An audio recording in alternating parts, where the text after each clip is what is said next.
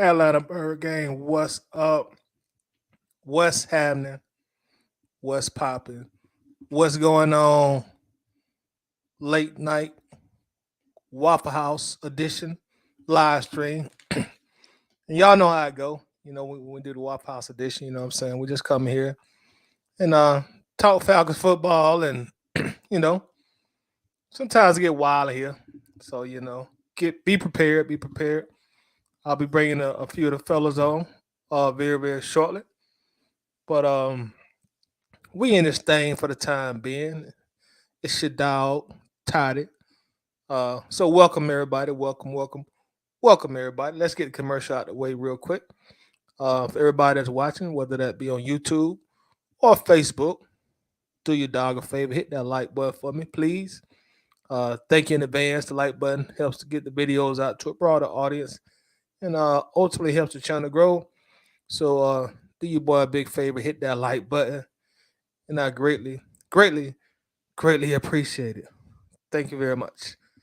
So what we're gonna talk about, man, is we're gonna first start off and crank it up. We'll start with Arthur and Terry, Atlanta Falcons head coach, general manager. We're gonna talk a little bit about them, and then we're gonna talk some trending topics. And whatever the panel want to talk about, we'll talk about again. It's the Waffle House edition, y'all. So y'all know how that go. So let's do our check-ins real quick before we get started. I got my bro in the building, ATL Georgia Faithful. Says, yo, what's happening with you, bro? How's it going tonight? And y'all do me a big, big favor.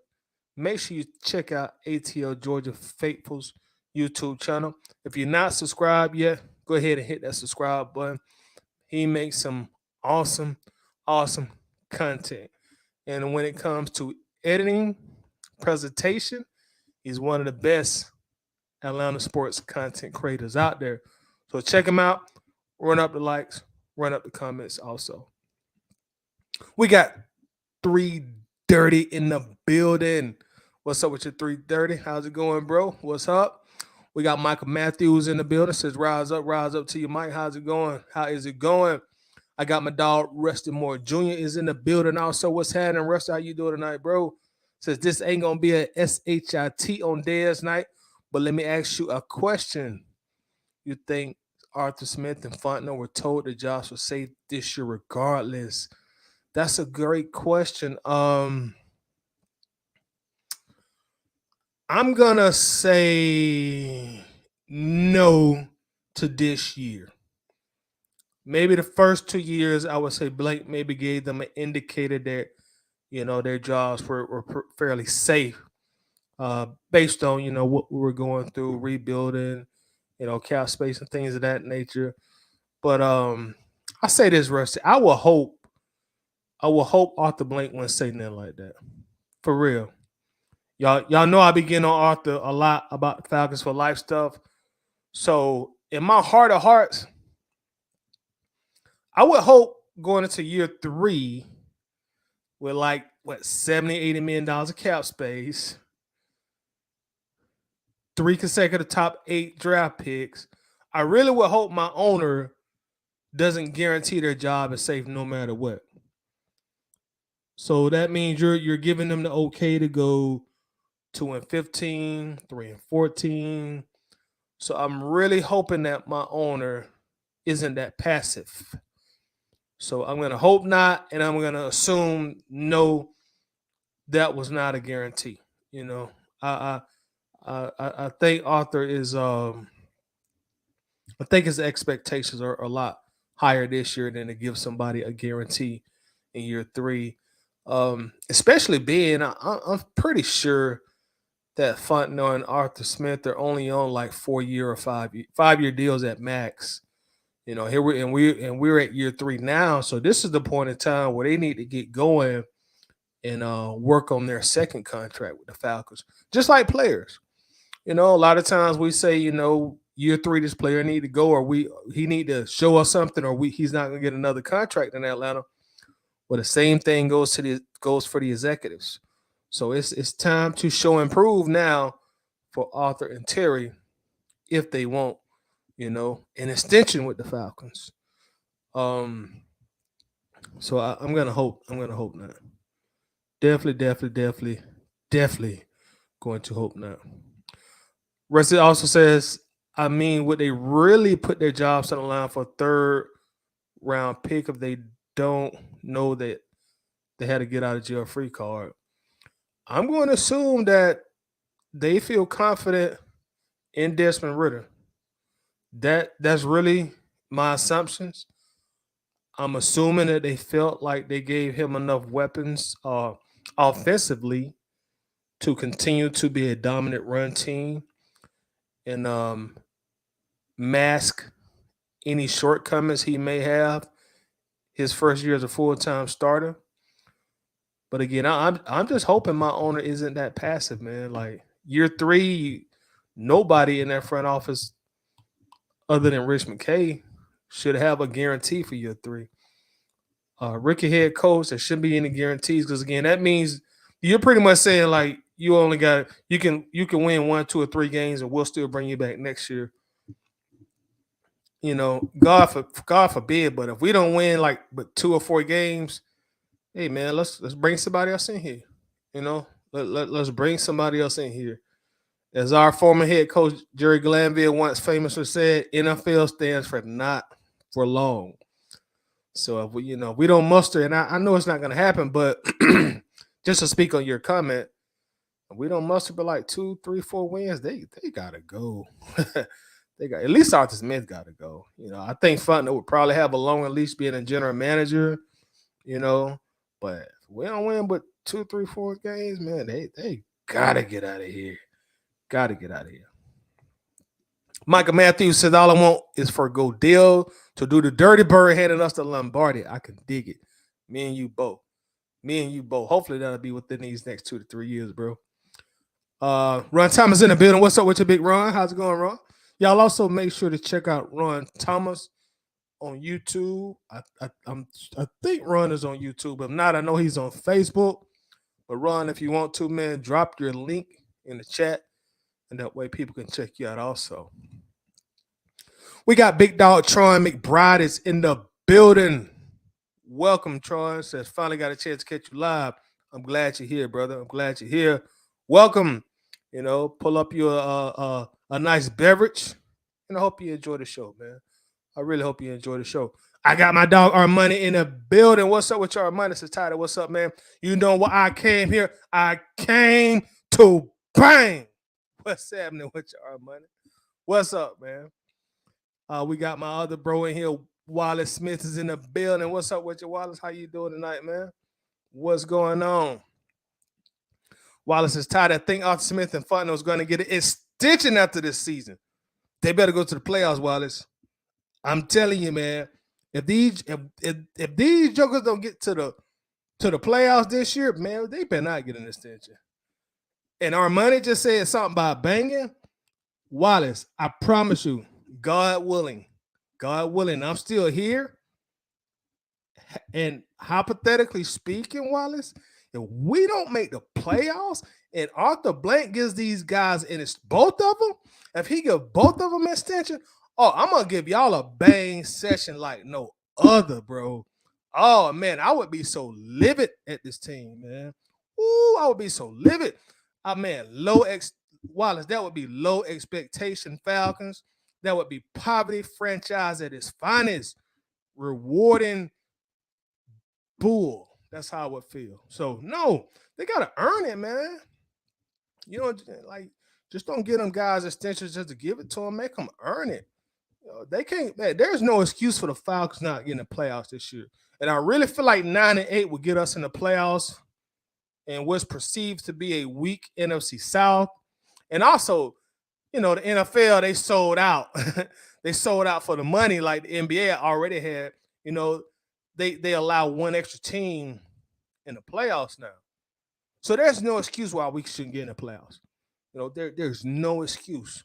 Even though I preferred the old playoff way they did it, only 6 teams per conference, but now 7. So you got almost half the NFL, half the teams going to the playoffs. So there's no excuses. So if we don't make the playoffs, they better not get no extension. They better not get no. Boy, I would be so hot. Oh, I would be livid, livid, livid, livid. I'm telling you, man. I would be livid. Man.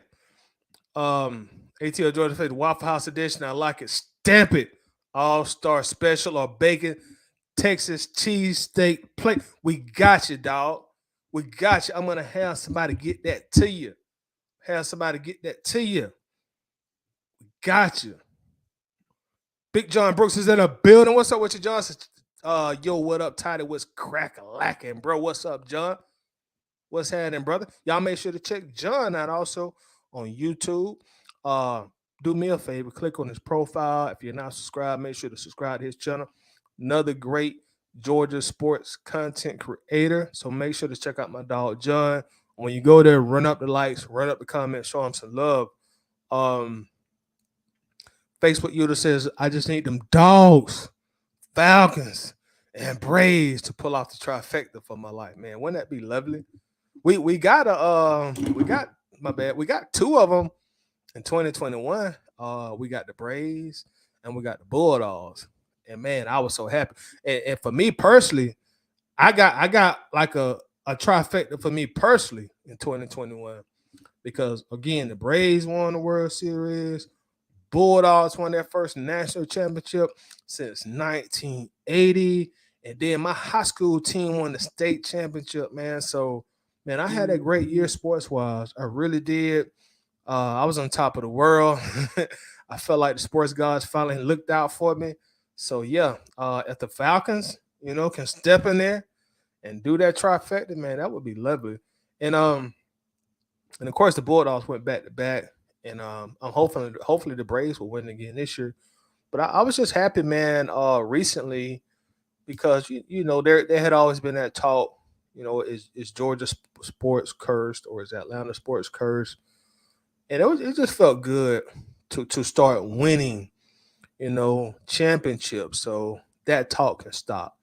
But we still need the Falcons to get it done. And it's kind of funny I said it because some people will say, I still hear some people make jokes. They be like, well, the Braves had to move out to Atlanta to win.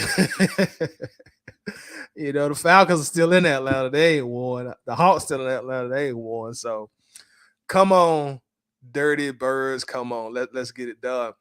I got my bro Antoine Smitty Smith is in the building. What's up with you, bro? Says, what up, fam? I jump on with you. All right, perfect, man. I'm about to actually shoot the link to everybody, man. So anybody want to come in, you're welcome to join. And also, make sure if y'all are not already subscribed, which I'm sure the extreme vast majority of you are, make sure if you're not to check out Smitty Sports Machine. Without a doubt, one of the best Falcons content creators that's on the YouTube streets. It also does more than Falcons. I actually caught a little bit of his show. I think it was earlier today. And they I forget who he was on there with, but I know he had Aaron Freeman on there. And pardon me, but I forget the other guy's name. And also I watched some of the show with Gary Sheffield Jr. So he covers more than just Falcons football. So and been doing this for a long time. So make sure to check out Smitty, show him some love, run up the comments, run up the likes. Ron Thomas says YouTube and anywhere else. So y'all make sure to check Ron out. So let me drop the link, man, because this is the Waffle House edition. So y'all know me. I got my drink. So I'm gonna bring anybody in that want to join. Y'all know how we do. We just shoot the SHIT on the Waffle House edition. Y'all know how we do it. So hold on, y'all. Let me drop the link. Just a second here. Just a moment, people. Bear with me just a second here. Drop the link here for everybody to come in. Bear with your dog just a moment, y'all. I should have had all this ready and prepped up beforehand. But give me just a second. We're going to get some people in here and we're going to get it cracking, man. We're going to get it cracking. Like I said, we'll start off and talk about Arthur Smith and Fontenot. Because in my opinion, y'all, and feel free to disagree. That's what makes sports so lovely, man, to talk about. We ain't always going to agree, and we always ain't got to agree. But for me personally, there's no excuses for them not to make the playoffs, y'all. It's time to put the children to bed. The excuses that they're dead. Got to get in the playoffs this year, y'all. We gotta make it happen. Got Lisa Shepherd is in the building. What's up with you, Lisa? How's it going? And y'all make sure to look out for Lisa. She drops a lot of dope content. She's a writer for Blog and Dirty. So make sure to check out her articles. Also, she does some fantastic work and definitely one of the most loyal and knowledgeable Falcons fans that you're going to encounter. So just a moment here, y'all. Let me get this link out here. Just a second, people. There we go. There we go. I just dropped a link on YouTube. So anybody want to come up, man, there's the link right now. We got somebody about to come up with us now. I got my tag team partner in the building. Mark is joining us right now. What's up with your big Mark? Tight A. Man, what's up, man? How you feeling? Hey, I'm feeling great, man. Friday night, the sun that went down, so it cooled off. You know me, I got my drink, like I said, so I'm cooling, bro. What's up with you tonight? Hey, unfortunately tonight I'm unprepared, but hey, I'm still hydrated, man. I'm gonna stay hydrated. Like you say, it was too hot today. Yeah, it was. That's some essential, ain't it? Oh yeah. Sure. I nowadays I just grab what I can, man. So like I said, I'm a little unprepared, but man, I'm ready to bang with you, man. I'm ready to bang with the crew. Let's get to it, bro. Let's get to it. Let's get to it. Let's get to it. Let's get to it. And we're about to bring our dog in the building. Also, we're gonna bring Smitty in with us. Smitty, brother, how's it going, dog? What's good, my dog? I'm chilling, Smitty. man. What's good, Mark? What's up, man? Shoot, I was watching the show today, man. Another great show. Another great show. Yeah, that was my boy A1 Forever, man. New content creator, man. He trying to get to 1,000. So I'm trying to help him, get up the way he need to be, man, so he can get his just due. Yeah. Oh yeah. To be new, man, he sounds real good. Yeah, he's been doing it for a while. He's in broadcasting school right now, so he's on his way, man. Big things coming, trust me. Oh, that's why he sounds so natural, because he sounds like he's been doing it for a long time. Yeah, no, he was polished. He ready. He ready for week 1. So, hey, go on to send him the link too, man. Go on to send him the link too. Hey, he probably sleep right about now, though. We also go bring our guy John Harris in the building. What's up with you, John? Gentlemen, good evening. You don't put John, they're gonna be a Red Rock. Just in case. What you got, John? I'm finishing off a Red Rock and Peach Crown. Gonna be one of them nights, y'all. Hey, man, yeah. Buckle up. Now, see, you can't bring this in the Waffle House. You have to keep this out there in the trunk. I know you sneak yours in, though, John. Hey, man, shoot, they can't tell it because, see, man, you order that all stuff. You got to have something to chase them sausages down, baby. I dig it. What's up? All right, y'all. We'll start off with the first topic, and y'all know how we do late night edition, Waffle House edition. We'll end up talking about other things, but let's start off with Arthur Smith, Terry Fontenot, as I said before. For me personally, gentlemen, I really can't accept no excuses this year. Now, let me say this for everybody that's listening. I'm not expecting an NFC Championship appearance this coming year. Honestly, even though I would love to have one, my expectations are not even a playoff win. My expectations are a playoff appearance. I feel like it's very critical and important that we at least get to the tournament. If we win a wild card, a divisional game, hey, that's even better. But I just feel like we at least got to get that issue. I feel like we can't use no more excuses. Salary cap stuff gone. We decided that's going to be our quarterback, so that's what we're going to eventually get behind. So we can't use that as an excuse. We can't use the defense bad as an excuse. So we spent a lot of money on defense. So I'm very interested to hear y'all thoughts on that. I agree with you. I said it earlier. Well, not today, but I said it a little while ago, man. If Arthur Smith makes it to the playoffs, he gets an extension. And the reason why I say Arthur Smith, He overachieved those first 2 years, in my opinion, with two very subpar teams. So by him overachieving, he put a little bit of pressure on himself.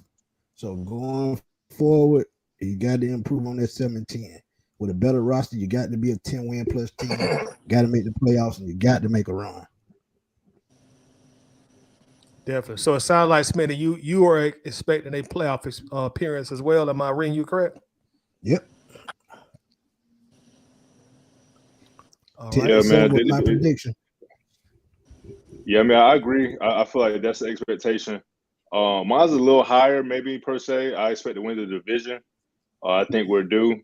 So I mean, obviously we win the division, we get a home playoff spot, home playoff game, I should say. But I mean, Smitty, I disagree with just the idea, because it's not just your opinion. I disagree with this idea that Arthur Smith's overachieved. I don't like how that's being worded, because you're not the only fan that speaks on Arthur Smith overachieving. I mean, I understand the cap situation, but I don't see how you pick. Should I have said exceed expectation? I mean, but like I said, it's less about how you said it. I think a lot of fans have had that same energy concerning Arthur Smith, and maybe I'm just being too hard. So that's why I'm glad to be with the Waffle House Crew. But it's picking top 10 your first 2 years, overachieving, is you being the first Atlanta coach to have back-to-back losing seasons since 1987. Is that overachieving? Is that going above expectations? I mean, my thing was, if he would have got us into the playoffs last year, that would have been, overachieving. I meant it in the sense of playing with the roster that he was given, him not having his type players on the field. And when you can coach players that you didn't bring in, that says a lot about you as a coach. And as far as that aspect, I feel like he overachieved with the hand he was dealt.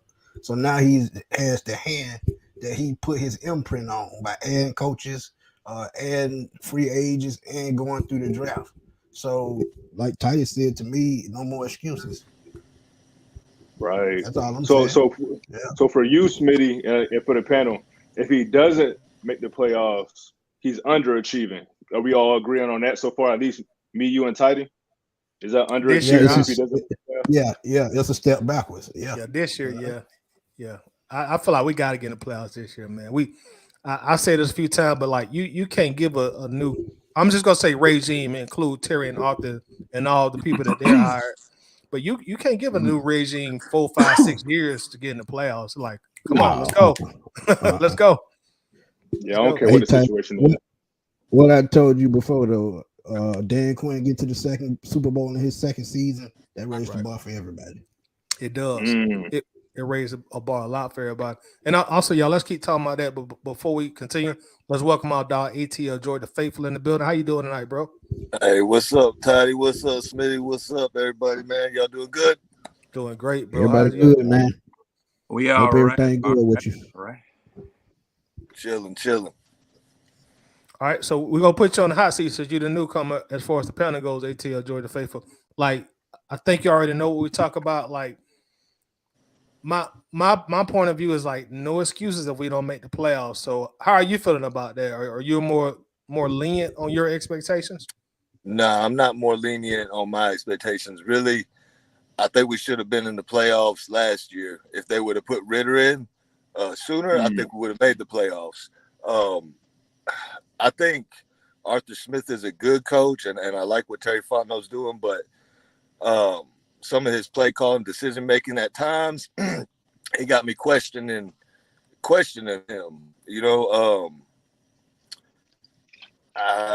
I know he had to work with less talent and salary cap and try to get out of that, but like this year, like everybody, and pretty much I think we're all in agreement there should be no more excuses. You had money to spend. You got the coaches that you want, as Smitty alluded to. You got, the players that you want in there. Everything's set up. So if you can't win our division, really, and make it to the playoffs, then you probably deserve to go. I will say, I think a lot of these owners give new coaching staffs and stuff like that 3 to 5 years. I mean, sometimes they might fire them 1 year and done, but I think it's usually 3 to 5 years that they give them. Yep. All right, John, what's your opinion on it? Well, gentlemen, for me, it's Super Bowl or bust every year. Okay, every year. Okay. I Okay. can understand. Every year. Because, gentlemen, they don't pay you just to go to the playoffs. Head coaches, general managers, presidents of organizations, us fans, we don't pay y'all just to go to no doggone playoffs. And I'm kind of tempered because of how Arthur Smith and Fontenot came in here. To Smitty's point, I have to recognize that we had to shop at Dollar General, Big Lots, and the flea market just to put a team on the field in their first year. That's true. Then had to do the same thing in the second year. Usually losing franchises,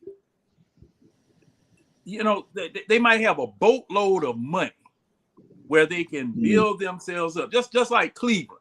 Cleveland had money falling out of all four pockets lately, just about every year. Now they haven't gotten the results that they, have wanted, but you can't say they didn't go out and spend money, have draft picks. And, that first round draft pick, that's automatically a doom scenario for anybody coming to a place like that. But the thing is that, like I said, I've got to kind of temper that. However, the market and the way that the NFL is, is what have you done for me lately? Hurry up. Y'all get it together, get it started. Let's go. Come on. And that's the way it is. And, I dreaded this time, all during the time that Matt Ryan, all the rest of them was messing up, blowing opportunities to win Super Bowls, because I knew this time was going to come. It comes to all franchises. The Cowboys went through it. The 49ers went through it.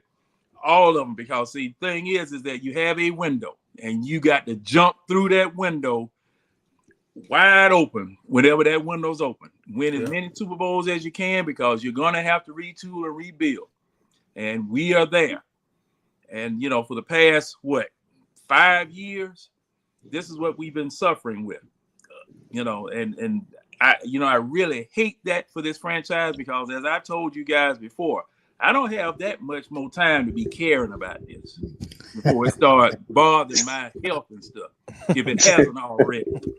I don't have too much more time for this, because, I've lived and died Falcons ever since they've been here. From the time where it didn't matter whether we won or lost, up until the time where we were on the cusp of greatness and didn't get the job done. So here we are, and I'm kind of thinking that this year, that seat warmer that you have in your car, those of you who have them, when you got three little lights, and when all three of them lights lit up, when you sit on that seat, that seat hot. That seat is hot. And I'm going to tell you that for both Arthur Smith and Terry Fontenot, if they don't look, now they can go to the playoffs, but if they don't look good going to the playoffs, if you understand what I'm saying, if they don't look good going to the playoffs, that going to the playoffs may not save them. That may not save them. Because how people will just, all right, you sitting in the locker room, your season is over because you had a 1 o'clock game. You got a 4 o'clock game or an 8 o'clock game where somebody has to win and somebody has to lose in order for you to get in.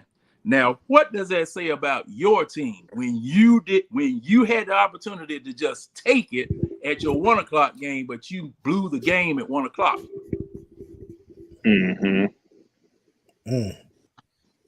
That'd be an ugly sight there. Yeah. Nobody wants to see, sneak in the play off yeah, the back door. I mean, yeah. And see, Right. thing is, I hate for that to happen because then you have fans supporting other teams. Your fans for your team. Oh well, I'm a Rams fan because if the Rams beat so and so, that means we get in. No, bruh. No. If you're a Falcons fan, you're a Falcons fan. Take care of Falcons. Take care of your own business. Take care of your own business so that these now see those are the fans that I really don't have too much of use for because you're a turncoat just to get yourself in when your team had an opportunity to take care of that business themselves. Yeah. Because Ty, do you remember that joker that had changed the colors of the Falcon bird and made it the Atlanta Rams? John, that pissed you off bad. Man, I was 357 hot behind that. Because see, that don't make no sense, man.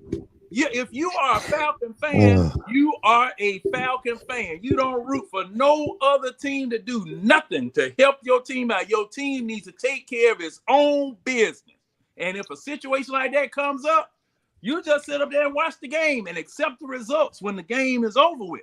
But I'm gonna be, Joker was trying to sell some T-shirts too. I said, man, oh hell no, no, I don't do that.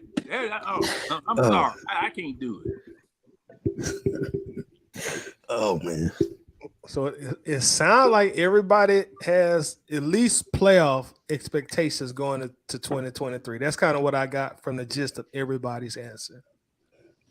With the roster we done accumulated, that's the only thing we should think. Let's be honest. Yeah, definitely.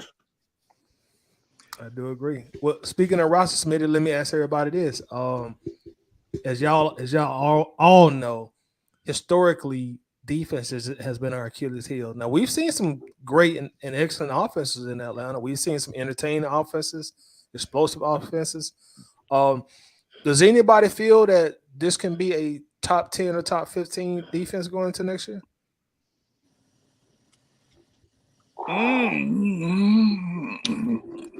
With our schedule, it's possible. It's possible. I mean, I think that's something we can't ignore. But man, it's going to be hard to expect a first-time play caller to be dialing up, a top 15 defense.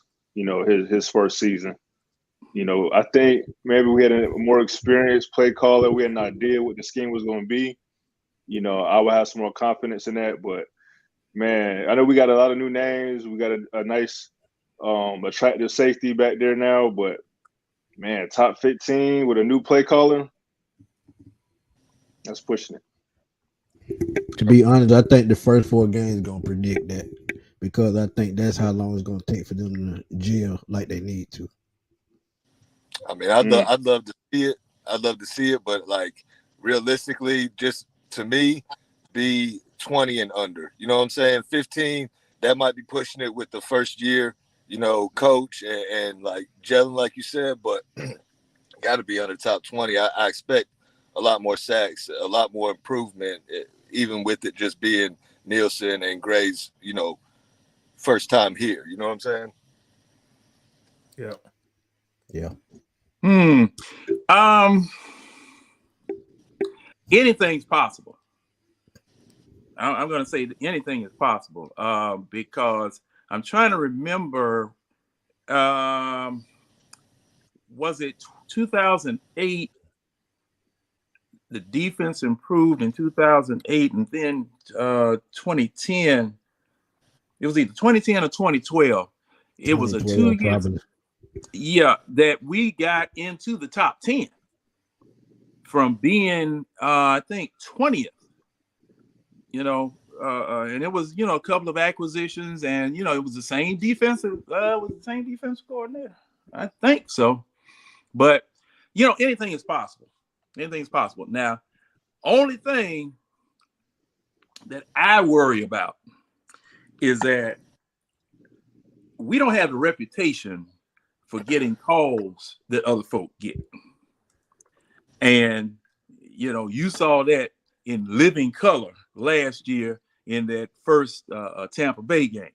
Now graded Jared, made him a bed, fluffed up the pillow, had them 700 count Egyptian cotton sheets that he laid him down on, but you still called a doggone roughing the passer pimp. Yeah, that was terrible. You know, now I would have liked, and I mean, it was a crucial time where we get the ball back and we get a shot, and that's all you can ask for. That's all you can ask for is a shot to win the game. But and we had to call that miss. You know, you do that. Okay. Now, you know, it's kind of the same thing with the Atlanta Hawks. You know, any doubt or dubious call that might come up, oh no, you're not gonna get that one. Y'all ain't good enough. And I was always told from when I was a teenager that bad teams don't get calls. Yeah. You know, they just don't get calls. So, you know, like I say, if we really show that we are bringing the wood, that we are popping people, you know, I think that plus the fact if we score like we're supposed to score and build a reputation, we'll start getting those calls. And it's real unfortunate that things have to happen like that. Well, let me chime in on that though, and say, you know, the calls and what you're saying is true, but if we would get out of this realm that we've been living in with the Atlanta Falcons, where we got to make every game close, the reffing ain't gonna matter. Learn to step on somebody's throat.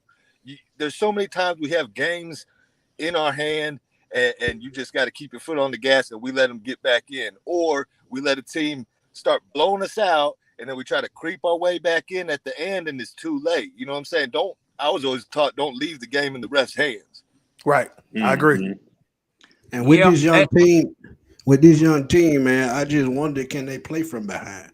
That is what I'm fascinated to see more than anything. Can Arthur Smith call the right plays at the right time? Because a couple of games they came back last year, they ran the football and they ran it well. But they're going to have to throw the football with the tight weapons they have right now to catch up if they're to get to that playoff run, if they get behind. So that's interesting to see. Yep. Now that's a good point, Smitty. And I'm going to say, you didn't ask the question, but I'm going to make a question out of what you said. We don't have, I mean, I don't think we have a team right now. Okay, hold on. From what I saw last year, if you're going to call the game the way that you called it last year, we do not have a team that can come from behind. Okay? Right. If you call the game the way it was when Matt Ryan was playing, yeah, you do. But there's a difference there, the quarterback. Right. And that's the point. And that's why I be raising so much saying about the quarterbacks being groomed and ready. Because see, there are some people there are some people walking around here talking about all I need is a quarterback that can throw accurately and not lose a game. Well, when you're in a come from behind situation, you're gonna need somebody right behind that doggone line that can pull rabbits out of their hat at a drop of a hat. Okay, you're gonna need that. The way our team's built, though, and the way it's supposed to be built, is for us not to be like down by multiple scores where we have to throw our way back in the game. Our defense should be better, ball control. You know what I'm saying? Every game should be close. In that sense, no team should really be running away with it, because you don't want to have your rookie, quote, rookie quarterback trying to throw you back into a game. Right.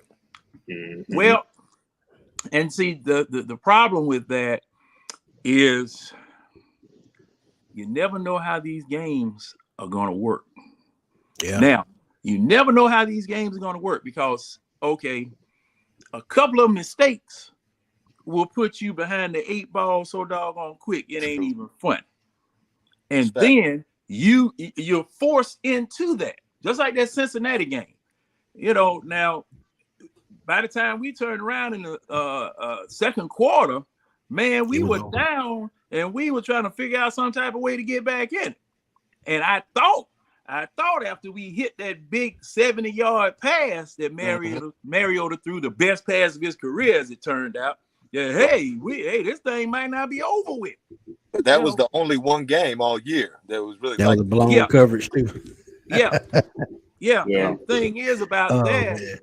and the thing is about that. Now that was the biggest challenge. Now that Rams game 2, we fell behind. Yep. You know, and Winston always points out, Winston Thornton, he always points out that if we had scored 21 points, 24 points, we would have been in the playoffs if everything had worked out that everybody else said, that happened, and see, we weren't able to do that. And see, the only thing that I can judge the future on is what happened in the past. Yep. That's the only thing I can judge the future on, because see, just like applying for a job, hey, they ask you, what have you done? What experience do you have? Mm-hmm. What have you, and then when they look at that, they determine whether they want to hire you or not at whatever job they want to give you. So that's the only way to look at, future performance is based on what you did in the past. Now, y'all can fool me, just like they fooled me this year with that running that they were able to do with that offensive line. Man, I coming into this year, man, I thought my nose ran better than them jokers did. But that first game against New Orleans, I looked out, whoa, these jokers knocking folk out, man. What's going? They surprised me, and they continue to surprise us the way that they were knocking people off the ball. And a doggone tear came to my eye, and I said, now that's real Falcon football right there. Yes, sir. Yes, sir. Atlanta supporter got a question. He says, is this Arthur Smith's offense? Absolutely. It was. It should be. Dave Ragone doing nothing but ordering burgers from Trio Burgers in Houston. That's all he's doing. Man, they said on Trio Burgers good. If he can order something, hey, go for it. But that's all he's doing. Got nothing against Dave Ragone. I never understood the hire. I don't understand the hire. I agree. ATL. I agree. Well, it look, man, this was a resume pattern. These were resume padding hires. Because Dave Ragone, man, Dave Ragone looked like he was getting ready to talk in the microphone. Arthur Smith was gonna choke him. Chicago offense coordinator, is just like, okay. Yeah, well, see, like you said, man, they gave him the title of offensive coordinator. All right. He's down on the field with Matt Ryan. They never show in all 17 games, and you all correct me if I'm wrong or not. Did they ever show anybody up in the booth? Nope. Not that I remember, because see, usually they will show the offensive coordinator up in the booth, calling the play. Mm-hmm. All right. At least once or twice in a game. But it was Arthur Smith calling his offense. Yeah. That was Arthur Smith calling his offense down on the field. Every time you look around, you had that piece of paper, doing this here. And he would do it, and he look at a piece of paper and get the hollering in the microphone or whatever. Okay, all right. Well, you the offense coordinator, cool. Now, what's Dave Ragone doing? But that could be a downfall, John. He don't want nobody to challenge him. He probably should have hired an offensive coordinator that could challenge him when he wrong. To help change up the game if something not going right. And I don't think Dave Ragone can do that. Well, true. I agree with you. Plus the fact, now, would you want to work for Arthur Smith as calling his offense? Yeah, if I get free food, I would. As an offensive coordinator? If I get free food, I would. Yeah, right. Yeah, I get that paycheck. Smitty, you be throwing it up every doggone time because the man will have your stomach upset all the time. What the hell you call that for? Because the thing is, okay, and it's just like cooking a cake. If you're cooking a chocolate cake, there are some basic things and there are some specific things that you put on your chocolate cake or your peach cobbler or your whatever to make it your peach cobbler. Now you know how it is with 4 or 5 cooks in the kitchen trying to do the same thing. Okay, you know how it is like that, and it would just be a certain mess, because the way that I'm impressed about how Arthur Smith is, he's a control freak. He from, in my opinion, he's a control freak. He want to have his hands on everything. He want to be all corporate business is like that though. So that's well, his mentality. he got it from his dad. Yeah. Got it from his dad.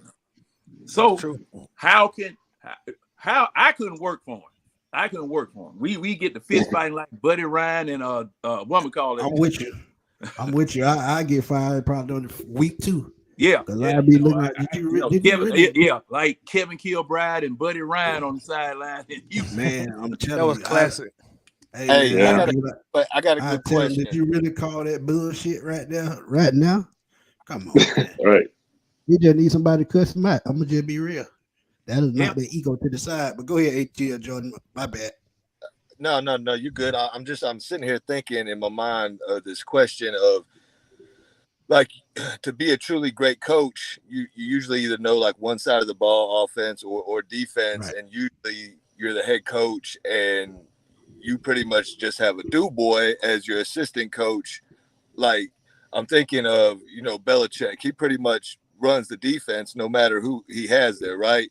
But he gets a good offensive coordinator. And then you got Andy Reid, you know what I'm saying? That's his offense, but he has an offensive coordinator. And I'm just trying to think of like how this coaching works. Not too many times is it like the head coach, and he doesn't really control whatever side of the ball he is accustomed to. You know what I'm saying? But it's usually reserved for the great ones. So, can Arthur Smith? We said Dan Quinn he was terrible at head coaching. He was better at DC, even though everybody says like, he got gifted, the DC with the players that he had at previous stops. You know what I'm saying? He kind of walked into some talent. But I'm just like, it could be like Dave Ragone, kind of like a fallback for Arthur Smith. You know what I'm saying? But we all know it's his offense. So I'm just thinking about it. It's the difference with those 2 coaches that you named. Yeah. Both of those guys that are up under them, they learn from them. Right. I don't see Dave Ragone learning that from Arthur Smith. Okay. That's the big difference. We talk about learning the game of football, and a couple of them had head coaching jobs already. Dave Ragone not going to do that because he's not up here. He's not there. Yeah. It definitely seems like he's like a glorified assistant, and because even when you think about control coach, exactly, he's there, like you said, to get the donuts, order the burgers. Obviously he is there to help, create the game plan throughout the week. Like Wallace said, or someone said in the chat, he helps, set up the plays for Arthur Smith. But I think it is like a more of an ego thing, because even when you looked at Tennessee, when he had Mariota, it took the head coach to force him to bench Mariota when Mariota was on his decline. So it's like, and you kind of saw that same trend here in Atlanta. Like, stubborn. Like, it's like he didn't have no one, again, like y'all said, at the offensive coordinator spot that could tell him, yo, we got to put Dez in. At least put Dez in at the end of the game. Like, if you don't start him the next week, at least give him some playing time in some of those games. So I think, like the David Ragone thing, it is a head scratcher, but I think it is more like an ego thing and someone that's not going to bite back.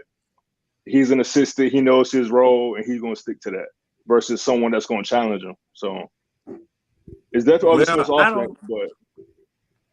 I don't think challenging Arthur Smith is conducive for your career health. Okay. I don't know.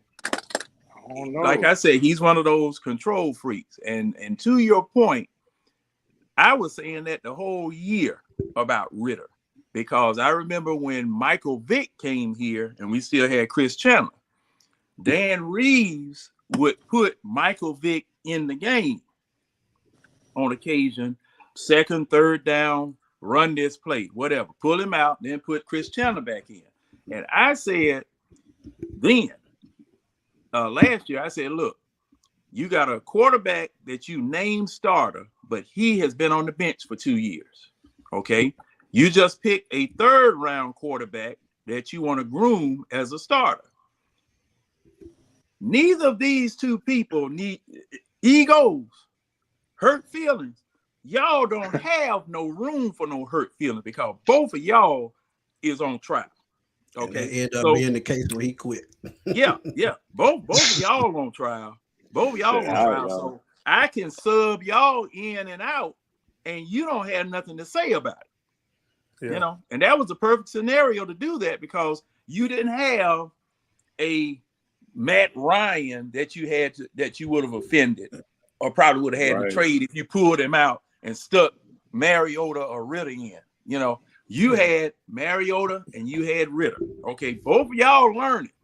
All right, so I can sub you in and out and get you some game experience versus, okay, you the starter. You got to get the crash course with with the playbook, with the team. You got to learn everybody. You got to do all this stuff. Boom. Just like you've been thrown into some water going into the Navy. All right.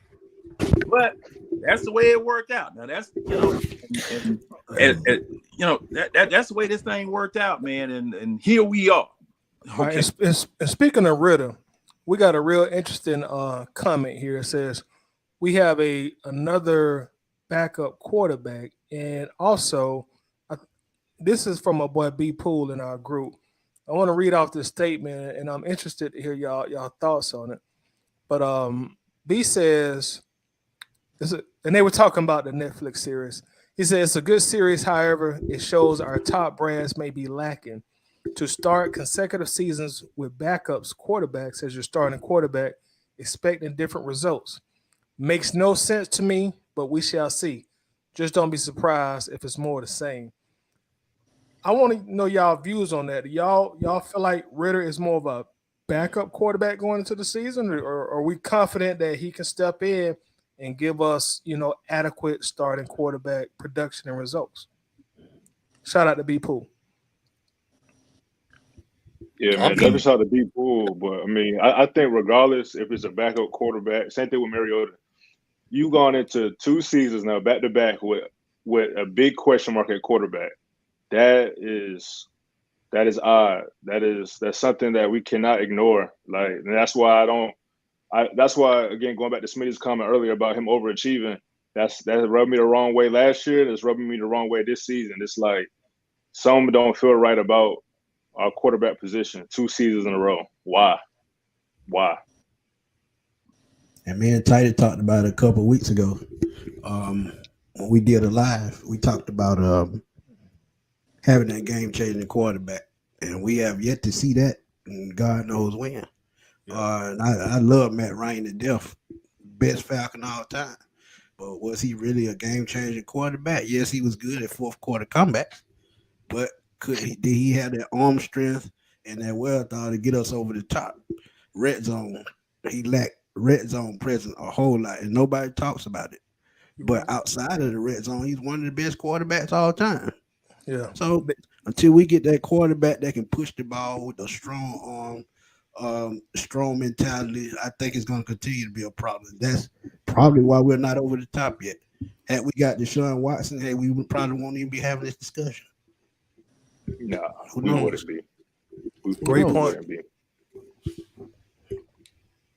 Great point. Well, I told y'all Matt Ryan was the best between the 20s quarterback in NFL history. Man, I mean, man, you in between the 20s, man, that's the man you call. Get him on the field.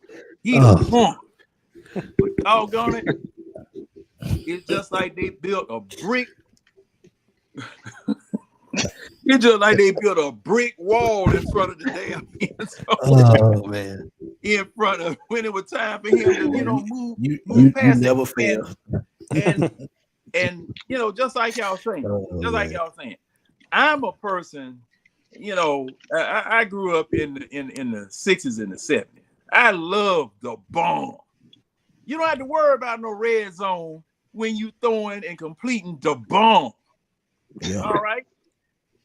Yeah, Julio outrunning people, leaving people in the dirt. You're underthrowing. You throw to the wrong side.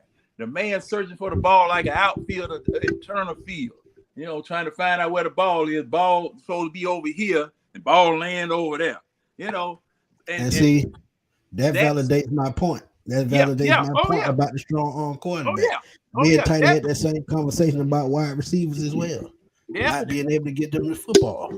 Yeah, I mean, I'm looking at the play calls with the limited passing that Ritter and Mariota were doing, and I don't have the confidence that they can do this. I don't have the confidence that they can do that. And it's crazy. Who that saying the Dan Quinn offense, man? That's Rusty. Oh, that's Rusty.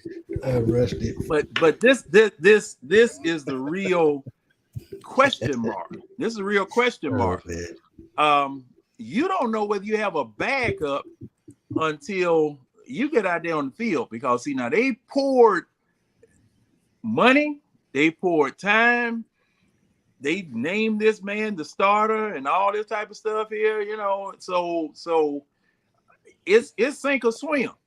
It's sink or swim with this thing.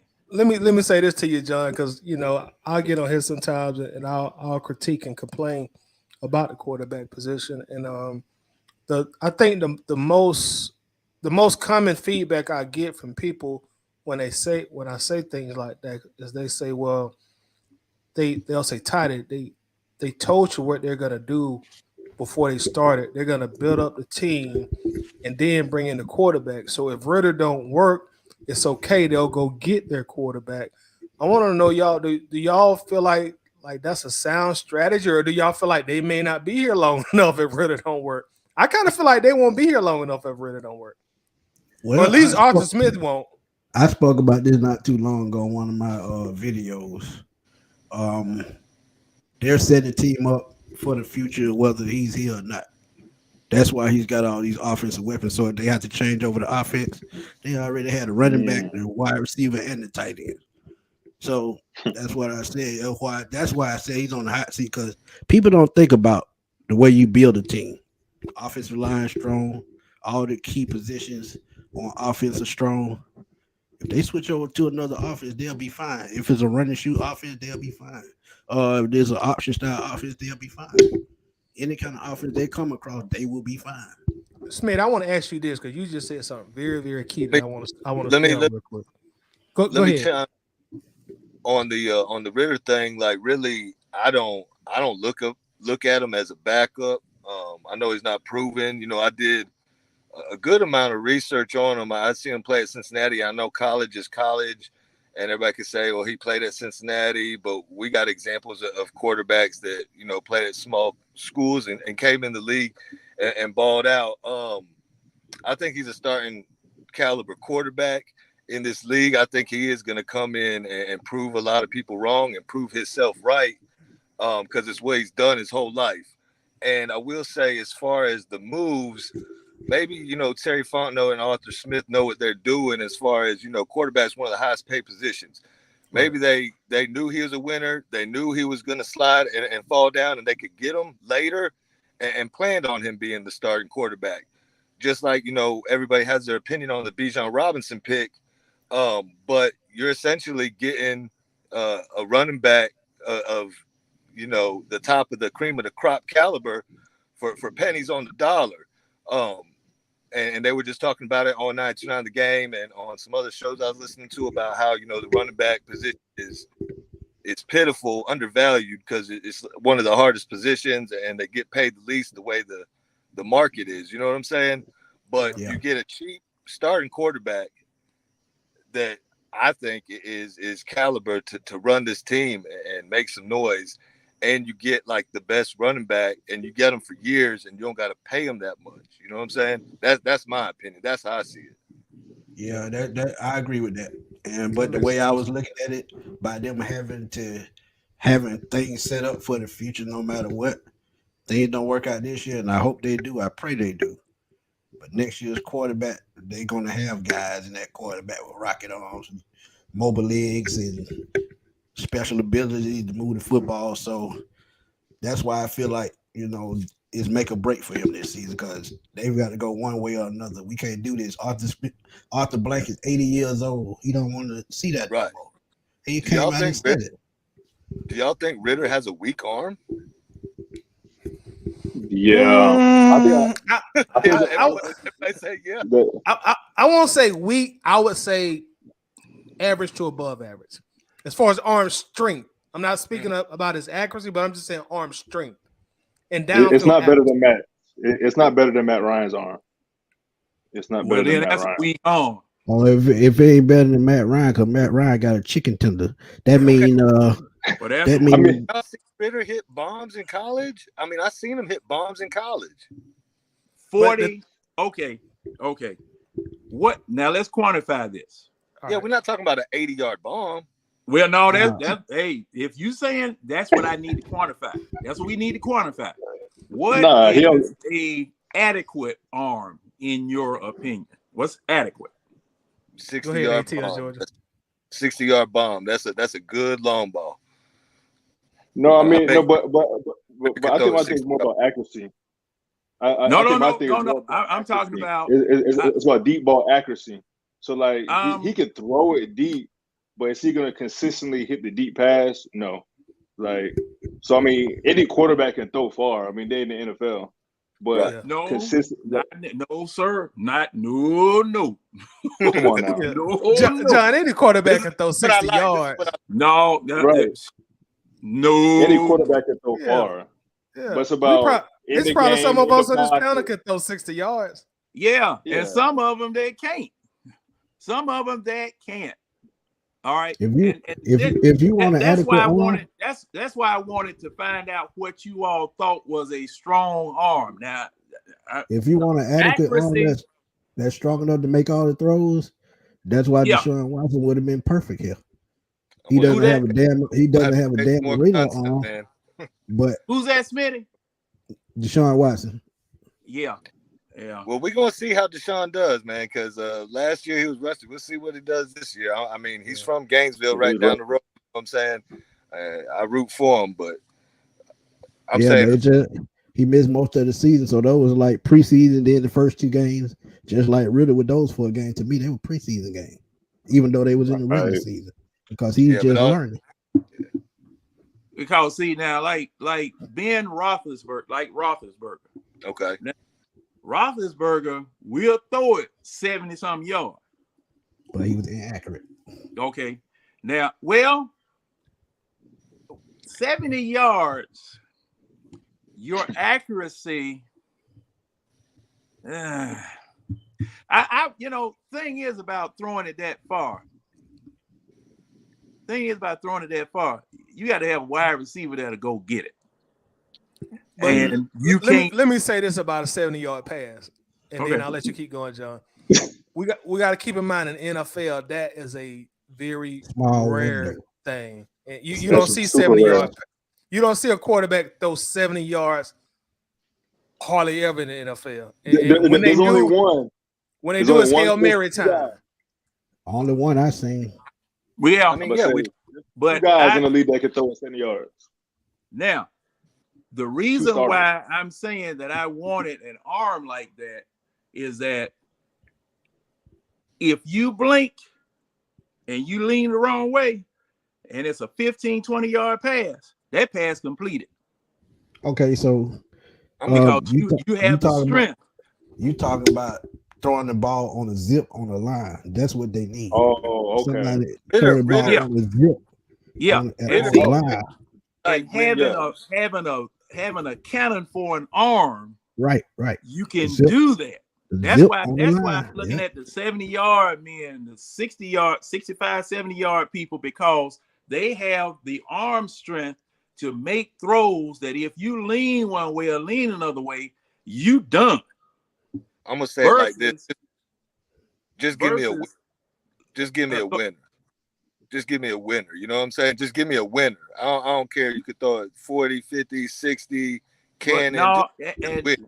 the reason I disagree with that is because if your limit is 40 or 50 yards, I hear the popcorn popping in my microwave right now.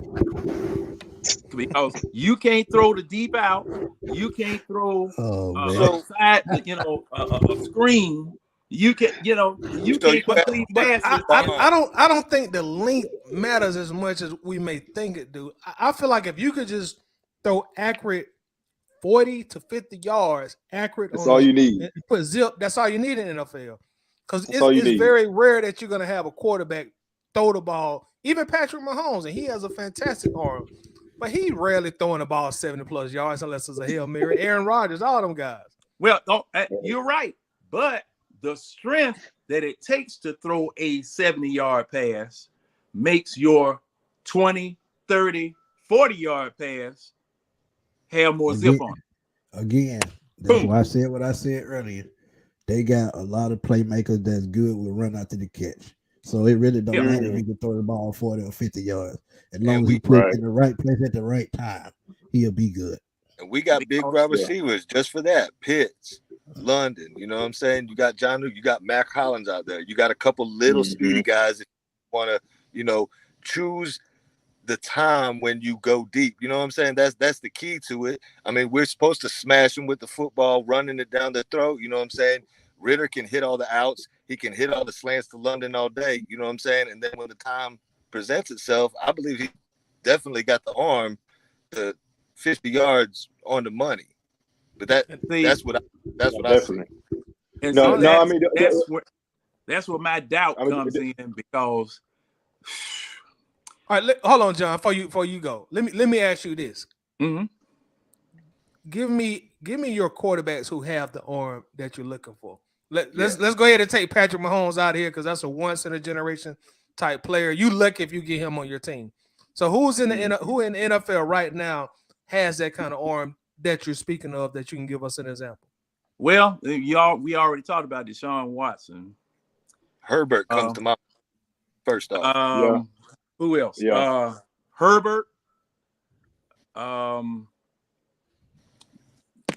one down there in Jacksonville. Trevor. Yeah. Trevor Lawrence. He can do it. He can definitely. Cincinnati quarterback. Burrow. Yeah, Burrow.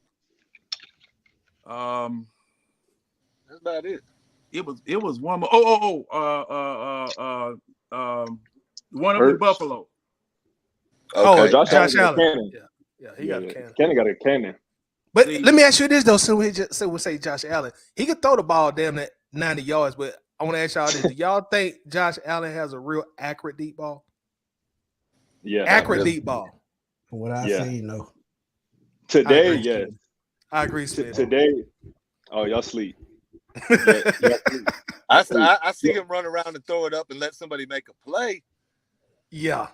And thing is about a deep ball, and I've said this many times before. You don't have people in the NFL right now that can really teach people how to throw a deep ball. You don't really have that, because I'm thinking back, Warren Moon, Dan Marino, Dan Fouts, where they could put it up in the air, and man, when that thing drops right into the receiver's hand and the man don't have to break stride. See, that is a lost art.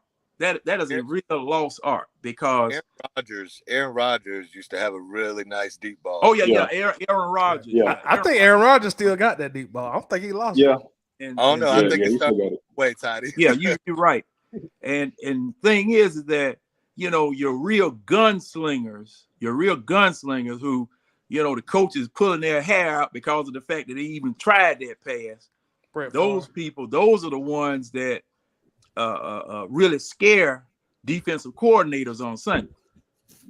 But like I said, I don't know what Ritter can do.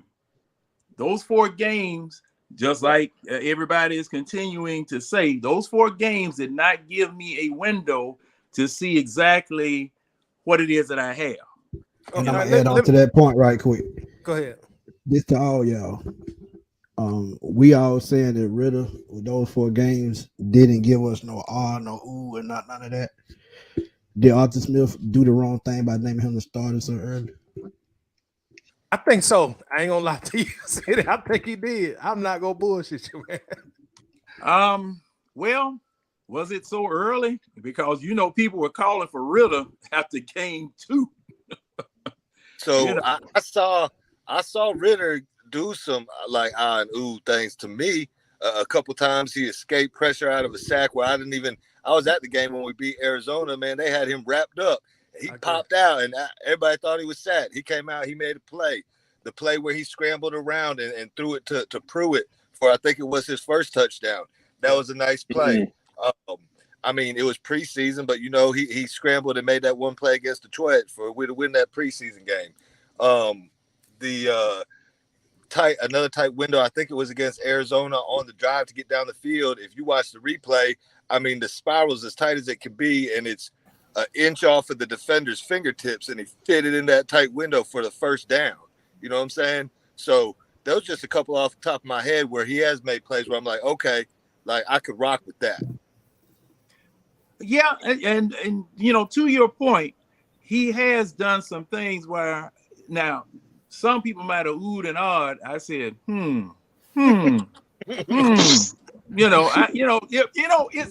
It's a consideration thing. It's not an insult because the thing is man learning. Okay, the man learning, and I have such and gentlemen, y'all got to excuse me. I have such high expectations for the one that's behind the center that sometimes people say, "Man, you can't expect that man." Well, yeah, I can.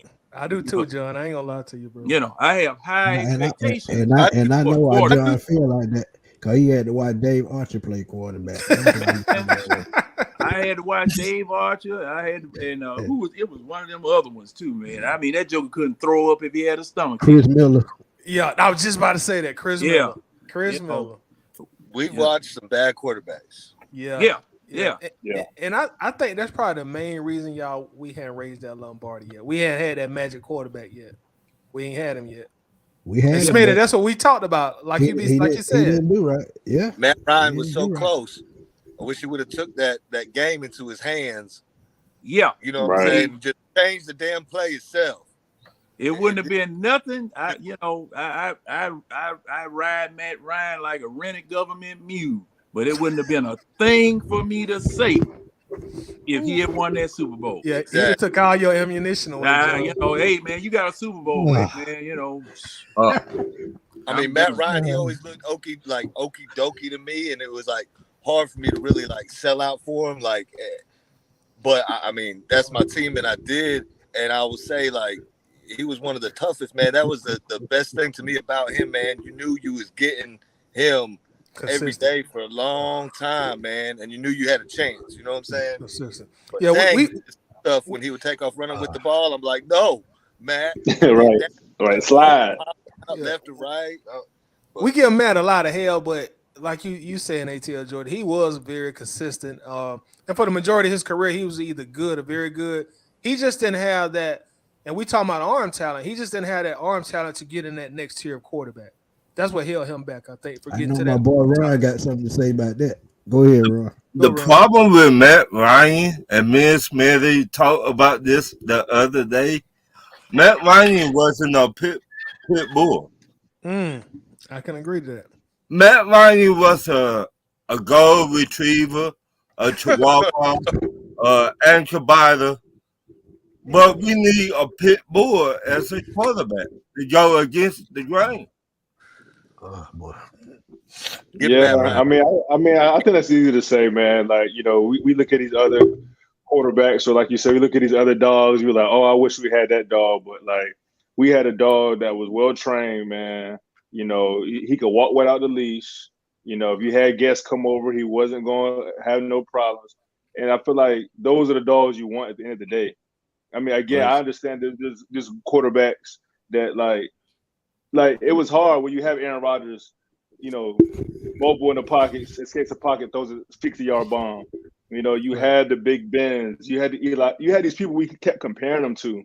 But I feel like at the end of the day, Matt Ryan was a great quarterback, man. Like you know, like Lisa said, we don't got to go down this long road, man. Matt Ryan Okay, was we a won't good do it. quarterback. We won't- But because- yeah, I agree with that because if Trent Dilfer and Brett Johnson can win the Super Bowl, anybody can.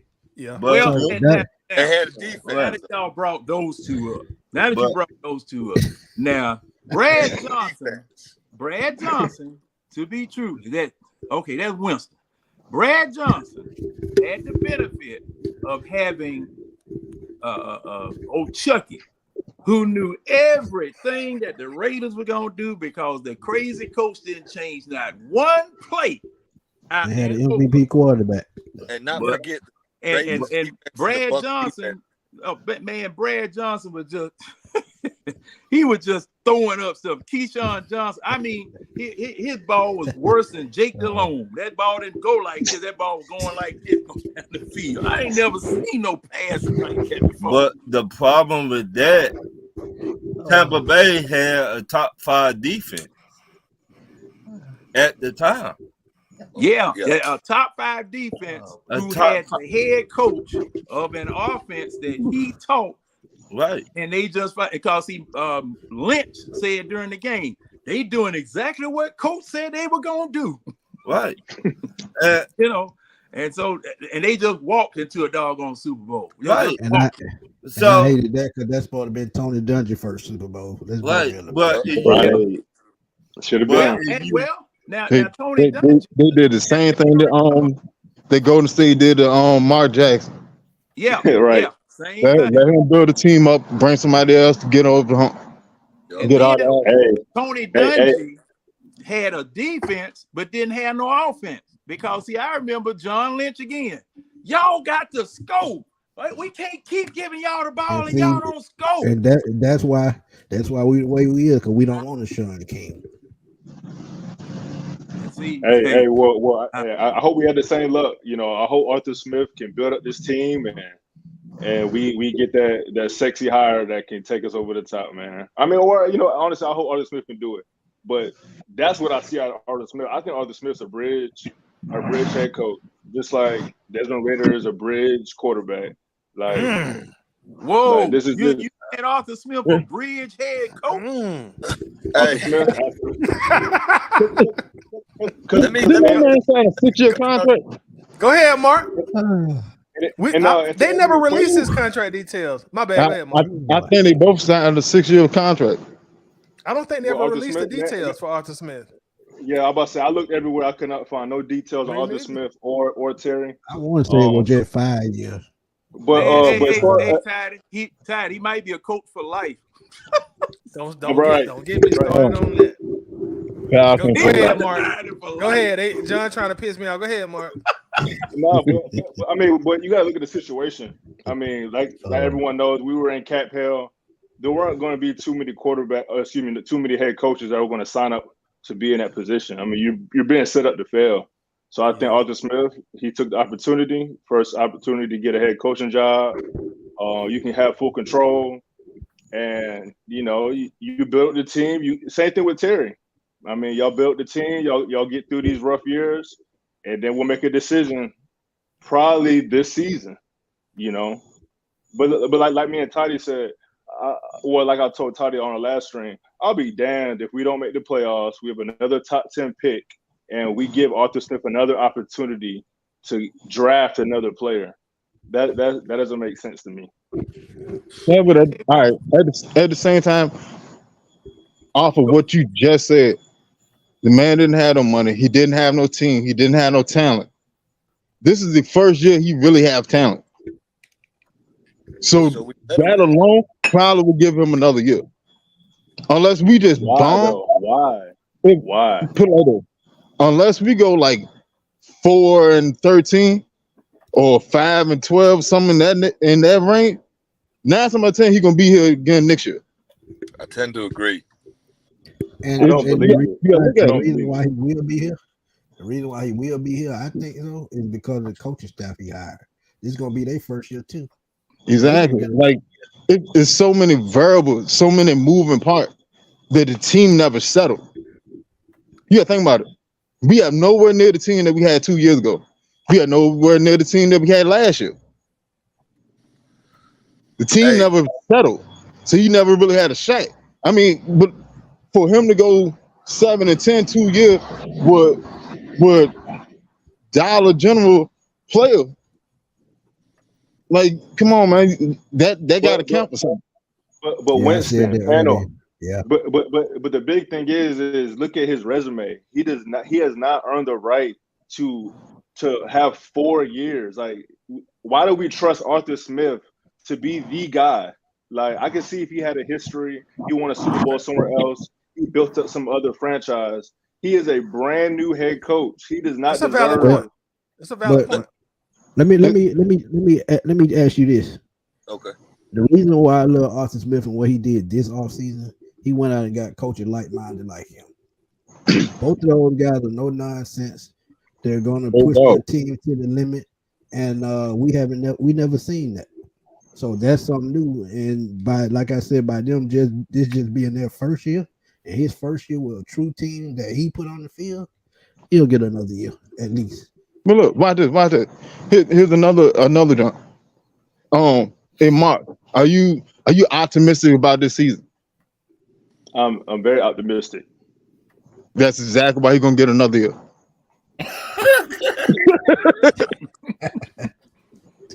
Tired. Explain, please.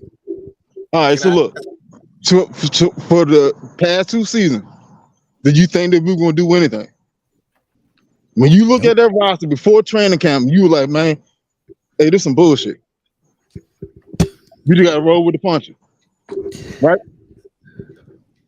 Then when you finally got a chance, you got some season or during the season. Before the season, during the season, after the season, it's still bullshit. For the past 2 seasons, I agree. Right, you're right. Before the season, so, yes. Watch it. So when the summer started this year, and we went out to free agency and we did what we did, how do you feel about this season? I mean, I'm optimistic, 1, because of the schedule, and 2, because this is 3rd year.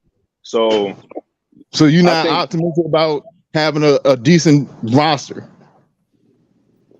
But what does that have to do about the head coach? The head coach gives the philosophy of what he's looking for in his team. His GM go find those players. Right. I mean, I'm optimistic about Bijan. I think he's a good player, but I'm not totally sold on that draft pick. I wasn't sold on London's draft pick. Wasn't sold on the Pitts draft pick. Let me say this. So right quick. I'm optimistic because, 1, I'm an optimistic person, and then I'm optimistic 2 because it's your 3rd year. I think everyone's expecting the same thing. But you said you're optimistic because of the schedule. Why are you optimistic because of the schedule? Because I'm about to walk you into the mousetrap. Why are you optimistic about the schedule? Because we have a very favorable schedule, and we're in an easier division. But you look at the quarterback. I know no one's excited about that. No one's excited about Ritter. We're optimistic. We're optimistic. We're hopeful. Wonderful. So because we got an easy schedule, that means that we got some semblance of a team that should be able to beat lesser teams, right? Yes, I will hope. Yeah, and that's exactly why he's gonna get another year. But let me you ask think y'all he'll this get too. another year no matter what? Is that what you're saying? No matter what? No. I'm not saying no matter what. Because to me personally, my personal feeling is it should be playoff or bust. Yeah, and if we don't make it to the playoff, he should get cut. I don't see him getting cut. That's just my personal feeling. But I don't see him getting cut. The only way he'll get cut if we go 4, 5, 6. If we get like somewhere between 4 and 6 win or 7 win with the team that we've built now, yeah, he'll probably get cut. Let me tell you this. That's all I'm saying. I'm saying the same thing as you. When all they don't put together, and I've been talking about planning for the future, our head coach and Wayne could be on the sideline right now. I said Gary's gonna be the next coach. Whoa! Would you hire one of? Wait a minute. So you would hire one of Arthur Smith's people as a head coach? One of the 2 guys that he brought in. One of them could probably be the head coach next. Look at how much money we spent on defense. You talking about the defensive coordinator and who else? Ryan Jerry Nielsen Grady, or Jerry Gray. assistant- But I think it's gonna be assistant Jerry Gray. Jerry Gray is the assistant head coach. Yeah. And he done put in more than enough dues as a player and as a coach to be a head coach. He done been there, done it 8 times around the block. So the pressure is on Arthur Smith now because you need to assemble the staff, you need to assemble the team for the better part. I mean, don't get it twisted. We don't have a world beater team. We don't do that. But at the same time, if we can fall into a favorable matchup, we can cause some trouble come January. I'm gonna take it out of the gate. And Arthur Blank is always hired for first year coaches, so it wouldn't be no different. Exactly. Right. And general managers. Right. Yeah. See, now y'all, yeah, you know, y'all got a lot of faith there. You know, a lot of faith in this thing. And, you know, I've seen this before many times. Sometimes it worked, and sometimes, you know, you got people with the tiki torches down at the bus stop. Who said the tiki torch? Running them out of town. You know, now, you know, this question of whether they will be here next year, like I say, the eye test is going to be it for me because, see, you know, I've seen Arthur Blank look at some things, and you know that look he get on his face when he fold his arm and he looking like that right there. And he get that third chin. That let you know. Because see, when Dan Quinn, when Dan Quinn lost that 5th game, now I didn't have any idea that he was on a 5-game pitch count. But man, when he lost that 5th game and Arthur Blank came down there on the field, I said it right yeah, then. he had it on his face. Fired. Yeah, he had that look on his face. Yeah, I knew it. I knew he was gone because he was shaking everybody's hand coming off the field. He patted Dan Quinn on the back and all that type of stuff. And I knew it was over with, you know, and you know, they were trying to hold the announcement until Monday. Yeah, but he was like Aaron Mills, he got fired on the field. Yeah, you know, they were trying to hold the announcement until Monday, but you remember when they were trying to release the uniforms and somebody leaked the uniforms out the day before. It was the same thing with that. They had to announce that they had fired Dan Quinn that Sunday night. You know, so I'm just saying, see, I'm kind of going along with what Winston's saying. I got to go along with what Winston's saying because another factor that you got to consider, you can't keep firing head coaches and general managers and expect to win. it ain't gonna work. Nobody else say either way, I think. Come here, and you know, if you say, for instance, you got a shot at a named coach, that man not coming here. He ain't coming here. You're gonna have to continually hire assistants and hope you strike gold. You know, but let me say this though, y'all. I don't think Arthur Blank really have a reputation of head coaching turnover, because I think us as fans feel like he kept Smitty too long. I think we all can agree that he kept Dan Quinn too long.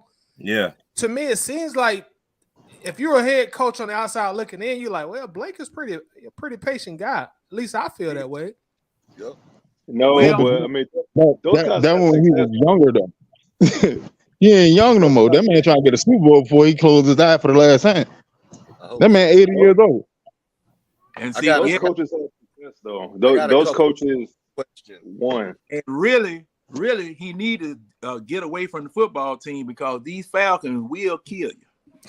John, don't say that. I'm just saying, man. They don't even show the Falcon game in the old folk home, man. They don't show the Falcon game in the old folk home, man, or in the emergency room. They'll kill somebody, man. Yeah, go ahead, ATL Jordan. John crazy. Okay. I got a couple points and then I got a question. As far as Arthur Smith goes, you know, in Tennessee, like everybody say, he like rode Derrick Henry, you know what I'm saying, to help and improve that offense. But we got to think though that he chose to use Derrick Henry like that, and not a lot of coaches will do that. You know what I'm saying? they won't make a running back or a workhorse running back, even if he has the talent to do so. And then I was gonna say, I'm pretty sure probably everybody on the panel saw the like barbershop cut up with Calais Campbell and Jesse Bates and John Abraham and Harry Douglas and all that. Yeah. And it's like all the players that talk about Arthur Smith respect him. We all know who his pops is, and I can see Arthur Smith, looking for a challenge, trying to step out of that shadow. But do y'all think? What you doing, Toddy? Do y'all think? That money. Do y'all think the players really like respect him from starting at the bottom and going up, or y'all think they just saying that just to say that, and they look at Arthur Smith a different way? Because if he has the respect of the players, it's one thing. If he doesn't, it's another. You know what I mean?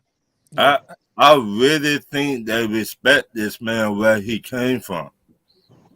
Look at his background. He don't got to do this, but he chose this route to go like this to be a head coach. He started from the bottom. Yeah. No, he was Now- an offensive control coach. lineman at UNC. Right. Not a lot of head coaches would do that. Especially like they said, he could have probably moved up way faster if he wanted Right. to use his class. So I think they really respect him, and they know he don't play around. They know that. And go back to the running back situation. Why we got Bijan? Because Devin Henry been injured for the last 2 years. Now, And we know a running back like Devin Henry don't last really long in the NFL. So you got to have 2 running backs nowadays. Well, and we the difference, got- and the difference got with it left. Henry, different with Henry and Robinson. Robinson actually can catch the football, so that's Right. going to extend his career a lot. Exactly. I mean, like, if you look at Arthur Smith, if memory served me correctly, Arthur Smith was with Tennessee way back when they had Lindell White and Chris Johnson. Oh yeah, that's where he started off at. Yeah. Yeah, think about it. That man stayed there for 3 different regimes Yeah. and worked up from the bottom. Y'all done pull a red out the moving room. Exactly. Pull a red out the moving room. He did a Eric Sprocer. Hey man, I appreciate y'all inviting me on, man. Hold on. Somebody got some background noise going on. Oh, hold on, let me Is that you, let me cut my braid game down. All right, we good. Hey, Red, man, ain't nobody invite you, man. Title to dial the wrong number. That's all it Oh is. man, I y'all, definitely did. I definitely did. y'all didn't want your boy Red on here to get y'all the. No, he was looking for blue. He hit the wrong number. Looking for blue. Y'all know Please. y'all want the realistic Falcons talk on here. Come on. All right, go ahead. You got the flow. Go ahead. All right, well, what's the topic? Arthur Smith. Yeah, Art Smith, Terry Fontenot. I saw. Hold on. You said we make. Hold on. I'm gonna put your comment up, and you can talk on that. You said stop making excuses. Hold on, my bad. Stop making excuses for Arthur Smith, man. He already had 2 years of nothing. So Yeah, look. After 2 years, 14 and what, 34? I mean, again, that's 14 34. and 20. Yeah, 14 and 14. 20, 34 total games. But look, after Right. 14, 20, this man has this year and this year only to prove that he can get us where we need to be. If he go into this year and we miss the playoffs again, there ain't gonna be no more excuses, fellas, because the last 2 years we've been hearing where the team don't have nothing. We rebuilding. We don't have enough talent. Well, we got talent this year. We got talent on both sides of the ball. So look, if Arthur Smith don't win and get us to the playoffs, I don't see realistically how they bring them back. But you're right, they might bring them back because of the reasons y'all said. But how are we as a fan base gonna react to them bringing them back if Arthur Smith missed the playoffs this year? I We're can't not gonna- believe I can't believe I agree with this dude, man. That's why I'm at with him. Right. That's exactly what I'm at. Right. I can't Right. believe I Because- agree with this dude. Right. Y'all know that y'all get so upset at me and I be like, we all on the same page. We all want the same thing: a ring for our Falcons. Right. Yeah. Okay, Look, now let me ask this question. Hold on, Now- John. Let Ron get in real quick. Go ahead, Ron. Oh, okay, go ahead, Ron. look how long we had Dan Quinn here. Yeah. But How you long- gotta think Dan Quinn, that Dan Super Bowl Quinn. bought him some time. Okay, Dan so- was the Super Bowl his second year. right. Right, So, right. I got a feeling Arthur Smith will make this team play harder to get to the playoffs. We, for the past 2 years, all our players are working at Walmart on night shift. Ron, don't diss the night shift now. Don't diss For the the night past shift, 2 Ron. years. Ron, this is All the Waffle House Crew. players- You can't diss the night shift, Ron. That's why we here. We Hey, on the night shift. hey, We on the night shift. Hey, our front seven look like they came from Walmart the past But- 2 years. But Right. look what he done though no, with a Walmart shift, guys. Look what he done. Hey, Yeah, but That's he what I'm played saying. against. Like that will bought him time. Right, We didn't have a team. We didn't have talent. right. So, but look But we what didn't he play done. nobody. We have not played. We have not. He has 14 out of his 14 wins. He has what, 2 impressive wins? I can think of the San Fran win last year. Yeah, And his that's the first- one where everybody was drinking beer after the game, right? That was a nice No, game. no, that was the Browns. I think That was the I think Browns game. Browns game. Oh, okay. I thought that was the San Fran game. No, we Ricky smacked, we Grant have not- on the game with the pick. Yep. we smacked the 49ers. But as Grant, I agree. He hasn't had to work with a lot, but he hasn't had to play nobody. And now 3 seasons it looks like. So like that's my only thing when y'all talk about look what he's done. He hasn't, bro. The past 2 seasons we have not beat no good teams. No. Yeah, but all right. Well, see, Well, no. This That is- San Francisco team was pretty good now. That Well, San you still Francisco gonna say team that was we pretty good. haven't played I said anybody. 2 wins. He had two good wins. The 49ers, that was a great win. Even though they were Yeah. banged up, They were. that defense was banged up, but that was still a good win. And then I And want what's to the say other Miami. one? I want to say maybe Miami year 1. What, Miami won 8 games that year, Smitty? I think they 8 or won 9? 2021. I think they won I 8 or think 9 they- that year. Hey, they showed that Carolina game They on may have went NFL. 7-10. They may have went 7-10 that year. Because they were They top, showed top 5.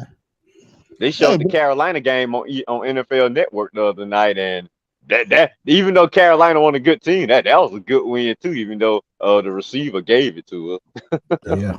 well, that was, you know what? That was a bad call. But that's the thing. We That's didn't deserve that one. That was a Nah. bad call by the You official. right. We didn't deserve that one. Now, You could say okay, now I want to get back to something that you said. What's my man's name? Red. Red.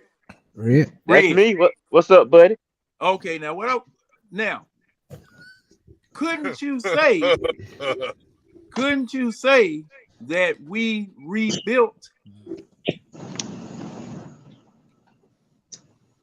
You froze. because That's you replacing all of those Dollar General and Dollar Tree players with good talent. So you are rebuilding again. Yeah, they upgraded Amazon. We hope it's good talent. You know, we don't know for sure till we see it on the field, fellas. So But see, we hope so, it's well, good well, talent. this is We what I'm got saying. proven players. Judging this based Now, on for what- once, we finally got proven players. I agree. I'm judging this based on what you paying. Okay, I because agree. this is the thing. You know, if they were so bad, we could have got 100 of them for $1. You know, just like we did the last 3 or 4 years. Okay, but we paid some big money to some free agents. We drafted a running back high. You already had a wide receiver, which I think that you drafted tight end too high, but that's another conversation. So Hey, now- he here now. He our property now. So yeah, well, thing is, this is what I'm saying. okay. This is another iteration of the Falcons. You had 3 iterations of the Falcons. The first year with Matt Ryan, the next year Correct. with Marcus Mariota, now this one with Ritter. So see the thing that's what I was talking about earlier, gentlemen, about this I can't be sure about how I feel about this thing because on one hand, you don't have no excuse because you got all this talent. But on the other hand, you just got this talent. They haven't even gelled together yet. That's why I said the first 4 games gonna be Fire pivotal. yet. Yeah, You know, the first 4 games. That's the thing. That's the thing. So that's why I'm agreeing with Winston. You know, just like you said, hey, or with everybody else, I think he's going to get another year. But it's, the optics have got to look a lot better. He's going to be on that 5-game string, just like Dan Quinn was a year or so ago. Right.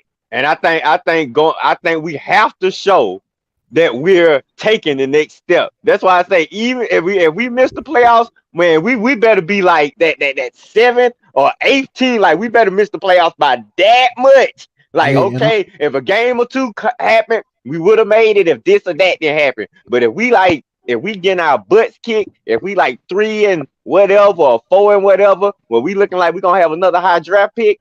Oh no. We gotta look at them, make a change. If we picking in the top 10 again, he gotta go, y'all. I'm sorry. Right.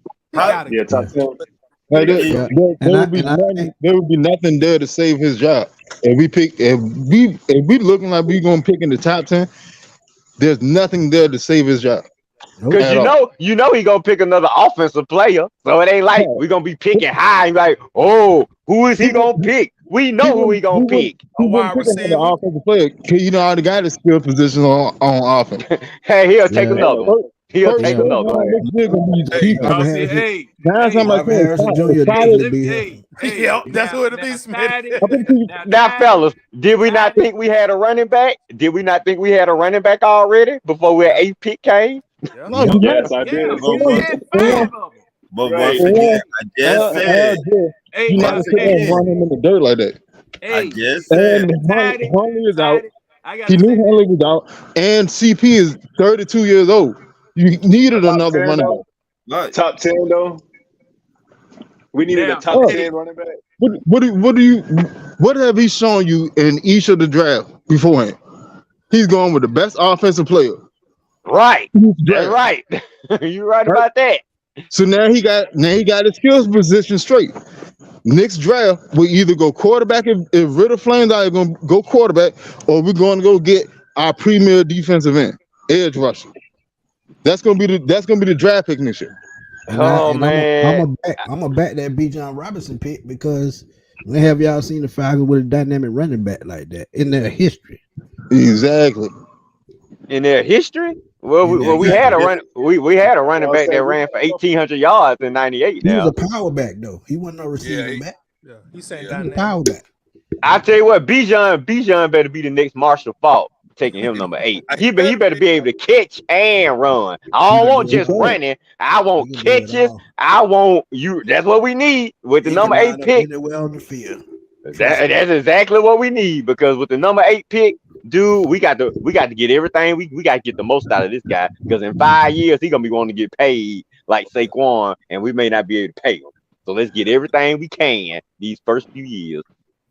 Hey, now something I want to bring up now. I don't know if you guys saw the Pro Football Focus show where they were projecting wins, and Toddy and his guests got they feeling hurt real bad.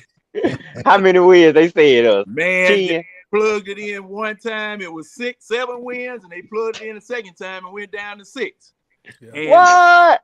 They hate now. Now that 6 game projected season, I think it was around about 5 or 6 straight losses, wasn't it, to begin the season? Yeah. It was 5. 5. Now, let me ask y'all this: does Arthur Smith and or Terry Fontenot survive a 5-game loss anywhere? Stop playing, man. Stop playing. Terry is safe. Terry is safe this year. Yeah, Terry. So I feel like the energy was directed in the wrong way. Terry is guaranteed another season. Right. Arthur Smith is not. Right. I agree. How is that? Because Terry's proven himself to be one heck of a. I mean, this guy is an aggressive GM. I like the moves he makes. Wait, hold on. Let me debate you on that. How has he proven that though? Go ahead. How has Terry proven that, Red? Well, okay. You want me to answer? I answer. No, he said Red, so I was going to ask. Hey, and try not to mention Billy Knight. Try not to mention Billy Knight in any of your examples that you're talking about here. Billy Knight? We talking about that's the sorry Hawks GM. How did he get in this discussion? I'm trying to forget about him. Okay, you want me to tell you how?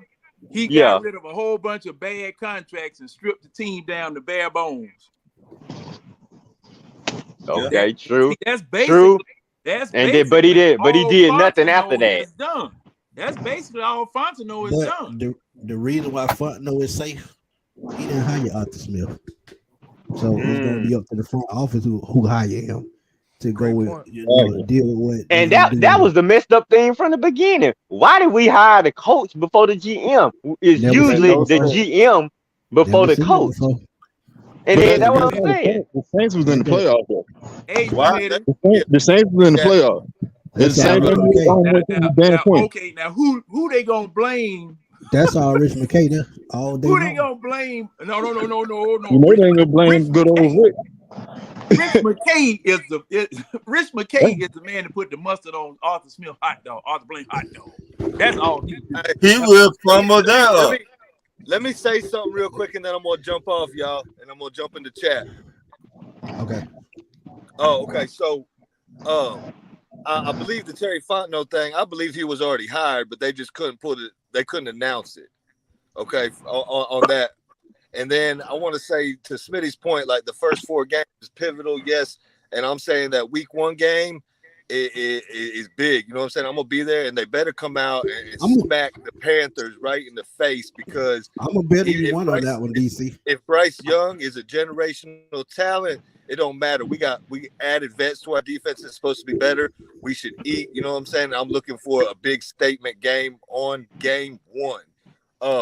Shout out to everybody in the chat, Miss B and Lisa, ATL supporter, Wallace. Oh yeah, I appreciate everybody that's out there listening and watching. I love chopping it up with y'all, man. I'll holler at y'all later, man. No doubt. Appreciate that. Thank you for coming on, bro. All right, man. I'm gonna add on to what he said real quick about that first game. I agree it's a pivotal to start that first game, but that first road game is really gonna be the key game. An environment like that, tough environment like that for a team that's still trying to pull it together. That's gonna be tough week 2, and they still trying to jail. So I think that game is gonna be more important than the first game. Green Bay. We play Detroit. Green Bay. We play Detroit. We play Green Bay. So we start with Carolina at home. So we start with Carolina and Green Bay at home. Yeah. Green Bay got some questions too. See, this will be that. I thought we played Green Bay and Lambeau. I thought we played them in Green Bay. Let me see. No, I'm gonna pull up the schedule. Yeah, I think we played them in Lambeau. But to be honest, the game that's really gonna show you what this team is when we go to London and go play Jacksonville. Oh man, we got to go to London this year. We go to London, play Jacksonville. We come home and play Houston at home. Because when you go to London, you can decide whether you want to take your bye week after the London game, or you can play a home game. Oh, and you get to pick who you want to play. Yeah, y'all right. Panthers and Green Bay starting out at home. I think I'm gonna go to that Packers game. Yeah, Packers. But are the Packers that tough? Because see, now this will be the first time that their quarterback plays too. Falcon better start 2-0. No excuse. 2-0. Falcon better start 2-0. I guess I would love it. I don't think Green Bay is going to be what they was, because they lost a lot of pieces too. Yeah, they still had the same head coach though. I don't so know. He had that same system in place. But you breaking in a rookie quarterback too. Well, he didn't see a little bit of game time, and he a 4-year vet coming in this year. But he had not really been on the field though. Now, Yeah, Yeah. but he's been around the He game had though for 4 he had years. a 300-yard game, so he know Nah, nah, nah. I'm with my man. Sorry. I'm with my man. 2-0, baby. Yeah, 2-0. No excuse. I would love it. We most definitely love should it. do other jump.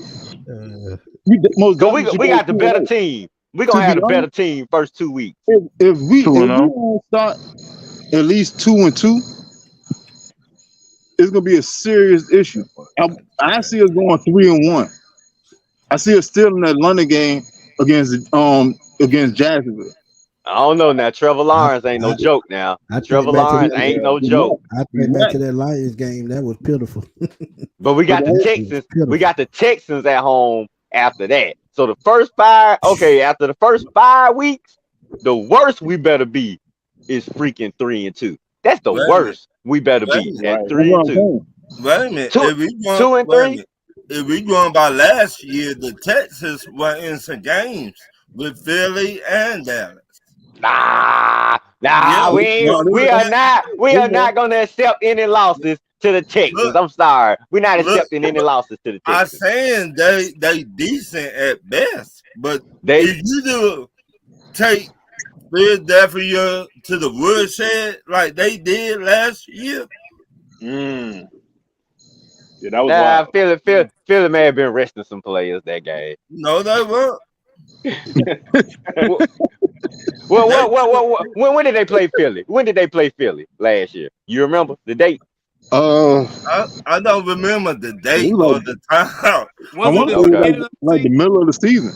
Right. Okay, So, middle of the season. You cannot look You said over last year? like that. You're right. You can't overlook a team, but come on now. And they got CJ Stroud. So right. Oh yeah, that's right. But we at home now. If the Texans come into the Beans and beat us at home, can you imagine how we gonna be reacting in that game 5 if the Texans come into our house and beat us? That's another rookie quarterback. right. Right.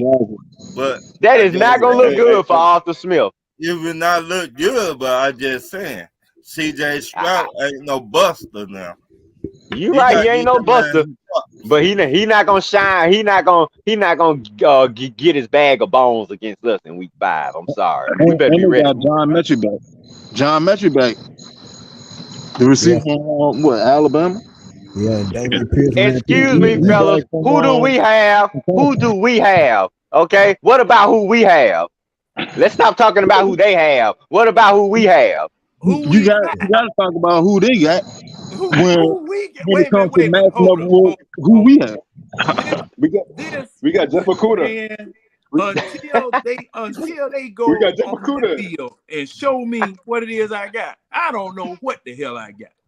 Okay, that's a good point. That's a very good point. And see, and before you came on, boss man, I was just telling them, look, I've been watching this team ever since it's been here. And see, I got long. I ain't got long. I've seen coaches come and go, general managers, wide receivers, every position, and everything come and doggone go. And thing is that all of these promises that you're going to do this and probably promise you're going to do that. Look, it's time for you to put that car on the road and stop looking at the sticker where it's trying to tell you how fast you can get from 0 to 60. I need to do it on the road. I feel you, man. You sound like a realistic fan. You sound like me. Stomp the gas. Let me see, cause man, shoot. See, I'm tired. I'm just let you know I'm tired. Hey, JH, you showed we all should be tired. We all should be tired, man. I'm tired. We all should be tired. Hey, after 28-3, the fact that we still sit here as fans should let us know how dedicated we are. Because after 28-3, dude, we was pretty much humiliated across the entire country. All of us humiliated. Man, they still joke about that. I was in prison then. I bet they were laughing at you. I bet they were laughing at you in prison too. And I'm in there talking cash. I bet they said, man, send his ass back to his cell, goddamn. The week after that, I got in what? 4 fights. I got in a 4 fight. I'm gonna take it. Hey, They should have put your ass solitary confinement after that game, man. I just kept going through the hole. What? Yeah, because you was dangerous. I would have been dangerous after that game, man. Like, don't fuck with me. Don't talk to me. Nobody talk to me. I'm a fuck out. We got two new people that then recently joined the panel. We're gonna start off with JH. What you got on your mind, bro? How you doing? Man, what's good, y'all? How y'all been doing, man? We're doing great. Hey, we doing the best. We doing the best we can. We Falcon fans. You're right. So I've been catching on to some of the conversation. I just really able to get to sit down and just to listen. Man, to be honest with you, in regards to that, Terry will be safe for this year. In some senses, Arthur may be safe for some instance this year. For the simple fact is that they give him a 5-year term. It's been done with the last two coaches, proven points, Dan Quinn and Mike Smith. So with that being said, they have 5 years. There's no ifs, ands, or buts about it around it. I don't see Arthur Blank pulling a firing if they go 0-5 this year. He hasn't done it yet. Now, if he does do it, it'll surprise the hell out of me. I'm gonna be honest with you. And two, if he pulls both Terry and Arthur, that's gonna be a hell of a surprise out of that. Now, that'll be the dumbest shit possible. It will be the dumbest shit, but this the NFL we talking about. This the NFL we talking about. You seen dumbest shit in the NFL. Yeah, you're right. You're right. They can't. I can't believe I'm actually saying you cannot get rid of Arthur Smith this year. I can't believe that. Hold on. Well, let me be the bad guy then. Here comes unless we just too sorry. Hold on. I'm about to bring something to y'all attention. James said everybody got 5 years, which is definitely a fact. But let me say this. Everybody was winning by year 2 and year 3. That was the difference. They bought some equity when they started winning. Right. Dan Quinn, Super Bowl, year 2. Mike Smith came in winning. So they winning. First 5 years, he was winning. Yeah. So Arthur Smith, like, that's the difference. They was winning. Yeah, good point. That's a good point. That's a very good point. That's a dang good point. That's a good point, and I agree with that wholeheartedly. The thing is, Arthur Blank doesn't have the galls like other owners to pull the switch on them after 3 years. That's just a proven fact, though, Tidy. If you look at it, Terry, I don't know, because he got to still deal with Rich McKay and Arthur Blank. So he did it, Jim Moore Jr. Who got to deal with Rich McKay? Yeah, that's true too. Yeah. That's true too, Tidy. That's true too. That's true. Oh yeah, that's right. He did get rid of. Yeah, get rid of Jim Moore Jr. after 3 years. Who got to deal with Rich McKay? Freddie the Falcon. That's it. That's it. He just got to make sure his costume fitted. Because I mean, Rich McKay is. Oh boy. See, that's part of the problem too. Right. Right. You got people in pivotal positions that don't do nothing. Don't do a paycheck. Because the thing is, Rich McKay was supposed to have been fired a long time ago. Yeah, he's supposed to be gone a long time ago. If you're the real president, He should have got fired. Yeah, I give you that, John. But Rich McKay built equity because he's a major part of the competition committee. He's been on the competition committee for 27 years. Yeah, I think that's why Arthur Blank. That's why Arthur Blank keep moving them up. Are you help your job? You're on the competition committee, fine. But the job I'm paying you for is president of the Atlanta Falcons. Yep. But hold on. Look at it like this too, though. But John, but you got to remember, like Arthur Blank be changing that role like every 2 or 3 years, though. He ain't been the president. He has not been working on the football side of operations that entire time. Because you remember when they started building the dome, Arthur Blank took him away from football operations. Hey. Well, you remember right before Dan Quinn got fired, they said that he was going to be a special advisor or something to Dan Quinn. You remember that? You know, and so was Scott Pioli. When they fired Dan Quinn, he's supposed to have left with him because see now your advice didn't help that man win. Look, Dan one of them 5 games he lost. look, Yeah, I mean, look at how the league is going offense. So with the league going offensive progressively every year over the past 2 decades, Rich McKay has been sitting there. Hey, look, this was going on. This what they trying to go push through. Whoop the whoop. Pass that on to the GM. Now GM changing up their boards. Why? Because this is what the new rules is. So I need to get players that I can implement this new rule. But see, personally, let me ask you Look at this. the Falcons. Look at the Falcons in the past 2 years. I mean, not the past 2 years. In the past 20 years, when the last time we've been a defensive-driven team? Never in my lifetime. Case in point. Rich McKay been on the competition committee for 27 years. But see, this is the thing, and to counter, I'm going to counter that by saying this. Now, Rich McKay, when the league comes out and they have their meetings, okay, want to do rule changes, things of that sort. Everybody gets the same information. It's not like Rich McKay has any inside information to where we're going to steer the team this way or that way based on what you say. Because see, now everybody gets the same information. Okay? Now, that's true, but don't everybody get the same information at the same time? Yeah, that's my point. That's the biggest thing. When you sitting in those meetings and you already know what's coming down the turnpike, and you can go back home and get your team adjusted and ready to go along this route before everybody else do. You got to leg up.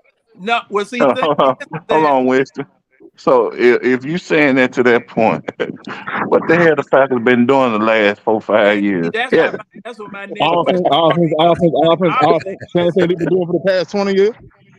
Right. I've been telling folks they ain't never had no defense besides 2017.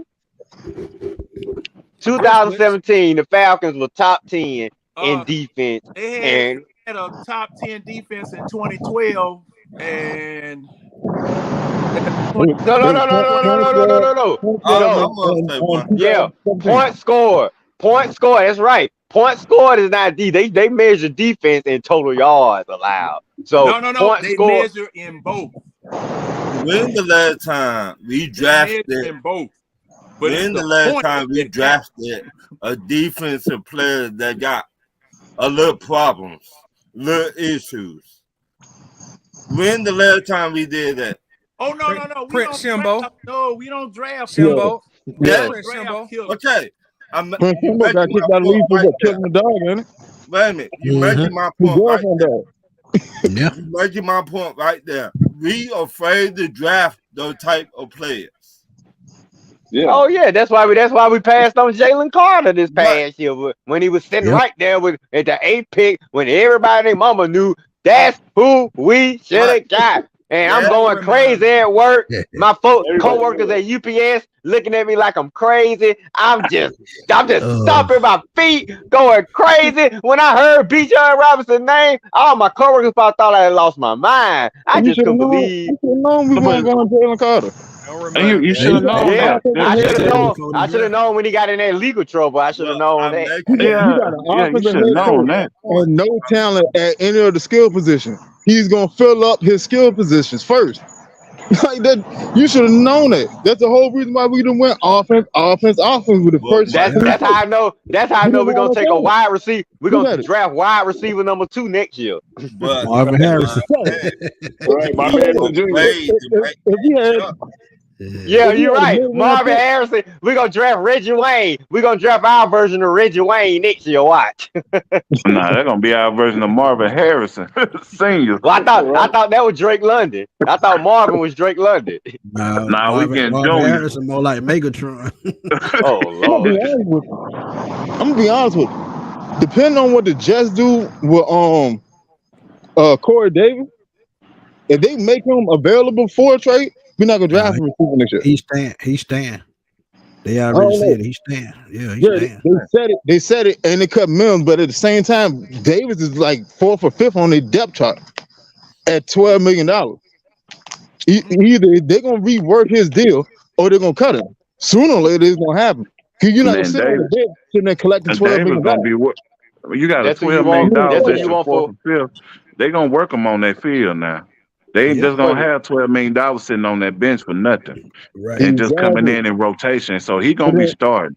Hold on, he's not gonna start. He's not gonna start. Let's not do that. Wait a minute now, y'all disrespecting my boy Mac Hollins now. Mac Hollins say he gonna show out for us this season. They got Garrett Wilson. Then they said they paid their money to Alan Lazard.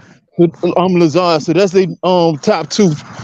Randall Cobb was supposed to be number 3, but Randall Cobb will start the season on the PUP list. Yep. Man, Winston, I don't want none of them Jets receivers with us next year. Hey, I would say Corey Davis. I take Corey Davis. You gotta look at what he did in Tennessee with Arthur Smith. All right, y'all. Let's welcome our boy Brett Surley in the building. Brett, how you doing, bro? I'm good. You? What's going on, partner? Chilling. Huh? Chilling. Yeah. What's on your mind, Brett? You done heard what we've been talking about. What's on your mind? Yeah. So Arthur Smith. I heard someone mention that we've only beaten a couple of good teams in 2 years. Like hell, we ain't a good team. You know, exactly.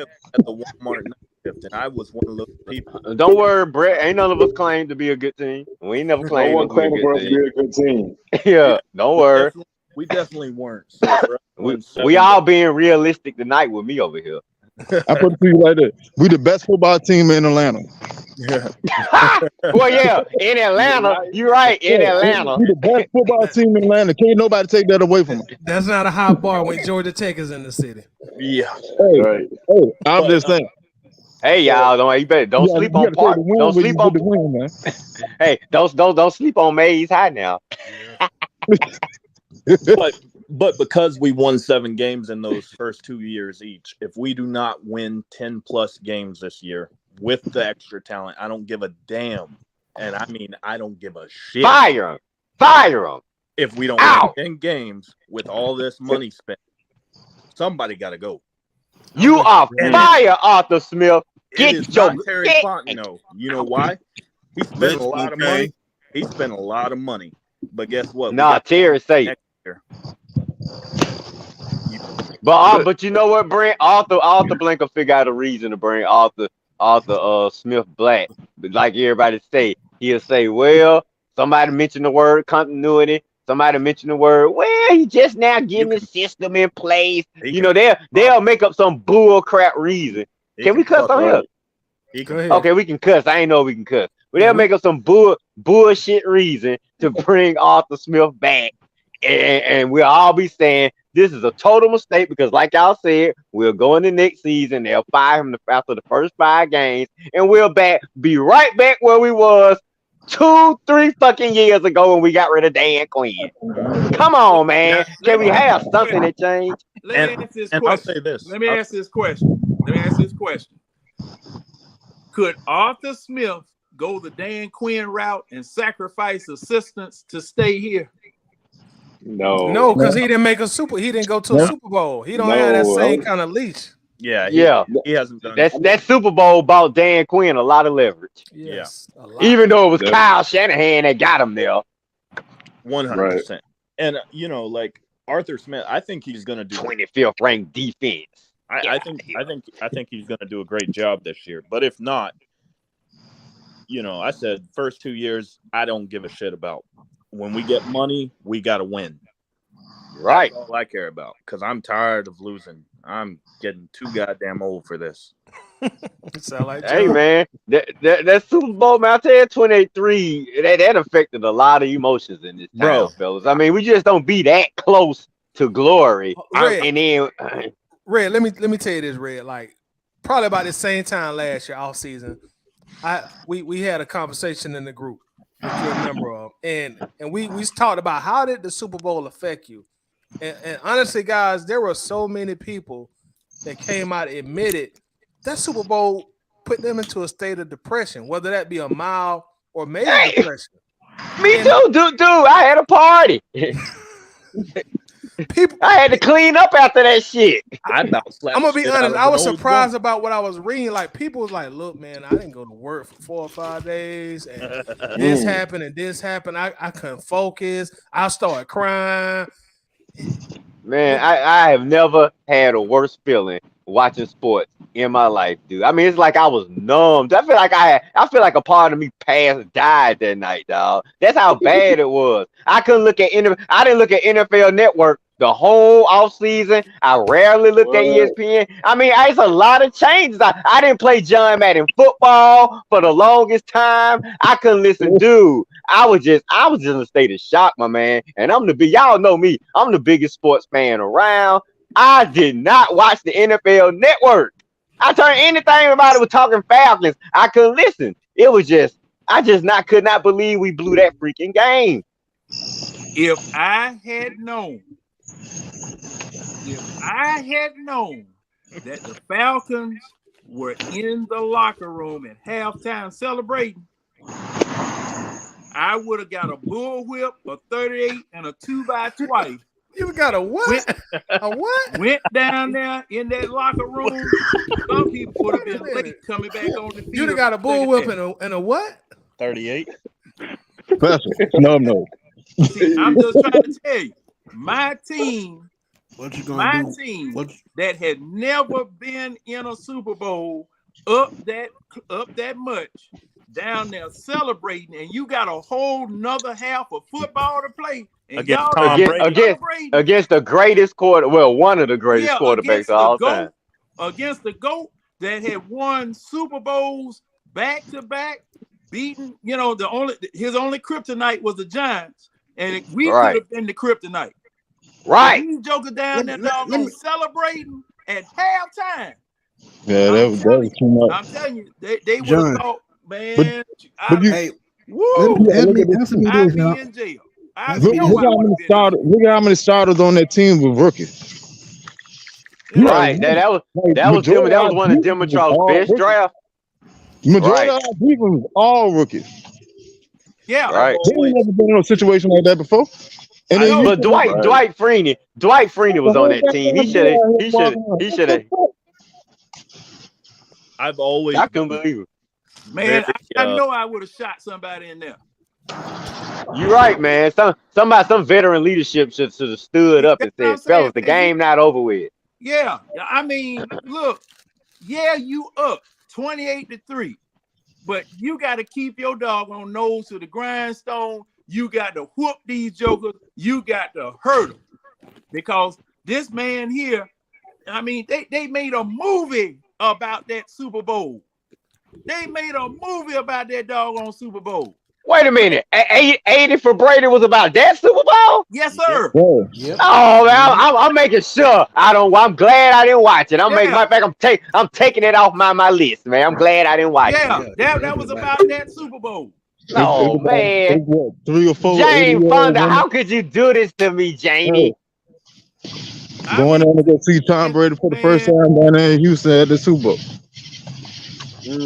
It didn't take me. All it took was one play to get him back in it. When that strip fumble, when Dante Freeman missed that block, I go before that. The play, he did miss a block, but he didn't miss that block. The play that turned the game around was that Julian Edelman catch. Yeah, when you saw that in the middle of the field over three people. Three people. Yeah. Not three people. Three people. Hey, Robert Alford. Keanu Neal. and Alpha. 3 people. Yeah, I have a They should question. have been When he chopping that called that, I was joker's yeah, head, it's over. knocking It's man. over. Oh man. Cause that Hey, had he not caught that would have been game over, right? yeah, Yeah, that but the question they is, I mean, it was a lot of couldn't stuff. boy spirit, man. uh-oh. But it shouldn't have never got down to that. Should have But never got down to that. Right. I'm gonna say one thing. What if Matt Ryan just would have told Dan Quinn never run the ball? How about that? Right. That's How about, that's my how about problem with Matt Wait a Ryan. minute. Matt Ryan That's failed why to take Matt's not control of elite. that game, man. that been our problem for years? For Matt Right. Ryan, you call yourself a quarterback, but you're not no leader. Right. Let's keep it You gotta 100. take control, man. Let's keep it Hey, 100. And hey, why Rodgers do why it. was Julio Jones only targeted 4 times? That's a question. But Julio made the play though. He they made that took damn He catch. was throwing the They took ball about 4 one the whole times game. in the whole game. He had a broken foot, Oh, and they it were looked like leading it when he him. made that catch. Yeah, No. it's well Hey, that known was that- Alex Mack. That was Alex Mack that No. they lied about He had a how bad broken he leg. was injured. He had a broken leg. He had a broken shin. Got a broke See, leg. Yeah. Mhm. yeah, his fibula. Still almost won the damn game with all that. know- Almost had that game. And see, thing is that Shoulda pass had that pass that he threw to Julio that he caught on the 22-yard line, that was supposed to be the last pass of the game. That's supposed Right. Most Thank to you. be the last pass of the game. But Thank you. I understand, and I've Glad somebody knows some damn football. about 4 or 5 times about the conversation that Brian Finneran had on the sideline with Matt Ryan, asking him, what the heck happened. And we come to find out also that there were 3 runs called after that catch that Julio made. There were 3 runs called. Shanahan got in the headphones and said, "We gonna pass the ball." LaFleur and Ryan said, "What?" Shanahan said, "Just run the play." Now, quarterback, if you got anything up here, you are a quarterback.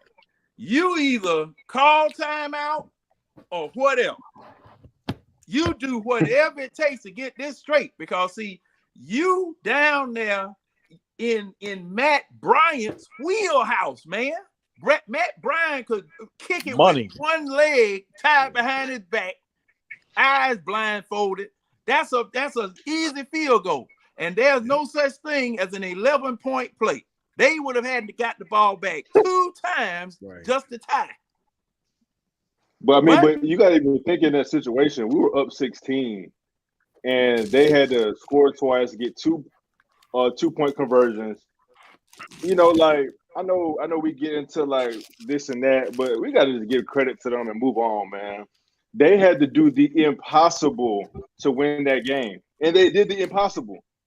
No, man. We ain't never gonna give credit to them. We ain't gonna never move on. It's gonna hurt us forever. Because of dumb football. And see, hey, and the bad part about this, this does not go away.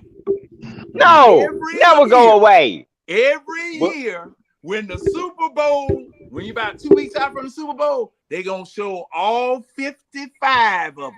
Oh, they're gonna show out. Exactly. They're gonna put an emphasis on that. We're like, look at this historic one right here. Look at these chokers right here. They was up 28-3, partying in the locker room. And see, that's why I be acting a fool. That's why I be acting a damn fool out here all the time, because see, you embarrass my city. Atlanta is my city. I've been here for 64 years. This is my doggone town. And you're older than me. You get on TV and embarrass my city like this, and my city's got to carry this millstone around its neck because y'all didn't go out there and do what it was you supposed to do. Right. Hey, let me say something real quick. Go ahead. That is the biggest argument for why Matt Ryan might not be a Hall of Famer.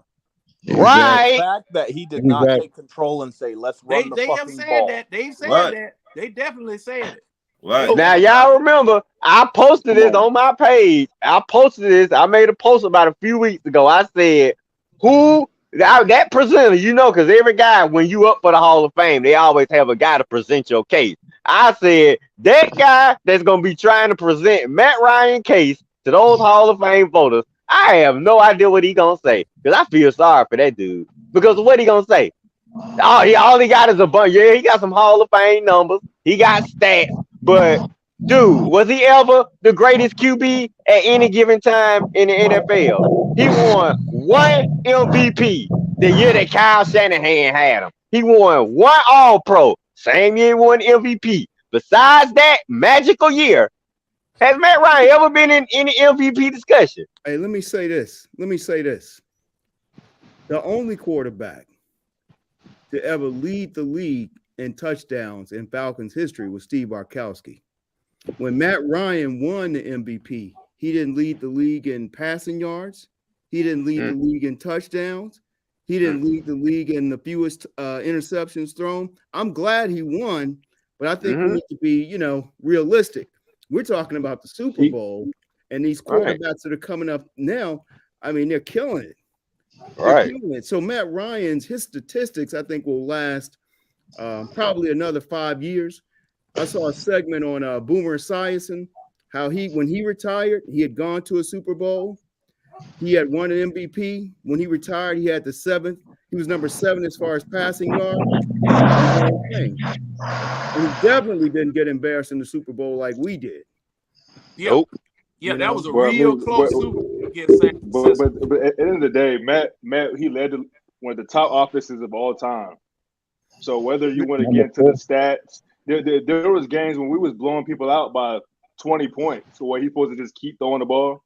So I mean, like he led the highest leading scoring offense, one of the best offenses of all time. And it's nothing to just whiff over. It's like, oh, well, he said he didn't win a Super Bowl. He didn't have a good season. Yeah, he was the best player on the best. He was the best player on the best offense that season. But the problem, come on, y'all. You still didn't close the deal. You still didn't close the deal. Look, that's right. Let me ask you this. I watch these games all the time. Are too bad. Which quarterback in NFL history owned the two biggest blown leads? Matt Ryan. Okay. Sure. And let me tell you this: it's a reason Kurt Warner got into the Hall of Fame. The greatest show on turf did complete their mission in '99, and we failed our mission. So their historic offense won the chip. Ours didn't. Let me say this: Kurt Warner did not have a better career than Matt, but he got the Super Bowl. So that he won.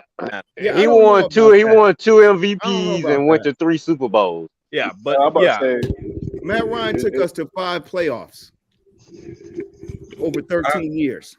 Yeah, Matt Ryan's statistics are like they are because he played for a very long time. I like Matt Ryan. I'm a fan. He's our quarterback. But I think we throw like Bartkowski and Vic and all these other players under the bus. Like Ryan is so far ahead of. He's far ahead of them because he didn't dogfight. Whoa, far ahead of them because he didn't play. When Bartkowski played. Hold up, I got something for that.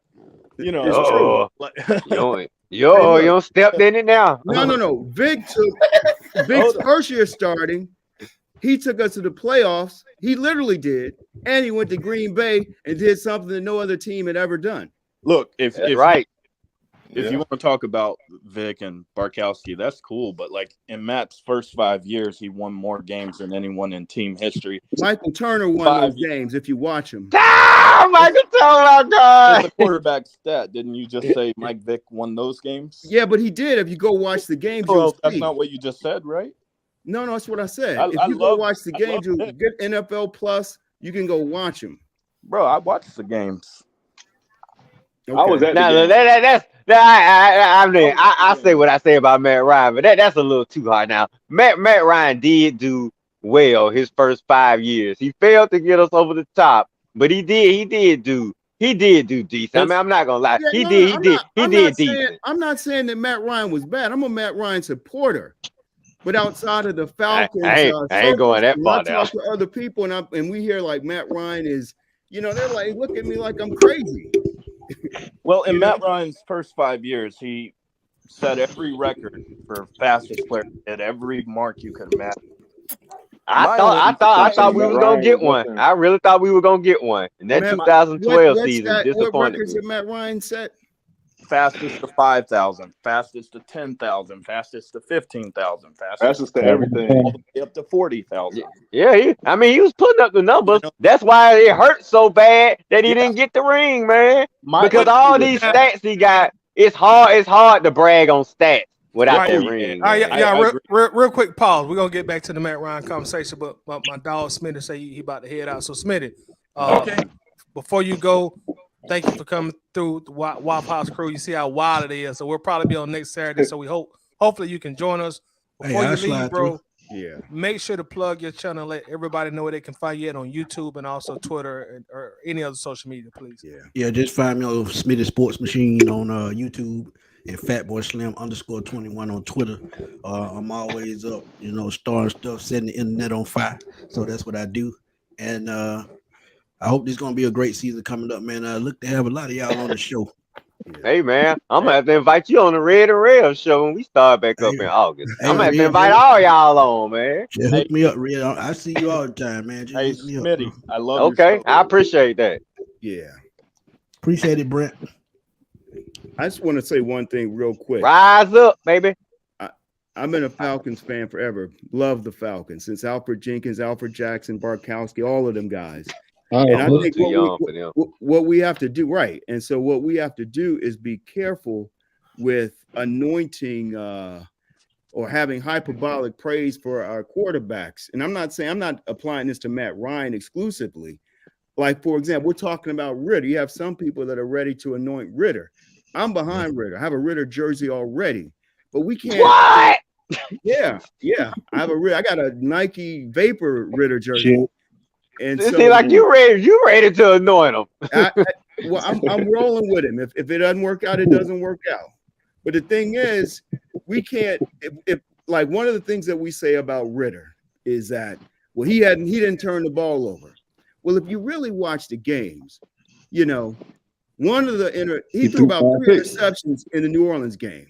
Okay, one was said that one guy didn't have his feet in right at the first pass after halftime, and the other ones the cornerbacks dropped the pass. Now I'm not trying to shit on Ritter, but I'm just trying to. We're family. We all Falcons fans. Let's keep it real, And I tell you, if you go watch, people say you can see talent. If you watch, and it was only one game, Washington let Sam Howell start the final game. You saw something in it. And now it could just be one game. It could be like a fluke, but he killed it.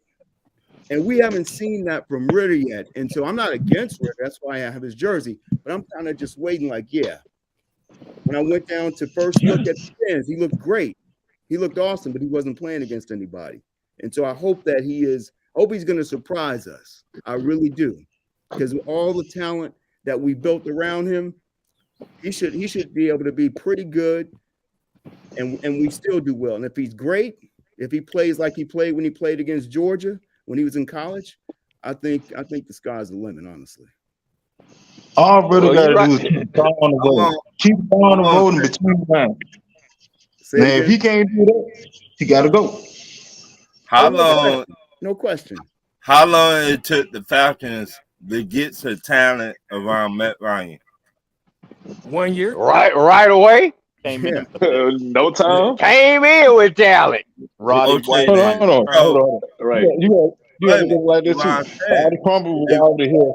We took him trade. We brought Michael Turner. We brought Michael Turner and that free agents period. Michael Turner ended up going for what, $16.99 and what, 17 touchdowns? Right, but what I said it took Matt Ryan a long time to get the Falcons a long time to build the talent around Matt Ryan. No.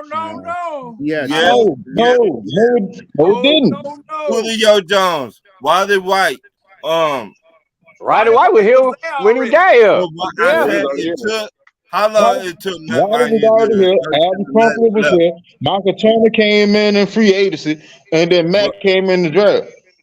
But Matt Ryan had a championship caliber team year 3. Now, From I'm year That's what I'm three, saying. from year 3 to year right 5. now, at this point right now, No, year 2. Matt kept the car on the road in between the Okay, lines. year 2. Ritter got to do the same thing. All he got to do is keep the car on the road in between the lines and don't speed.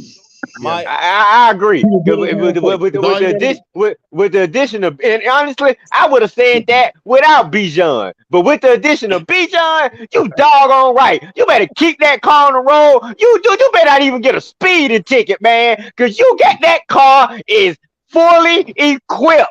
Ritter, that car is fully equipped with the addition of Bijan, Drake. If Pitts come back at least 85%. You got CP for another year. Red, wait a minute. I'm here. Wait a minute. Hold your horses there. Hold up. oh, All right. You I'm did. all right. Oh, I'm Lord. calm. I'm gonna say All the right. same I exact put the thing. brakes on. I put the brakes Put on. the brakes on for a hot second.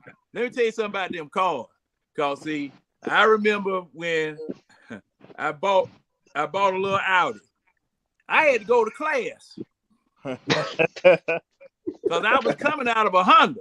I had to go to class. You learn how to I drive had to it. go to class. That lady had to doggone tell me what this thing will do, what it won't do. You do this to do that. You do that to do this and all that type of stuff. I had to go to doggone school, and I thought I knew everything about cars.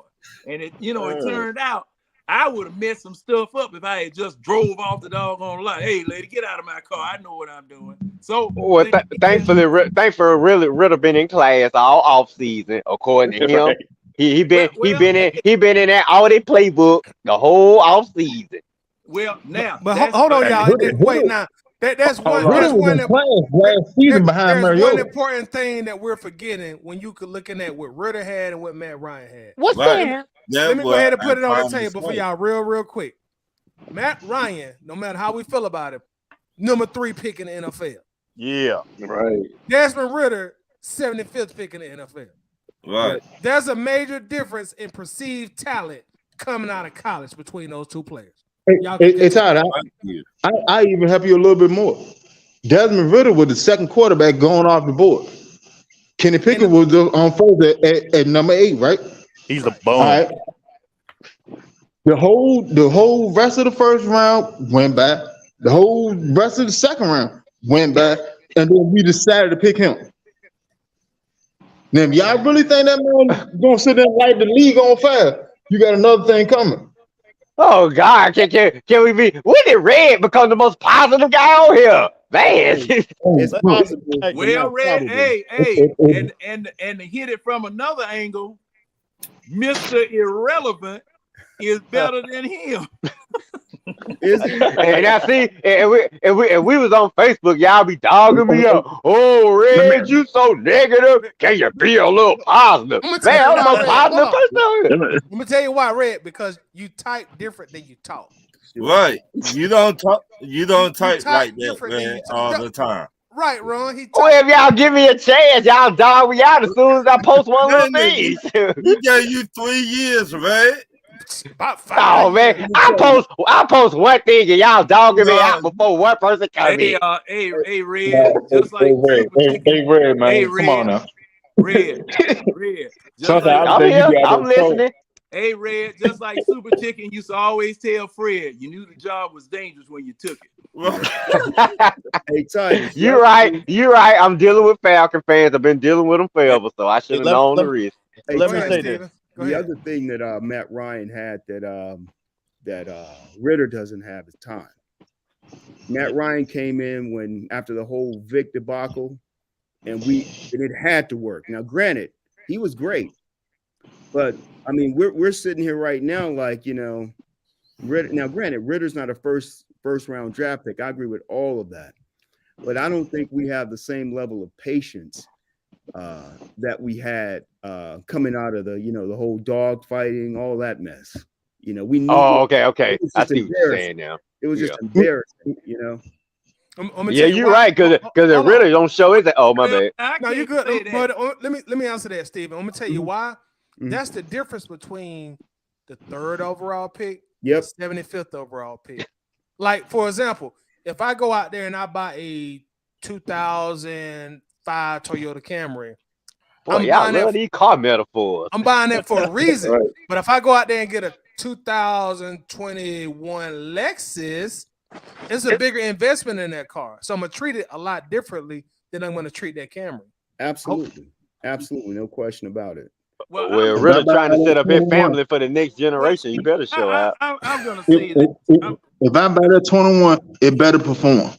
Got to spend all that money. It better perform. Right. And you're gonna be more patient with that Lexus too, because you invested a lot in it. When did we draft Brett? Yeah. What round? Well, I'm going back to the dealership. What round did we draft Brett? Now look here. To me, Ritter is just a car. And I don't care any car I buy, it better perform. And I don't care, Ritter. Any car I buy, it better drive. It better drive like a Lexus. So Ritter, you a quarterback in the NFL, and you a quarterback for my team. You better drive like a Lexus. You tell me if you buy You can't buy a Honda Civic and expect it to tow and haul. Now wait a minute, Ritter a little better. I give Ritter at least a 2020 car. F-150. Why? Because that's what you want. But Ritter at least a 2020 car now. Come on. We drafted Brett Favre. Man, Ritter a 2012 with about 100,000 miles on. Oh my God! He won some games in college now. No, he right. He right, John. John, he right. Go ahead, John. Hold up. Ritter might be a Honda Civic, okay, and Matt Ryan may be that Lexus, okay, but they both knew. Okay? No, they knew, John. Well, wait a minute. Hold up now. Man, you the quarterback with all the weapons. You better come in and be playing. You ain't coming in with no excuses now. Come on now, Ritter guys. don't have no miles on him. Now I don't expect the Honda Accord to perform like the Lexus. But you don't know what you have. You're right. You Brett absolutely Favre was right. drafted in the 3rd round by our Falcons, and we weren't patient with him. Second round. Okay, second round. We weren't Who patient. you talking about? Brett Favre. No, Brett Favre. Favre. No. But Favre was out there fucking up. He was out there fucking up in the night. Brett Favre was hanging out with Dion in Magic City. That's why he had to get out of town. Drunk as Cootie Brown every time he came to the doggone man. No. Is that coaching? See. Is What do you call him? Bankhead That's Favre? immaturity. Yeah, Brett Favre. He was at the body tap. Hey, Green Bay was the best place for Brett Favre. That was the best place for him. That was the best place for him. Was he at Follies off Buford Highway? I miss Follies. The problem with Brett Favre because I got a T-shirt I'm gonna wear next week. The problem why Brett Favre did not work out here because we did not give him an opportunity. Ron speaking facts to show what he got. Right. And he was an alcoholic. How was he? It don't matter. Wait a minute. But There you go. Hold on. Let Ron finish. Let Ron finish. Go ahead. Once Ron. again, It's not gonna be Brett Favre. who was our head coach? Jerry Glanville. Okay, I rest my case. You right. I'm with you. No. I'm with you. No. Glanville wasn't taking nobody nowhere. No. He even got the offensive schemes he had. No, he Glanville don't know he left from right. Come on, man. No. Hey, that man got a point because you think who you think Brett Favre got more out of? I mean, got more from a coach, Mike Holmgren, who changed the path of that man's career, or sorry ass Jerry Glanville. I'm gonna say this about that. I'm glad Brett Favre went to Green Bay because he would have been drunk in the gutter around here. So that man was drinking like a fish. Once again, all right. did not give him a chance. And to answer you about the comparison between Glanville and whoever, okay, Mike Holmgren. Now, our offensive coordinator was June Jones. He brought the run and shoot. They brought the run and shoot offense here. Okay, that's right. All while Jerry Glanville was here, Taylor Smith, Glanville, and what was that doggone man? Ken Rock. Yeah, Ken Harrell. They were battling to try to figure out how this team was going to go. Matter of fact, they were bringing in players that Glanville didn't even know anything about. Lester Archambault got brought here, and Glanville didn't even know the man was coming. They had made a deal with Green Bay to send him here for us to cut him instead of Green Bay cutting him, so that Green Bay wouldn't owe him any money. Wait a minute, John. How many? Man, I have got to get you on Red and Rail. How many times we gave Brett Favre a chance? But Brett Favre was the second string because you had Chris Miller as the first string. Okay. You had Chris Miller as the first string. Now, Mr. Concussion. How is he going to move Chris Miller? How is he going to move that in training camp? By playing better, by giving him an opportunity on the field, by showing what he got. And see, stop calling him country boy. How about Mississippi? How about all that? That play a role. That play a role. How you train your quarterback. That's a term I hate. People sitting there saying, "Give somebody an opportunity." No. This is the goddamn NFL. Nothing is given. You need to earn that opportunity to get on that field. Okay. How you gonna if you don't earn it, don't get out there. Why? Because at the end of the day, when you get on that field, you represent something bigger than yourself. It ain't just about what you do in your personal stats or whatever. It's about you doing something better to have this team win. You need to earn that privilege to be on that field. And if you can't earn it, then you need to go on about your business. But Ron got a point though, man. Ron got a point. They were going out their way, Glanville specifically. I love Glanville, my favorite Falcon coach of all time. But he was going out his way to try to embarrass him, to try to bring down his self-confidence. And that started in practice. It started behind the scenes in the locker room. I'm going to agree with Ron. They did not give him a fair chance to win that job. Hold on. During that time, there was a lot of pissing contests going on in that front office with the Falcons between the guys that John just mentioned. Yeah. And what ultimately happened, they chose Chris Miller over Favre, and they really didn't give Favre an opportunity to win the job. Now, I know a lot of people say, well, he got drunk. Man, this was like the early 90s, man. Right. You had people doing cocaine in the locker room. Yeah. So you mean to tell me as a franchise we couldn't handle somebody getting drunk at 22 years old? I've been watching the Falcons. Hey, look, I ain't got an issue with that. I don't have an issue with that at all. My biggest thing is this. All right. If you see that the odds are stacked against you, what you gonna do? Either you're gonna mildew or you're gonna barbecue.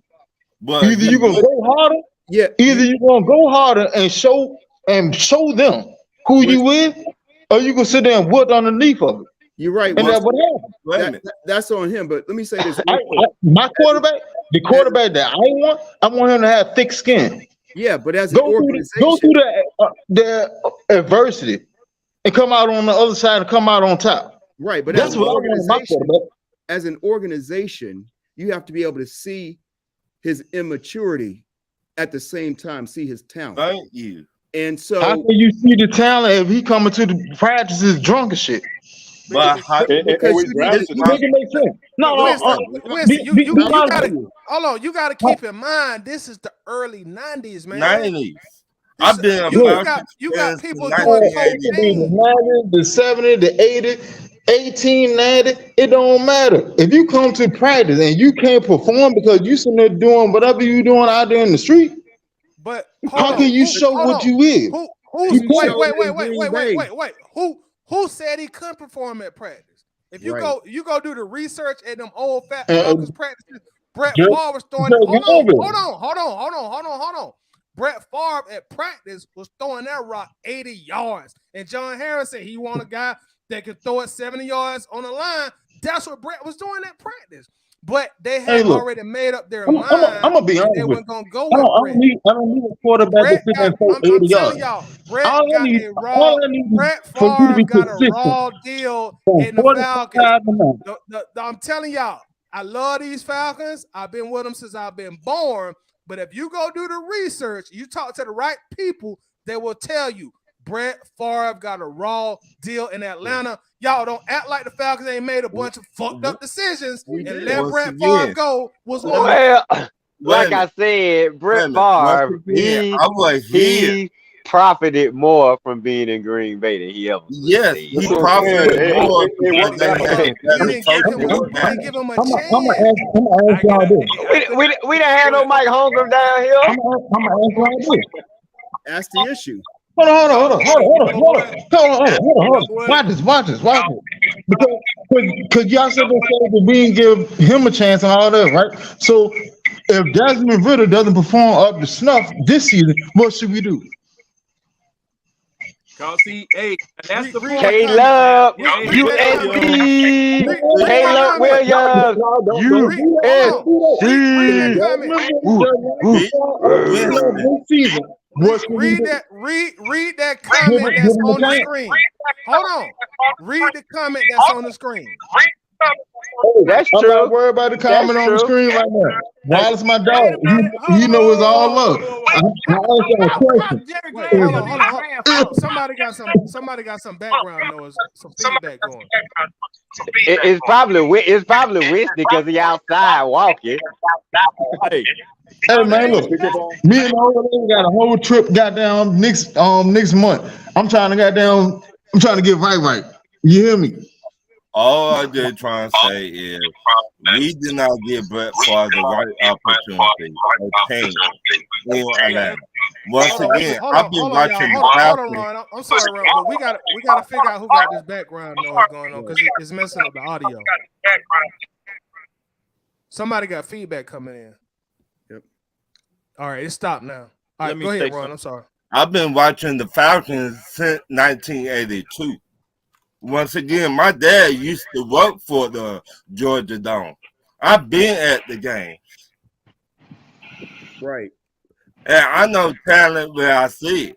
Yeah. So if you do not give this man, Brett Favre, a chance, what they saying about our team?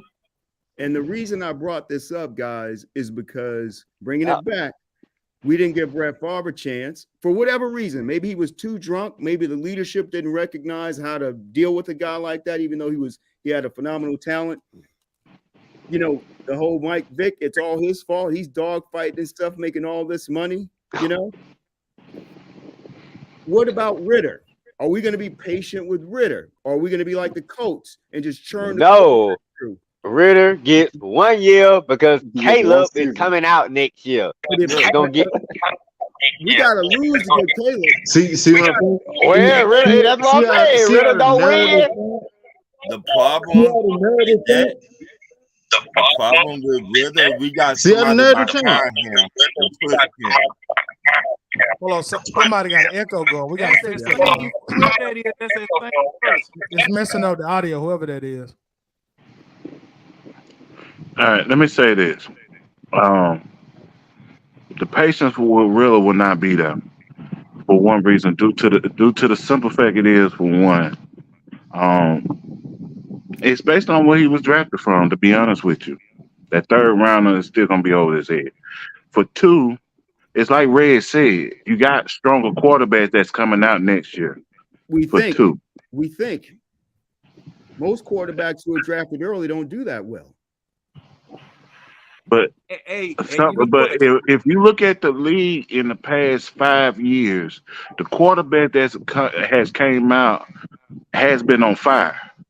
Right. To be honest with you, if you look at Joe Burrow before Joe Burrow got hurt, he was doing a pretty damn good job with the Bengals. He did, but look at the guys who were drafted with Burrow. Don't just look at the exception that's doing great. Yeah, but you already know. Look at all this talent we got all around. We just missing the signal caller, baby. Oh, no okay, question. hey, let me bring up something that we just got revealed. Now you said, okay, now Ridder was drafted in the 3rd round, correct? Right. Yeah. We'll never forget that. And Brett Favre was drafted in the 3rd round too, correct? No, 2nd round. First pick of the 2nd round. First pick of the 2nd round. I thought so. Okay. So see, somebody said it was the 3rd round. We thought it was initially. Oh, okay. Somebody said okay. These Now are two different situations, man. And see, right. You making a point because come on, where was the GOAT drafted?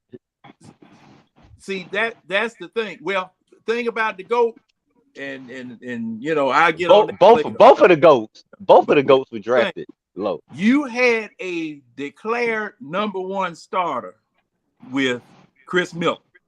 Okay, you had made him the starter.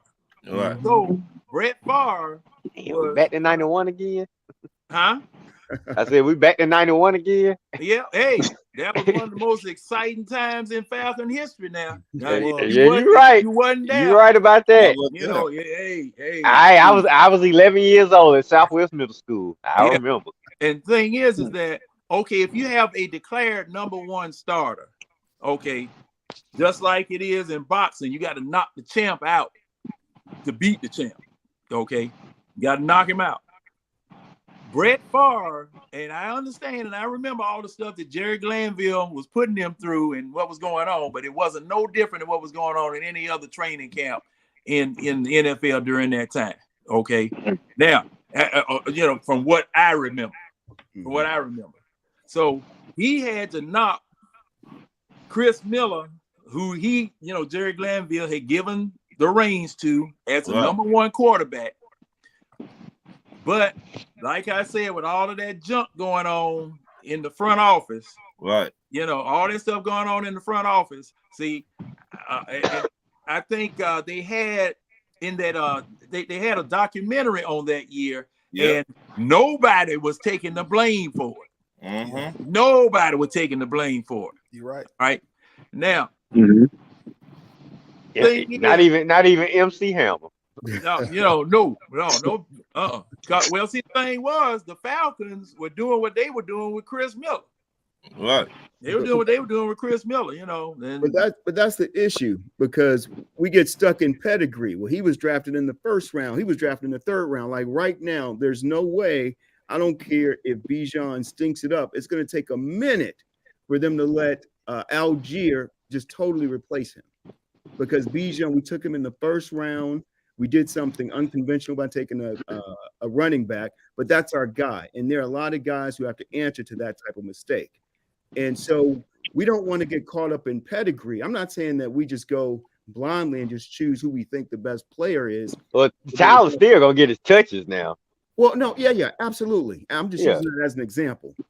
And so, but the point is, you can just go over to Carolina. Their quarterback is their quarterback. Okay. Right. He can come out and stink up the joint. The guy behind him in practice can be killing it. You're not making a switch because of the pedigree issue. And so what I'm saying is the Falcons are in an interesting situation right now. Matt Ryan's gone. It's not like he's trying to knock Matt Ryan off the block. Okay. We don't really have a quarterback. We don't even have any potential prospects that are real unless we get a great draft pick.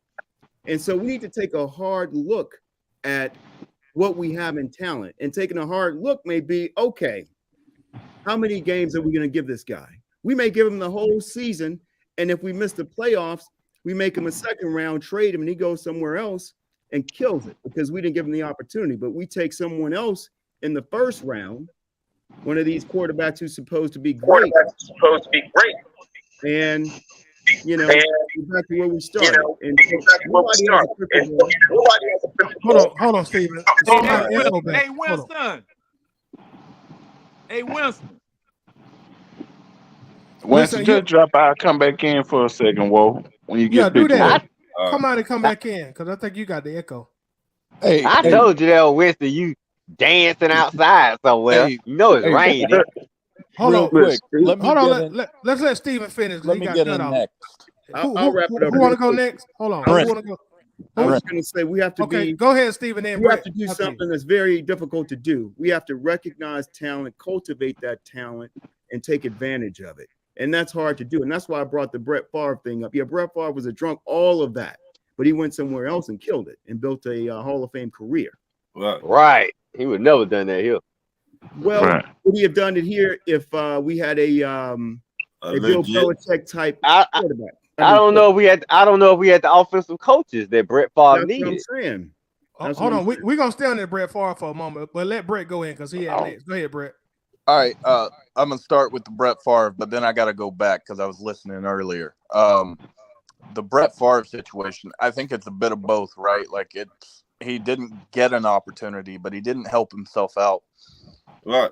And so like he left Atlanta, went to Mike Holmgren, but also Andy Reid, also John Gruden. Say what you want about him, but the man was quarterback, right?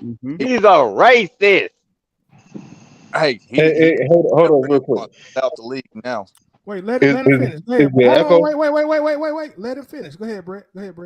But he went to a place where offense. I mean, Brett has said it himself. He did not know how to read a defense for like his first 4 to 5 years in the league. You think that because he was drinking? You think that would have gone good in Atlanta? I think he went to the best place for him. And there you go. It was a raw deal, but it is what it is. You know, I mean, it didn't really make an impact for us. We can't really worry about it. The Ritter thing, my biggest issue with Matt Ryan was touchdowns. He could not throw touchdowns in the red zone. And he threw too many interceptions, double digits, most every year, all but a couple. If Ritter can throw touchdowns in the red zone, I think we'll be good. Yeah. Because we're going to run the shit out of the ball, which means we're going to have a lot of opportunity to score in the red zone. If we can do that, we're going to win a lot of games.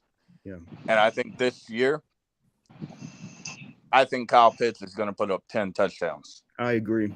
Ty, I've been seeing your post about Kyle Pitts.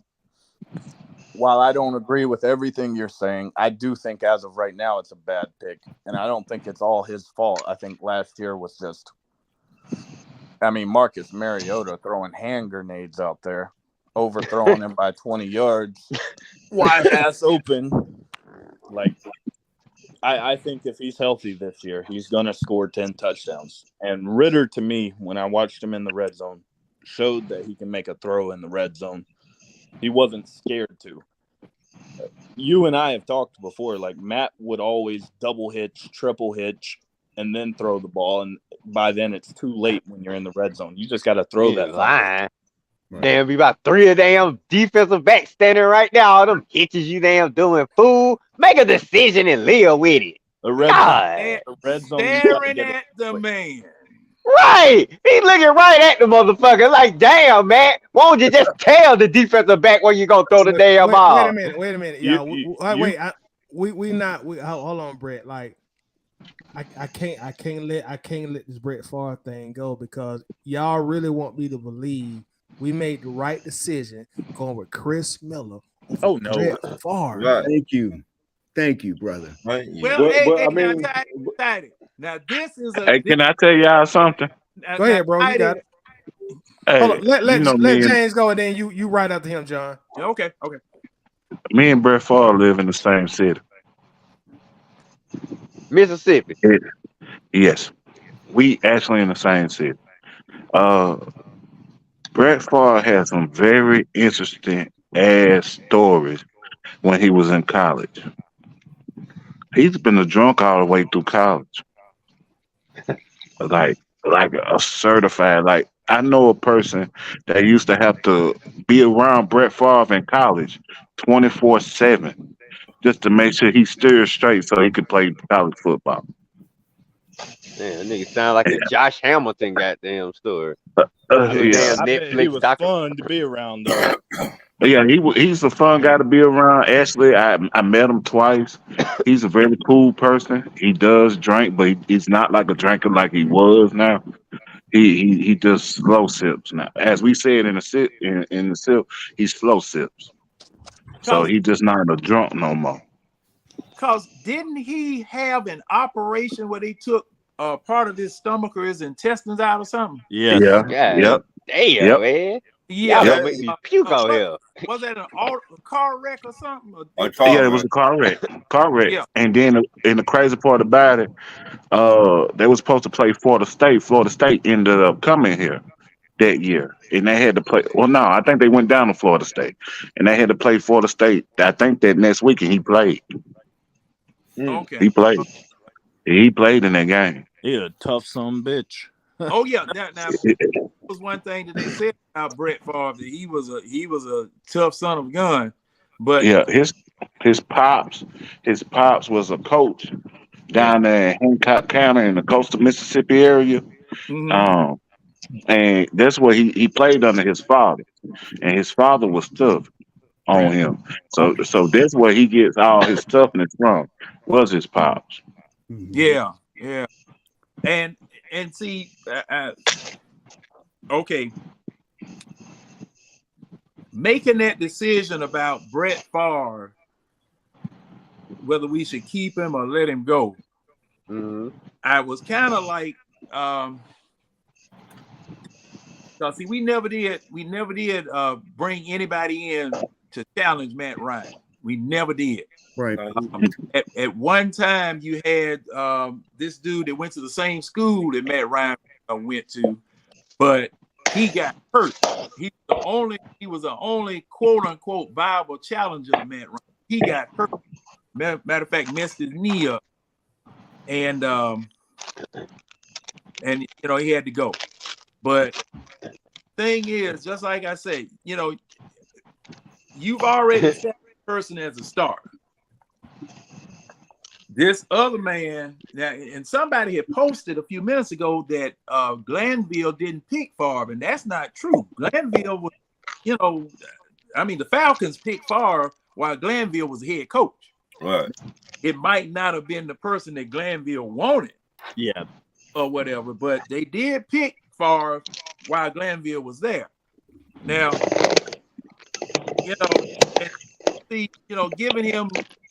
giving him a chance. I understand exactly what y'all saying. That he probably didn't get a chance. He probably didn't get a chance. But see, back during that time,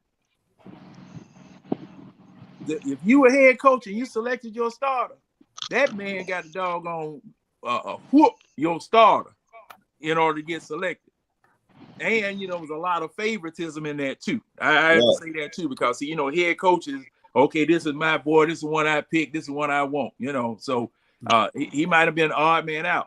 And see, him drinking didn't help none, because running that run and shoot, you had to pay attention to people's hand signals to know where the receiver was going. It wasn't a situation where you had designated routes that you ran. You looked and the receivers looked, and whatever it was that they saw, they would use hand signals to tell you which way they were going, so you could throw the ball. Now, if you out there lit like a Christmas tree, I don't believe you're gonna be able to decipher and interpret that like you would a designated straight route. Let me rebut that, John. All right, now I got a few things I gotta say about this. Okay, like one thing that I think we can all collectively agree that we dislike about our team is the Falcons filter, which was even in place back in the Brett Favre days, and it's still in place going into 2023, because we've been talking about Jalen Carter. You said the Falcons what? The Falcons filter. The Falcons filter. There's a certain type of character the Falcons want. I got you. What I'm trying to say is, in 1990, Chris Miller, I think, had a 3-9 record as a starter. And as far as his passing went, Chris Miller in 1990, he only threw 17 touchdowns and had 14 interceptions. In 1990, he was 3-9 as a starter. Right. Now, the Falcons let 1 year fool them. 91, he had 26 touchdowns and still had 18 interceptions. So that's not a great TD to interception ratio, but we went in the playoffs. We went in the playoffs. We had national exposure, and the Falcons like, well, we can make him be somebody. But he only showed that 1 year. Yeah. And see, we invested pretty much a first round pick in Favre by taking him in the second round at the first pick. Yeah. So instead of just trading him off, work with the guy. With the guy. Keep him back there, because we don't know if Chris Miller really that guy just off that 1 year. Is he a fluke or is he a really good quarterback? But instead of working with him and keeping that competition behind Chris Miller, we traded him away because the front office was beefing. They had a pissing contest. Mm-hmm. And I know he had home green and Green Bay and all that stuff, but look, I always think great players make great coaches. I don't think great coaches make great players. I always think great players make great coaches. You can say what you. I use Phil Jackson. If you don't give Phil Jackson, Jordan, Kobe, Shaq, Scottie Pippen, all that, he don't have all these championships. Well, I respect Larry Brown's one championship more than I respect any Phil Jackson championship. But Phil Jackson was. Oh, you kidding me? If you don't get Larry Brown, Billups and old man Gordon and old face mask Richard Hamilton and whoever else they had on that team. With the you right though. You right though. John Prince, Ben Wallace. You could. Yeah, Ben Wallace. That's what I mean. Well, now I got that time. I got to say this. I got to say this, Toddy. No, see now, Matt Ryan would not be Matt Ryan without Kyle Shanahan. Right, that's what I said. He wouldn't have got the MVP without Kyle Shanahan. Let me rebut that. Let me go back at John on that. What did Matt Ryan do in 2018 without Shanahan? Same thing. Yep. No, he did not. He was terrible. No. It was 17. All right, hey, Toddy. Was it 17? To be honest, his 2018 Hold on, y'all. Let them right there. You're right. But see, what I'm going to tell you is that because of what Shanahan did for him and making him go into quarterback camp, that still stuck with it. Because he ain't stick with him that much because we ain't make the playoffs. But you got to keep in mind though. You got to keep in mind it was still Matt Ryan's talent that took advantage of very great coaching. It's not like Shanahan came and took a quarterback who wasn't worth nothing. You know what I'm saying? We can say we want to say about Matt, but Matt was still a damn good quarterback before Shanahan got there. Well, I agree. Matt was decent. He was. Yeah, Shanahan took that and he enhanced that talent. And I'll even go further. Matt Ryan is the best quarterback that Kyle Shanahan really has ever had to this day. Yeah. And that's the only quarterback that on damn near can't he don't got the Super Bowl, but really. He's done well in San Francisco and he's just getting started. I mean, he's been not with good quarterbacks though. He's had pretty much good teams. Now look, Kyle Shanahan took Mr. Irrelevant and made him into something now. Now that's a new start. I'm gonna say one thing. But Matt Ryan more talented than Brock Purdy now. Wait a minute. Shanahan. I don't know that yet. I don't know that yet. That's more harsher than me now. I don't even think. I don't know that one yet. No, you have to remember. Shanahan had RG3 and Kirk Cousins. And didn't do a damn thing with him. Wait a minute. Shanahan RG3 blew his knee out. Yeah, he got hurt. He blew his knee out. Put it like this: if RG3 hadn't blown his knee out, we'd be talking him on the same level as Lamar Jackson now. But when was he drafted though? Maybe. Yeah. Huh? When was he drafted? When was RG3 drafted? 2. In same year with Andrew Luck. 12. Same year as Kirk Cousins. They drafted RG3. Washington drafted RG3 in the first, and then they drafted Kirk Cousins in the third. In the same season, in the same draft. I thought it was the 4th round. It is. 3rd, 4th round. I mean, let me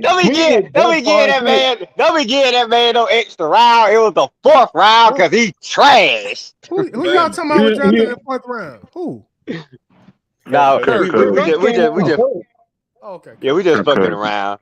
Shanahan to make any quarterback look better than what they is because the system. So that go to coaching, right? I'm just telling you. Matt Ryan almost put his ass in the history books. Let's be real. Hell, he went down in history in a way. Well, yeah, not that way. I'm talking about the positive way.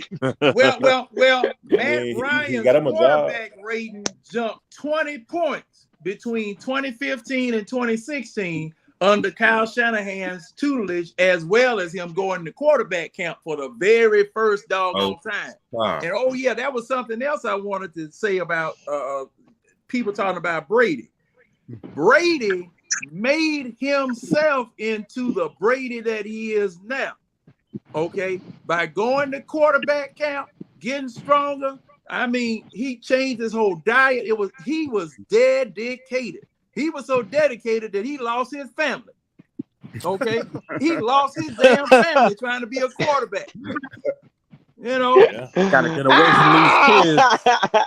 I mean, Gotta get away. Am I right or wrong now? He ain't with that Right. club no more. But but being with that supermodel kind of taught him a few things about dieting and all that other stuff you mentioned previously. No. Brady. No, sir. No, He got sir. a point, John. He got a point with that now. No, sir. Wait a minute. It was the same two people who You know, Ryan. Giselle. The same two people that trained Matt Ryan trained Tom Brady and created a diet plan for both of them. Okay, Tom Brady is now marketing his diet plan and his workout. Let me see. Is it on the net or whatever? Matter of fact, he's marketing this for anybody to emulate and do it. Okay. Now, to your point, Tidy, she probably did tell him a couple of things or whatever, but it was all in him. That was Red's point. Red. Okay, but see, okay, Red. I'm going to give you that to a degree. But Tom Brady worked to become who he is. And see, my problem with Matt Ryan is that Matt Ryan had the same opportunity to do this same thing, but he didn't do it. Matt Ryan didn't go to quarterback camp until 2015. We got to be real now. We can't attribute everything in 2016 to that camp because we got to look at the team. I said both the camp and Kyle Shanahan. Right, and I'm gonna give Kyle all his due credit because he's an offensive mastermind. But we also gotta look at the team we had in 2016, bro. You had Fontenot, you had Tevin, you had a prime Julio. Yeah, Austin. So no. Okay, and you're right. However, hey, who that third receiver we had that used to burn niggas down the field? Yeah, boy. Woo, boy, that team was dang. We got a score. And may I say, my boy Demetro put all that shit together. Y'all never like to give him right. That's what I be trying to tell folks on Facebook. I said he had 7 good years and 7 bad years. You got to give him credit for the 7 good years. I don't think the issue with Dimitrov is the team he put together. I think it's the amount of money he started spending on them. Contracts. Thank you. Well, hey, don't get me started on that, Steven. Two of them contracts, Arthur Blank had his arm twisted up behind the back. Thank you, John. Yeah. Because the Buckhead billionaire really put us in salary cap here. Don't nobody never like to blame him, but that's how we got a salary cap. You should have gave Matt Ryan. You shouldn't have gave Matt Ryan the 3rd contract. Falcon for life. Now, I agree. Matt Ryan got paid too much money, y'all, but as much as we love him, the contract that really effed us up was Julio's contract. That's what did it. Thank you. Yeah, well. That's what did it. Julio's contract really effed us up. I mean, it was Devontae's. I'm giving him the extra money the year before, and then the extension the following year. That killed it. Yep. Devontae contract wasn't that bad. But the contract. But see, Devontae contract, it had decent guaranteed money. They never should have signed Julio because we wasn't using him right anyway. Right. In hindsight, we should have traded him back. You mean Matt Ryan? Matt Ryan wasn't using him right. That first year, traded him the next year instead of extending him, and came back with like 2-3 first-round picks. Now, boy, you know that's something that other teams do. You know, Falcons don't do nothing creative like that. He's gonna be a Falcon for life. You have no more life. You have no more leverage at all. You can't. Nope. Because dude, you know Falcons don't make creative moves like that. About negotiation. Hey, look, your boss told me that I'm gonna be here forever. This is what I want. Get it done. Point blank period. But you want to keep your job? Your boss told me this. This is what I want. And Look, that's what happened. Winston. Look, Winston. The Falcons aren't creative as you are. Right. Okay, so why don't you go and kidnap Terry and take his spot, and then you can make creative moves like that? Because ain't nobody working in the Falcons front office ever is that smart to make no creative move that you just suggested. Hey, Yeah, that's true. Look what Terry did with Matt Ryan contract. The first year Matt Ryan contract and dead money hit was palpable. He got rid of it. hey, Well, let me say this. any decent GM could have made that move now. Hey, let me say this. But then look at what he did beyond that. Look at the team that he done cobbled together with no money. We crossing our fingers that this gonna be 10 or 11 wins, and then we can really come back and give them credit. As you trying to do before the season even start. Go ahead, Brent. Then go ahead, Mark. After him. Yeah, the contracts that Terry gave out, I mean, I fucking love him. Even though he spent a lot of money, we're going to have even more money next year. And that, to me, says a little something. Exactly. He does get credit. He gave a lot of cap-friendly deals. I give you credit on that, Terry. You went crazy. Even the Jesse Bates deal, which made him like the highest paid safety in the league or close to it. Right, because he ain't number 25 years old. Yeah, and we're going to be out of that deal or have the chance to be out of it in 3 years. So Terry doing his thing. In 2 years, to be honest. It's a 3-year deal, but we can get out in 2. We need to get rid of Rich McKay's ass. That little yes man. Lord. That little yes man. Yippee. Right. I fucking can't stand him. Why the fuck is he like? Why is he the one that Terry has to go to talk to Arthur Blank? Man, if I'm Terry, I'd never talk to his ass, man. I'd make my moves and say, you don't like it, fire me, dude. Wait a minute. Does he really have to talk? Does he really have to talk to Rich? That's what I'm saying. I would. I'm the GM. I make my moves. And he want to come to my office and say something. The GM and the head coach got to report to Rich McKay. I report after I make my move. Okay, y'all. Let's spin wheels real quick since we talking about money. This is the real interesting conversation that me and Winston had a few days ago. We talked about. I hope it wasn't when Winston was walking outside. Thanks, Red. Well, we were talking. Hold on, y'all. We were talking about the running back. I'm just messing with you, buddy. You know I like messing with you. We were talking about the running back market. That has become a real big thing with the NFL players, and it was a real big thing on Twitter. My standpoint was, and Winston, I'm gonna give you an opportunity to give your standpoint, and then I want everybody on the panel to give y'all standpoint. My standpoint when me and Winston was talking, it was like, look, my favorite position in football is running back. I played that in school, so that's what I watch most of the time. But I understand why these owners are not paying running backs, because the position is a low value position in the NFL.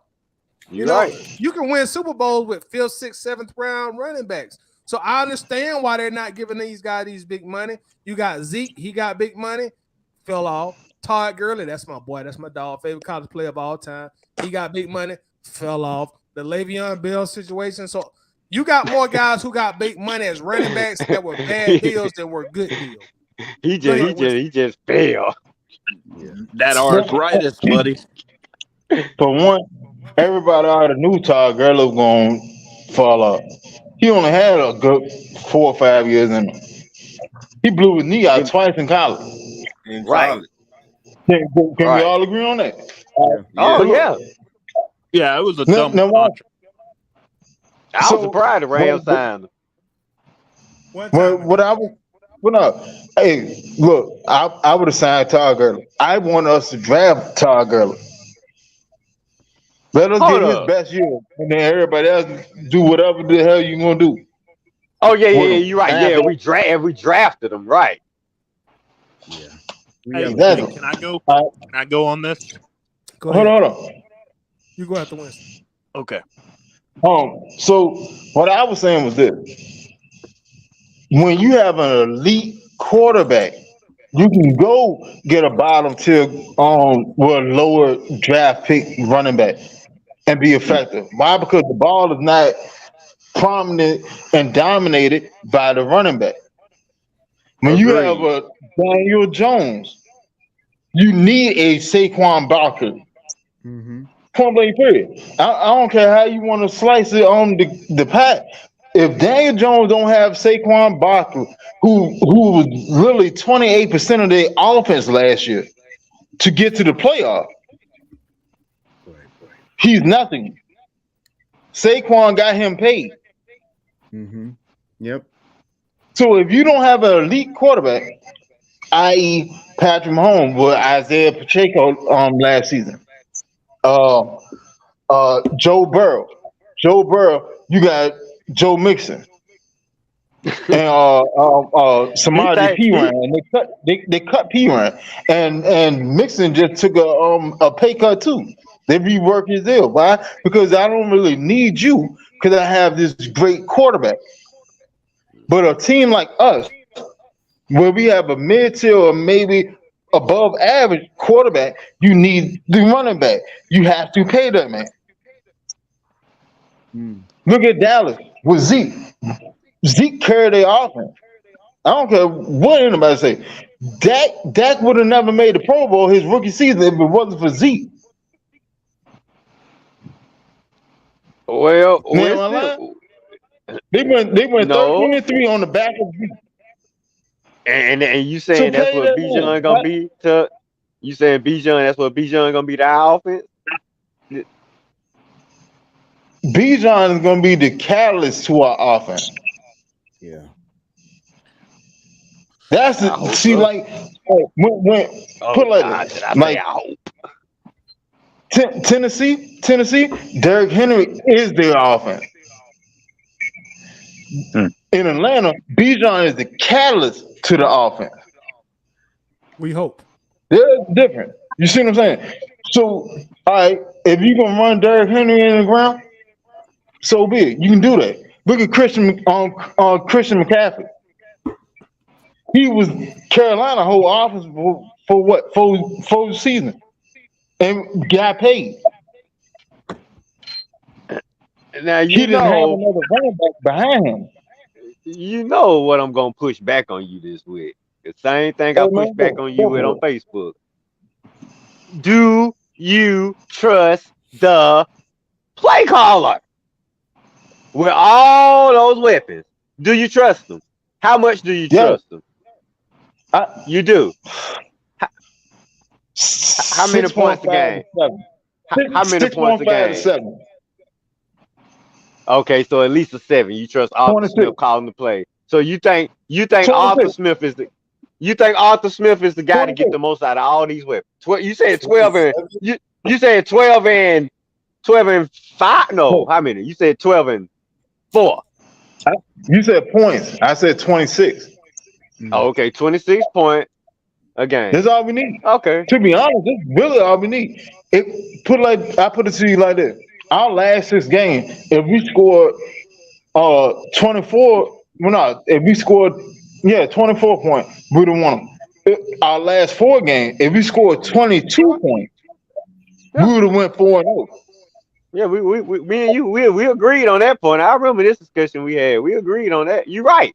That's what I'm saying. But now we got an offensive weapon because Bijan is not strictly. You can't pigeonhole him as strictly a running back. And what you saying is you saying the coach is not 100% sure in his quarterback. I'm not 100% sure of our quarterback. Really got to show me. That make 2 of you then. Think about it. The highest paid backup quarterback in the league is our quarterback. That's true. Really has a very thin line to walk. And if he crosses over, exactly. Because the coach he going to hot seat. He got to make playoffs this year. And if that sucks, I mean, if Ritter don't pan out within the first few games, coach got to say, "Look, dude, ain't no feelings involved in this." Like I be telling y'all, no feelings involved. I got to make a change, buddy, because I'm trying to win. We all trying to win. We need a ring, and I need it now. I am sick of getting laughed at. I want to get everybody. I want to get everybody's on the panel's opinion on this running back pay situation. So, Red, So, not really speaking specifically about the Falcons situation. What's your opinion on how running backs are paid? What's your opinion? We're gonna go around the panel. Everybody gonna go give their opinion. Okay, I think Saquon should take that 10 million the Giants offering because, like we all are seeing, this game is turned into a quarterbacks receivers league. The running back position is not as valuable as it was in the heyday of say the 70s and the 80s, or maybe even the early 90s when Terrell Davis was winning Super Bowls for the Broncos. That day is long and gone. Like I say, we are evolving as a society. We are evolving as a sports society. The running back position is it? So sorry, my bad. Hold on, Winston. Hold on, Winston. Winston, hold on. We're gonna go around the panel and let everybody get their opinion, and after everybody give you their opinion, then we'll chop it up. So, Red, were you done, or did you have some more information? Oh, okay. I was just saying. I know, Winston, you ready to respond to. I'm almost through though. I'm just saying the running back position is not as valuable as it was for most teams because so many other positions throughout the years have become as valuable, and you're gonna invest in those positions more than you're gonna invest in the running back position because we can always draft a running back in any round, as we Falcons did last year, 5th or 6th round. Guy came in, got 1,000 yards for us. So as you can see, it's easy to find to find a running back and place them in the offense. But boy, you gotta have a good left tackle. You gotta have a good quarterback. You gotta have a good cornerback. You gotta have a good edge rushers. Some of these positions are essential to a team. A running back, you can find them. What teams are saying these days? I can find me a running back. But some of those other positions, I got to have me a stud. I got to have that right guy. And when I find him, I got to pay him. Gotcha. All right, John Harris, what's your opinion? When back in the day, running back had to get 100 yards per game in order to be classified as a good game by a running back. Nowadays, shoot, you run just enough to keep the dogs off it and take the ball. That's enough for a running back. And this running back pay situation changed when the last lockout took place, because it used to be running backs and quarterbacks that used to get the big signing bonus and big contract. Okay. But now that it has changed, it's messed up the running backs because, see, all right, you got to have 4 years in, 3 to 4 years in before you qualify for that big money extension. They got everybody on, the rookie contracts now. 4 to 5 years, the running back is done. 4 to 5 years, the running back is done. So he will never get a chance to get the big money like a quarterback would, because the quarterback is going to have a longer career because the quarterback is protected by the rules and by the offensive line and by the rules. Now you can't touch them. You can't do anything with them, wide receivers too. And I think me and Winston were talking about that too. So running backs have been really, as far as the big money is concerned, like the Emmitt Smith contracts, and I was looking like Winston brought up about Christian McCaffrey. Now Christian McCaffrey, Christian McCaffrey and about 3 or 4 other running backs, they are making pretty good money, but it's nowhere near what the quarterbacks are making. Nowhere near what the quarterbacks are making, and they definitely aren't going to get second contracts to qualify for the big money because their life expectancy or their usage, the amount of time that they're going to be used is not conducive to sign him to a quarterback. You can, like Red said, you can go find Rudy Poot out there. As long as you give him a hole or a line, he'll get you 4 or 5 yards just to throw the dogs off the scent. You get anybody to do that, So I mean that it's sad. But Yeah. that rule change or that payment change that they did when they had Yeah. that last lockout, it really messed up the running back market. It really messed them up. Yeah, Yeah, and the fact that these guys just once you give them that big payday, they just like everybody stated, all these guys they mentioned, they just fall off. And the team's just not gonna take the risk anymore when there's just too many other positions that are valuable and essential to you having a winning team consistently. Right. So we're gonna go to Ron next. Ron, what you got on this topic? My thing is, if you show your ass off last year and the year before, Jacob, with the Raiders, they did not have a pot to piss in last year. Yeah, you're right. But They doing him dirty. they doing him dirty. Barkley, Daniel Jones, everybody knows Daniel Jones, not the man. Even Ray Charles to see that shit. Not keep it 100. That man Well, been you are in for the past 3 years, and he came back. He was on fire last year. So if you play your ass off like that, those two running back, they deserve to get that big money contract. They Gotcha. deserve that. All right, Mark, you on deck. What's your opinion on it? Yeah, I mean, I agree with most people. I mean, you can get good value out of a running back, undrafted, 4th, 5th round. It don't really matter. You know, I think we're starting to understand how athletic and how talented these guys are in college. So, I mean, if you create a hole for them, I mean, they know how to hit a hole. It's really that simple. I mean, we saw that with CP.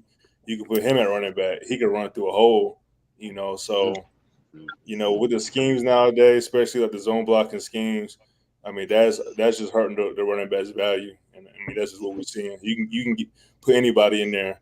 And again, you running towards the direction and you picking about 2 or 3 holes. I mean, that's what made Devontae Freeman. That's what made Tevin Coleman. So again, I mean, just straight up, like it was a hole was gonna open up. Your job is to hit that hole and get what you can. Sometimes you'll break it, sometimes you won't. But I mean, let's be real. Like the value of the running back is at an all-time low. Mm-hmm. I mean, Brent. if any else with GMs, we ain't paying them.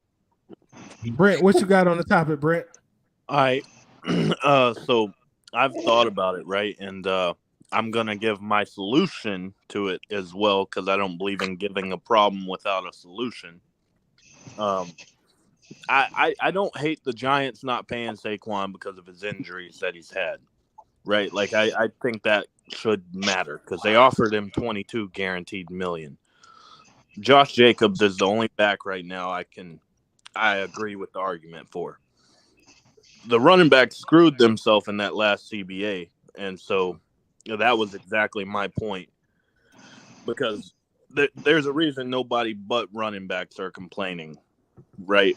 But I think in the next CBA, what they should do is find out a way to either offer running backs a little bit bigger of a pay bump as rookies, like in their rookie contract.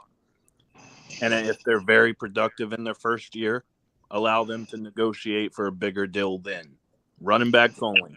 Because by the time they're 27, 28, they ain't getting paid. Let them negotiate early. Mm-hmm. I mean, that's the only way you can fix it. Makes sense. Because if you pay them when they're old, like, we're going to have the same thing over and over. Yep. James Holloway, what you got on it, bro?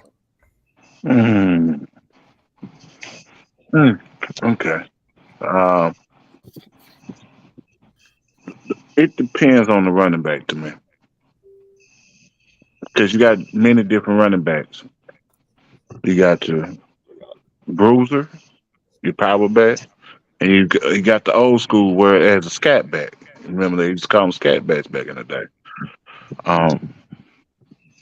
When you look at the market and everything like that, it really, I say it really depends on the offensive scheme where you come around.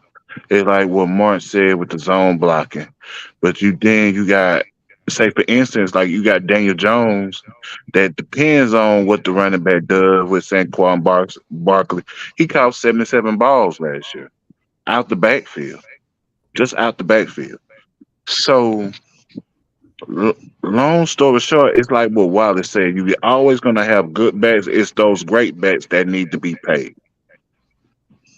And I think Saquon needs to be paid. Josh Jacobs needs to be paid. The ones that have been putting in the work. Overall, and then the game has changed, as y'all said too. There's really not a it's not a really one running back type of thing no more. You'll really see a running back probably go up to 350 to 400 carries in a year, unless you like a Derrick Henry that the offense depends on that. So, long story short, I agree wholeheartedly. It's just really on the type of back that you is when you become in the league that you can get that money. All right, Steven, you on the clock, bro. I agree with pretty much everything that everyone has said. I do believe, though, that running backs I don't think they're low value. I think that they're valued in the way that they are because the market is so plentiful of running backs. Like, I forget who said it. Maybe it was Ron or Red. You can look at the college game, and it doesn't even have to be the SEC. And those running backs, they come in and they make an immediate impact. And I think that's the differentiator for me for running backs. Most other positions in the game, not all, but most of them, it takes some time. You gotta work them in. They gotta catch up with the speed of the game. The running backs, in a lot of cases, they come in and they hit it, and they're competing. They're doing their thing. And so I think another solution to the issue, because it is unfair. They get beat up for 5 years, and when it's time to get paid, we're back at the draft trying to find the replacement, to start the clock back over. But I think what they should do is have an incentive-driven contract for these running backs, and really for all of the players. But it would be more relevant for the running backs, because if you're a rookie running back and you're the number one running back in the league that year, you should be paid that way. You shouldn't have to wait 4 years when you can no longer run at the speed that you're running at now after you've taken so many hits to get paid, because you're delivering value to the team right now. If you're a first quarterback while you're the most important position on the team, you probably aren't going to have that impact immediately. We're going to work you in. We're going to build around. We're going to do all those things. But a running back, no, from day one, there's an expectation. And in most cases, from day one, those running backs are making a difference. And so I think they should have incentive-driven contracts. And I think we should also, we have all these analytics in football now, I think that we could build a formula to say, okay, how valuable is the running back to the game? Can we win a Super Bowl? Can we go deep in the playoffs? Not that if we have a running back A, but the position itself. And I think you'll find that position is very important. It's just that if I have a problem, or if it's time for me to pay you, I can just go back to the farm and get another one and plug him right in. And he's going to do exactly what you were doing, maybe even better. And so I think, to be fair to the running backs, an incentive-driven contract where if you're lighting it up for the team, you're getting paid. And so you'll get your money on the front end if you perform, as opposed to waiting later. So basically what you said, the running back is turned into the $2 hoe. Right. No, but I mean, if you think about it though, I mean, I think we just seen the evolution with the Bijans, with the Saquons. There's not the solution, and I'm glad Brent talked about that. I think there is a solution. The solution is in high school and in college. These running backs, you got to be more than a running back, bro. Yeah. You need to be a slot receiver. You need to be a DB. Marshall Falk, baby. That's how you're gonna get that next contract. It's not gonna be a running back, bro. You need to be able to at least go 1,000 receiving and 1,000 rushing. But it's That's a what I'm cycle. saying. Like, It's a cycle. Let me ask the panel this question. Okay. Now we sit there and watch the evolution of offense, right? Mm-hmm. Right. So we've seen how the defense are counteracting. The days of a big 250, 260, 70 some middle pound middle linebacker are gone. That's a big reason why Rashawn Evans haven't came back. So how do you counteract that? Because you got all these little smarter, lighter linebackers out there. You run the ball, right? Yep. Well, that's what I was going to say, Winston. I So think therefore, the value of the running back is still there. Mhm. They just trying to cut their throat. and it's media sitting there saying that, hey, look, the running back is not important. No, that's a damn lie. That's a lie. If you cannot run the ball, you're not going to win. I don't give a damn what quarterback you have. Well, no, thankfully, Winston, the Falcons are one of the top rushing teams in the NFL. Thankfully. And I think that's why we went got another running back. Yeah, if the game changes where the running back is not that important. Any team that won a Super Bowl that couldn't run the ball, at least enough that you had to respect it. Well, I don't think that's really the issue. I think the issue is it better for my team to go get a running back in the 4th and 5th round and I could pay $800K a year, or do I need to get this guy in the 1st and 2nd round on his 2nd contract when I got to pay him $14 million a year? And he's not play. He ain't getting no 2nd contract. That's my point. Yeah. And after the first year of the 2nd contract, he falls off or he gets hurt. I think that's what's going on. I think at the next collective bargaining, they're going to have incentives or something in those contracts. Okay. Now that you said that, did we draft Bijan Robinson too high? I'm gonna let y'all answer that. I'm gonna say no. Tyler already said that before. Tyler already said that. What was the statement that was just made? Instead of you drafting a running back in the 1st round, paying him $14-15 million, you can go and get a running back in the 2nd, 3rd, or 4th round. Not pay him that much because he's not going to factor that much into the offense anyway. So that brings to the question. But not that running back, not the running back we drafted. Hold on.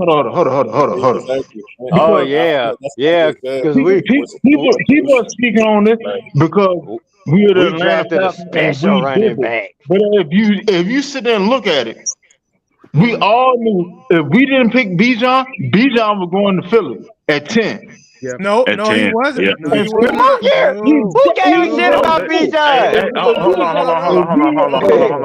That's wrong. Hold on. Y'all bugging right now. Hold on. Y'all bugging right Winston. Hold on, Jalen Carter was a pick. Philly was No, going. hold on, Red. Hold on. Bijan Robinson. Hey, Tiger, I'm gonna agree with Winston on this because they did say that. They said because if the Falcons would have had took Jalen Carter right there, the Philly was going because the only thing that they really need was a running back, so they were going to go for Bijan. If they didn't go for Bijan right there, if that was the case, he would have been took by the Lions in the top 15. Let me ask you this, then, Jay. So how does it make a difference because we made the pick? When's the last We need defense, fellas. Defense. He just spent over $60-something million on defense. Let me respond to James real quick. When's the last time? Okay, fine, Winston.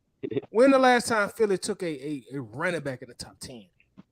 It's been a while. I agree with you on that, Title. I agree with you that to a certain extent. No. But it's really based off the needs that Philly had at the time. Bro, if you look over that squad, look at that squad. Right. They really don't have any holes on that squad. Right. So with that being said, the only thing that they lost Miles Sanders. So the only other thing that they needed was a running back. And a lot of experts said that they was going to take Bijan Robinson at the 10th. James, look how Philly builds their team. Philly builds their team. See, this is the difference between winners and losers. This is the difference between the Falcons, who are losers, and teams that are winners. Break it down. The winners build their team inside out. The Thank losers, you. the Falcons, build their teams outside in. Philly is not finna spend an 8th, 9th, or 10th pick on a running back when they can go get one in the 4th or 5th round, pay him $800K a year, and still get 800, 900 yards. Y'all got to keep in mind that their quarterback rushed for 800 yards and 13 rushing touchdowns. So why would they just paid him? They just paid him. So hold on, let me finish. So why would they go and take a running back and pay him $35 million guaranteed when they could run the ball what they got already, and they already got one of the best offensive fronts and one of the best defensive fronts? I'm telling y'all, Philadelphia does not think like the Atlanta Falcons. Philadelphia is not going to take no running back in the top 10. That's not going to happen. Detroit, you could have took a nigga from Clark, Atlanta, and put him in there and got 1,000 yards with Philly. Let's say, but the thing is, though, Tyler, what I'm going to say in regards to that is that if they build from inside out, right? Right. They build from inside out, right? Right. So let me ask you this. Besides the Jalen Carter, what other positions that they needed? Philly would have Go ahead. Philly would have took another interior lineman, another defender, something of that nature, y'all. They don't think like the Falcons do, bro. They're not in a dire need of a running back. The Falcons were not in a dire need of a running back. They're not finna spend that kind of money and that kind of draft position on a position that's only got a 2 to 4 year shelf life. That's the difference between winners and losers. Well, let me ask you a question. But it was Detroit. But just, if you look at Philly offense and how it's set up, Bijan would have fit them perfectly, and they would have said. Even Ty McShay and Mel Kiper said that they were going to take them at that point, even though they be wrong. Even though they be wrong. came out and said it. No, when did the GM say that? Hold on. When did the GM they said. When did the GM say that? Probably exactly. After we took them. I need to see some references on that. Let me give y'all some stats real quick. Hey, don't forget about Detroit. Philadelphia in 2022, the year they went to the Super Bowl, Miles Sanders was their leading rusher with almost 1,300 yards rushing, 11 touchdowns. Their quarterback was the second leading rusher with 800 rushing yards, 13 rushing touchdowns. What makes you they just lost 1,300 rushing yards? What So they needed a running back. You never had 1,300 yards just left them to go to Carolina. Why would they and you need no careless? Why would they take a running back when they got one of the best interior lines and they can go replace that? Literally just lost 1,300 rushing yards. How did they get Miles Sanders? They drafted him. When? And what did they end up doing? They ended up trading and getting DeAndre Swift. Answer my question. When did they get him? Who? When was Miles Sanders drafted? Yeah. When did they draft him? That's his question he asked me. In the 3rd round, I want to say. There you go. Thank you. There you go. That's his point. That's my point. That's what he's trying to tell y'all.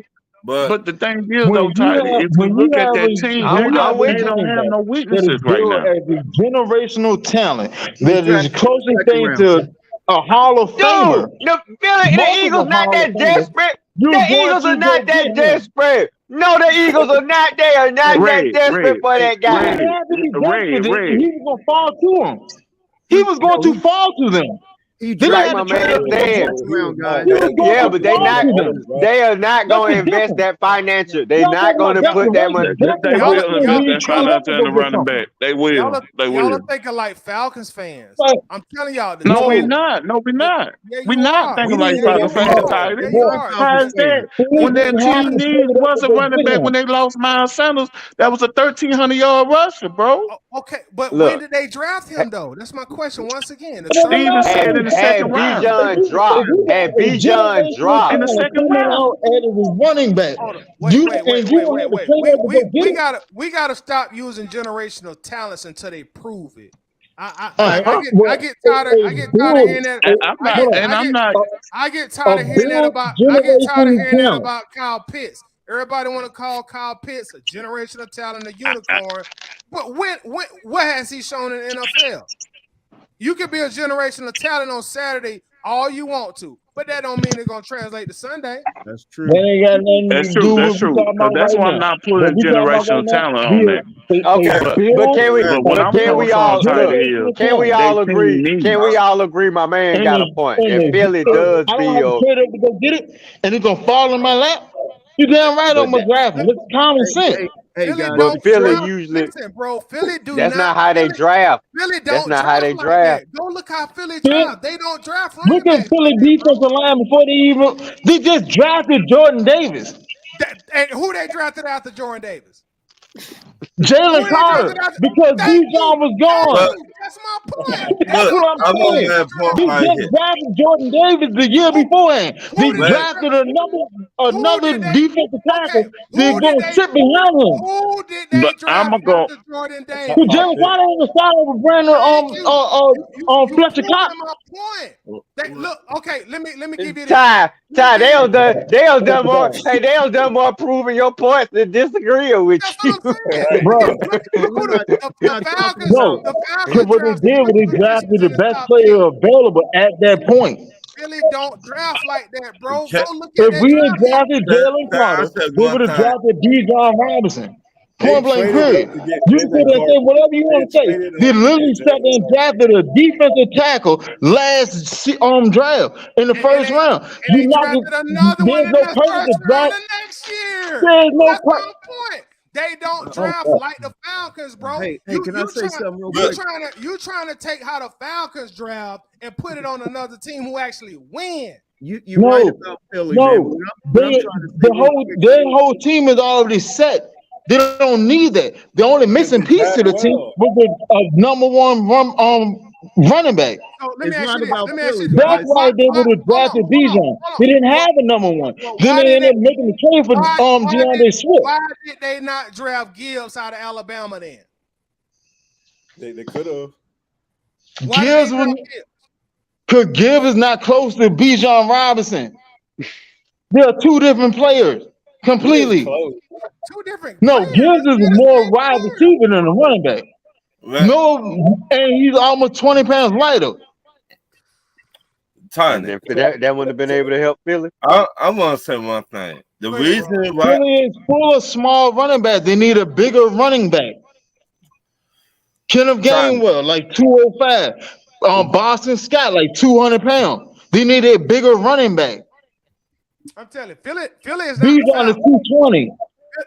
Philly got a ring and they win playoff games. They're not Look, the Falcons. They don't draft like Philly draft players with attitude. The Falcons don't do that shit. Right. Let's keep it 100. Jalen Carter, he got attitude. He got that dog mentality. The Falcons, we allow. We don't do that shit. We draft people that with smile on your face, talk to the kid, all that shit. But that don't win us no games. Right. But to your point. Hold on.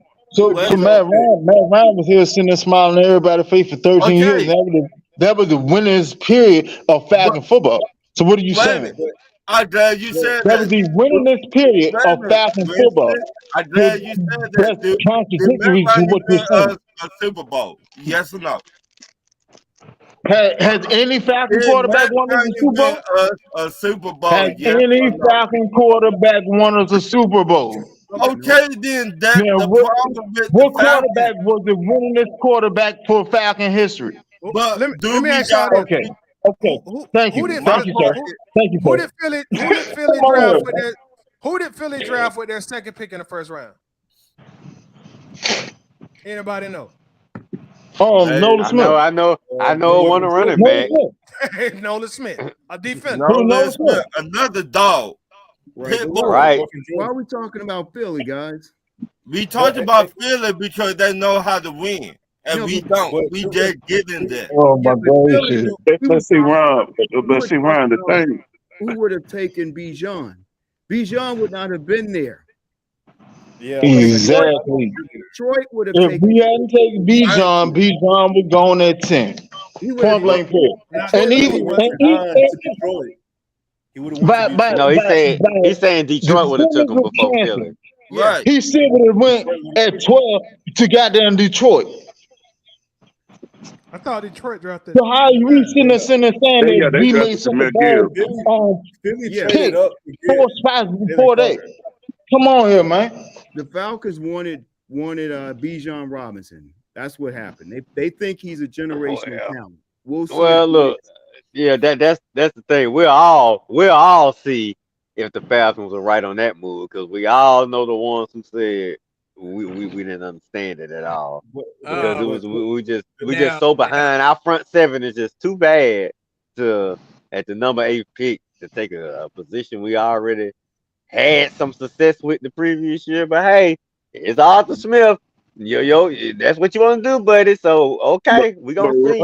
Red, they weren't gonna take Jalen Carter anyway because they had addressed the position through free agency. Lord, could you take any other defensive guy with some sacks? Somebody on defense that gives us an He almost impact, spent $70 million on a defense. You're not going to waste the first overall pick on defense when you literally just rebuilt your whole defense. Right, I understand that, but our defense So why would the still first don't round have. pick be defense? So With an so why offensive- would you waste it on Jalen Carter though? head coach? That don't make sense.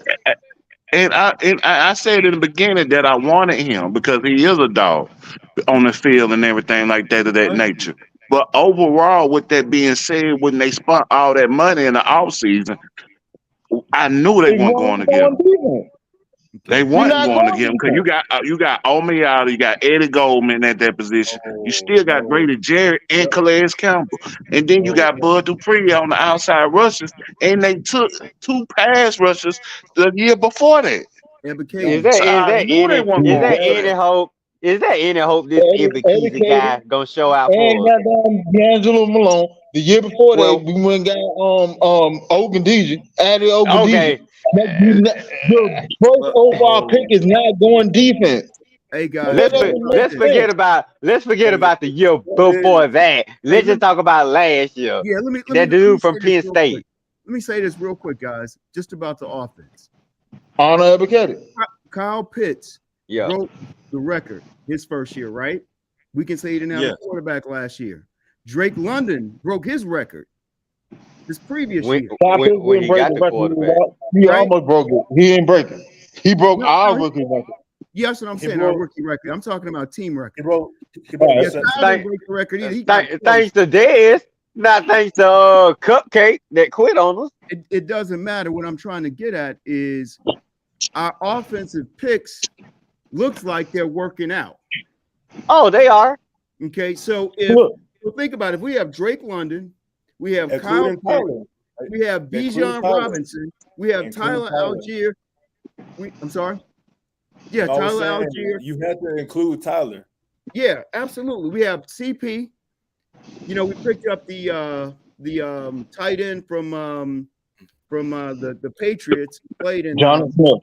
Yeah, I mean, if we have most of those picks, right, and it looks like we do based on poor talent around them the first couple of years, this offense is going to look good. I mean, but as long as the guy driving the car knows how to drive. Mariota got him the ball. Not a lot. Man, Mariota sucked. He did, but what I'm saying is, what is our head coach philosophy? No, but see, Winston. Oh, you on red down for that? Is he offensive or defensive? Offense. Oh, is he offensive or defensive? Hold on now. Hold on. Right, Hold on. He's supposed to be offense. defense. How the hell our first pick was going to be defense? Come on here, man. Okay. Y'all can't. Okay. Winston, we No, passed that now. We no, passed that now. no. We Like, already I accepted just don't Bijan. understand. Well, now, I okay. just don't Wait a minute. understand Wait a why minute. Hold we on one keep second. acting like Bijan was Hold going on to be one the second. pick. Bijan was the character pick. Bijan was always going to be the pick. They were never going to draft Jalen Carter. The only reason why they drafted Bijan is because they think he is a wide receiver. They think he He is better be. Cordell Patterson. Like, so this whole idea that we want to run the ball with him, I do not believe in that BS. They drafted him because they're going to use him. He's definitely going to toe the route. How tall Don't is get he? me wrong. He gonna run the ball. He's gonna be a running back. But the How only tall? way Be a pass catching running back. the only way you could justify this pick is if he has 5'11", 80 220. catches every 5'11", season going 220. forward. Thank He has to have you. 80 Thank you. catches every season going forward. Just like I just said, we're seeing the evolution. The only reason why they picked this dude 8th was not because he's some generational running back. No, they think he's a damn wide receiver, y'all. Like, let's not overthink this. They did not draft the running back. They did not. They drafted a running back with wide receiver traits. There's a difference. These are going to be used like Austin Eckler over in with the Chargers. And Christian McCaffrey over in San Francisco. That's how Hold on, Winston. Hold on, Red. Hold on, Winston. Hold on, Red. Hold on. So Is he's going to be a wide this receiver. man like Etienne? Who? Is Bijan Travis Robinson Etienne? like Etienne? No, He's I hope better not. than Travis Etienne. What y'all think about Bijan is not going to be Bijan. He is going to be he's going to be Deebo Samuel. This Thank season, you. he's going to be No, Deebo sir. Samuel. That's exactly what he's going to be. No, sir. No, sir. He's No, not sir. going to be. Debo. Did y'all say Debo Samuel? He's No, going to sir. be Deebo No, Samuel. sir. I'm trying to tell If y'all. y'all smoking more weed than me Okay. now. Hold on, y'all. Hold on. Comparison I want to to. him in the league. Hold on, Winston. I want to do like tight end in this situation. I want to My do like point tight end in is this situation. Hold on, Mark. I want to do like tight end in this situation.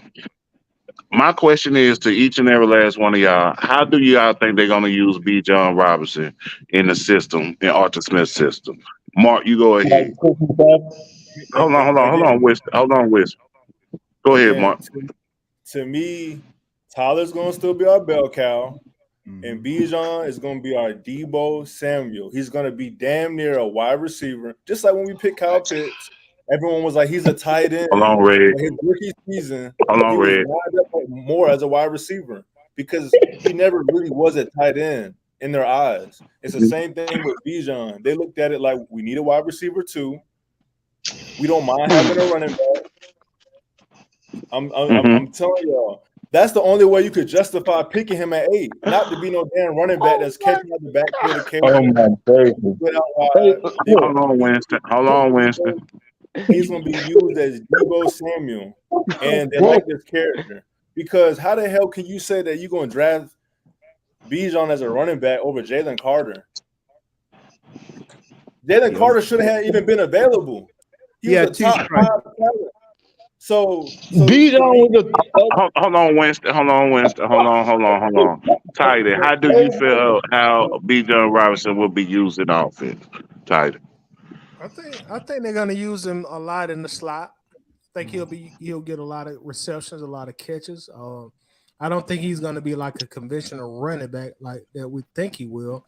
I kind of agree with what Mark is saying. They're gonna spread him around the field. Of course, he's gonna run the ball, but I think you will see him split out wide. You'll still see Algier back there at tailback or halfback.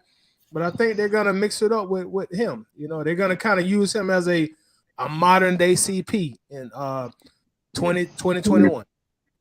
Yeah. Okay. What about you, Mr. John? I don't have no idea.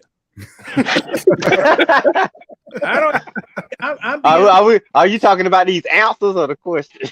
No, I'm talking about the question, and I'm being honest with you because I'm looking at what Arthur Smith did last year, and what the Tennessee Titans are doing right now, and what they are projected to do next year with our former quarterback coach up there as their offensive coordinator. And passing the ball is not going to be a featured thing with this offense. It's going to be by necessity, and possibly it's 400 yards a game, 350 yards a game. I don't think this man is going to do that. Now, I may be completely wrong. And Winston may be correct. This man may be a running back or whatever, but you already got Tyler Algier here. All right. And you got Tyler Algier here. Now, my question is, are these backs going to be rotated in, or are they going to both be in the backfield at the same time? Because you got a fullback in Keith Smith that's already here. Okay, so I'm more inclined, based on what you guys are talking about, that he possibly is going to be a wide receiver. But I don't know what Arthur Smith's going to do. I can't really speak on it. Okay, Mr. Steven, what do you think?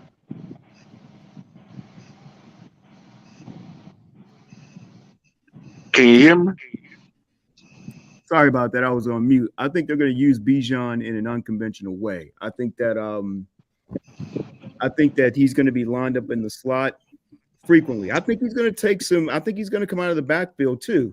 But I think they're going to rotate him. I think you're going to have Algier and Bijan on the field at the same time frequently. I think they're using him as a weapon, not just a running back. And I think, like Mark said, I think that's how they're justifying the pick. I didn't really study Bijan until after the draft, honestly. But when I look at what Arthur Smith is trying to do, I think they're going to use him as a weapon. Otherwise, the pick doesn't really make sense. Unless if he's the generational talent that they think he is, he's going to be all over the place. And that's going to leave Kyle. Kyle's going to, he may be, open more. It may be that Drake is open more. It may be that Algier can run more. It's going to be, who are you going to cover if you got Bijan roaming around? That's how I think they're going to use him, honestly. But we'll see. Okay. Mr. Ron, what do you think, sir? The same thing he just said. They're going to use him in different ways on the field. Wide receiver, running back, blocking everywhere they can. Mm-hmm. Do you? Okay. So yeah, that's cool. Red, what do you think? Well, let's see. I mean, when you draft a guy that high in the draft, I mean, I guess I gotta agree with everybody else that you have to use this guy as frequently and as often as possible. I mean, at running back number 1, wide receiver number 2, tight end number 3, offensive lineman number 6. I mean, kicker, emergency kicker. He might need to play a few snaps at quarterback. I mean, shoot, this guy was the 8th pick in the draft. We have got to get the most we can out of this guy, because like I said, in 4 or 5 years, when he's ready for contract number 2, the answer is no. Do you understand that, Bijan? Absolutely not, buddy, because we expect you to be so worn out from the time we don't use you so much that you ain't got nothing left. So if you expect contract number 2, you better be going to the XFL, the Arena Football League, because you ain't getting it with the Falcons, buddy. But what I expect for you is to get everything we can out of you, everywhere on that field, to make it work, because we have got to make the playoffs this year. You understand that? And my only question is the same question that John had: is, do you trust this freaking coach with all these freaking high octane weapons? Because I sure as hell don't.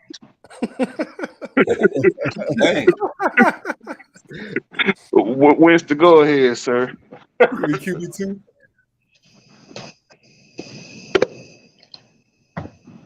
Who was the go ahead. who was the last running back to put up 1,000 yard rushing and 1,000 yard receiving? CMC. Christian McCaffrey. Yep. We're gonna use Bijan in the same mode. That's it. It's really Sounds good. that simple. He's not gonna be no goddamn wide receiver. He's going to be a running back, and then he's gonna catch passes. It's really that simple. If The Carolina Panthers did could not get have a that out of starting Christian running back. McCaffrey, then why we can't do the same thing with Bijan Robinson? The man ran a 4.39, and he stumbled out the gate. So in all actuality, he probably run a 4.2. A pure mismatch opportunity any way he line up at. And those creases that Tyler Jill was finding that were busting off a 40 yard, he's gonna take that to the house. You're not gonna sit there and pigeonhole him as a damn wide receiver. That makes no damn sense. He's a running back. He's gonna Hey, run the rock. hey, He's Winston. gonna catch Why would you passes. take carries away from Tyler? Why would you take? Winston. Why Winston, would let you me You know take how ask many you. carries away? times we ran the ball last season? We ran the Hey, ball Winston. 564 times. Hey, who was the Thank coach? you, Rain Man. Who was the coach? Huntley Who is was gonna the be out. coach that Oh, go ahead, John. McCaffrey ran 1,000 yards and received 1,000 yards with? Was that John? I don't know that. Who was the coach that he got the 1,000 yards receiving and 1,000 I yard want to say passing? John Fox. That what I want to say John Fox. John Okay. Fox? That's what Wait, I'm what was thinking. what was the question? Who was the coach Who that was the coach in the class who put the 2,000 yard all purpose up on? got 1,000 But yard what? rushing and 1,000 yard receiving? Because the only I other want to say person it was besides John Fox. him was Roger Craig. But John Fox. I don't think he was coaching Carolina at that time. do we that's want to? Do we awesome. really want to use McCaffrey as a reference point though? If we really dig Yes, deep, yes, because that's the closest NFL player to Bijan's skill set. okay. Question then. Quick question. No, that's Why? not true. Why is he not with the team that originally drafted him then? Because they didn't know how to use him. Because they had to tear down the team because they ain't had the cap space. Ah, They had to there tear we down the go. team. There That's we how they shut go. down people. There we go. Thank you. You fell into the mousetrap, baby. No, I ain't You falling to the fell I don't into know. mousetrap the because we still mousetrap. got $100 million next season. So We got $100 million in cap space no, next we season. don't. No, we And don't. No, we do not. but we We have do the not. potential to have $100 million. Yes, we do. No, we do not. Yes, Winston, we do. We have the technically, we potential will to have not. We will $100 million not. in cap space next No, we offseason. won't. Hold on. Don't Technically, start. Don't start with that P word potential. Hold on. hold on, So look, Red. Hold on, y'all. Hold on. y'all do know that any money that you don't spend, Hold on. it rolls over into the next season. Winston. Come Just a on. moment. Winston. Pause. We're all on the internet. So what I'm gonna do is I'm gonna use this technology and I'm gonna pull it up, okay? Go for it. Bear with me just a moment. Just a second. Just a quick moment, y'all. We're gonna pull this stuff up on this great Beyonce internet we got. Man, I wish I had my other phone. We're gonna pull it up. You would if you would be walking outside. We're gonna pull this thing up. The only reason I'm still out this motherfucker is because I'm trying to charge my phone to stay on here. I'm just messing with you, man. You know I got a joke with you. Hold on just a second, because this 100 million thing is a myth. I'm telling y'all, bro. Well, don't make Winston look that bad now. Tyler, it won't be the 100 million because we gotta extend AJ Terrell and a couple other players. Everybody. That don't have to do with your potential cap. When you extend a player, that's on what you have in your cap. Do y'all see that on the screen? That's 220. That's 2024, and that's not even with AJ Terrell projected contract in there. Do y'all see what that cap gonna be for next year? Where is it? I don't see it. Look at Does anybody see? Team cap. Oh, I see. Winston, well, you owe us about 50 million, boy. That's nowhere near. No, sir. What? Look at what the fuck it say. Hold up. It says 37 million. That's nowhere near 100. Yeah, you're right, Winston. You owe us a little bit more, man. I did Hold the on. math wrong. What you Because you they need a calculator? were saying that we were going to have more money next year than we were going to have this year. I remember everybody. Exactly. How the hell you got 37 million? Come on here, bro. Hold on, John. Let me answer that, John. Do you remember before the free agency period begun, they was also saying we'd have 100 plus this year? People just be saying stuff and they don't actually go do the research on it. We're not gonna have $100 million in cap space, y'all. We spent damn near $70 million this year. As they keep telling me, as Winston keep telling me, how much did we spend on defense, Winston? Tell me again. Almost done. And let me say this also. Y'all got to keep in mind, you're gonna have to pay Kyle Pitts in 2 years. You're gonna have to pay Drake London in 3 to 4 years. You're gonna eventually have to pay a quarterback. Somebody's not gonna be here. Hey, Ty, go back to 2023 so I can see what type of cap space we got this year. Hold on, let me go back. Hey Ty, dude, to be an interior favors, a lot of those contracts are cap friendly that we signed. The only one we really tied, only one we really tied to is Bates. Team cap space $9 million. Come on here, bro. That's what we sitting at now. But that's already rolled over into the 2024 number, though. They're already looking at that. That's why it's projected cap space. We're not gonna have 100 million. I'm here to tell y'all that. You have to understand too. Bro, you just some of the players is on the team now. Listen to me. You just paid Grady Jarrett a bunch of money. You just gave Chris Lindstrom the biggest guard contract in history. You just gave Caleb McGarry. He earned that now. And you're gonna have to pay AJ Terrell very, very soon. You're not gonna have that kind of. You're not gonna have $100 million. No, listen. Nobody had $100 million this year. How you think we're gonna get it next year? Chicago had $100 million this year. They did not have $100 million. They did not. Bro, Chicago had $108 million. What are you talking about? How much you want to bet? How much you want to bet? Tiny. Pull it up. Pull up how much Chicago Bears had this year. Chicago They had a lot. They had a lot. I don't know if it was They had $108 million. 70 million. They did not have $100 million. I'm telling you. I thought Chicago had about $70 million this That's year. about how much they Chicago had. had more than that. I thought we had 100 million. We had 86. We spent 70 on Chicago the had the highest cap in the league this year. Hold on, because we can't be just saying shit to say it. We did not have $86 million in cap space this year. We did not. No, you're right, Ty. I know, but Chicago was number 1 and we were number 2. That's fact. As far as the exact number. We had about 65, 67 million in cap space. Oh my gosh. Google how much we spent and we spent 70 according to Winston, so now we over the cap. Thanks a lot. Google how much you spent on defense. Bro, do y'all know how much Tell me that. Cap space is? That's damn near 80% of the cap space that's available. So you telling me Winston got the number wrong on defense?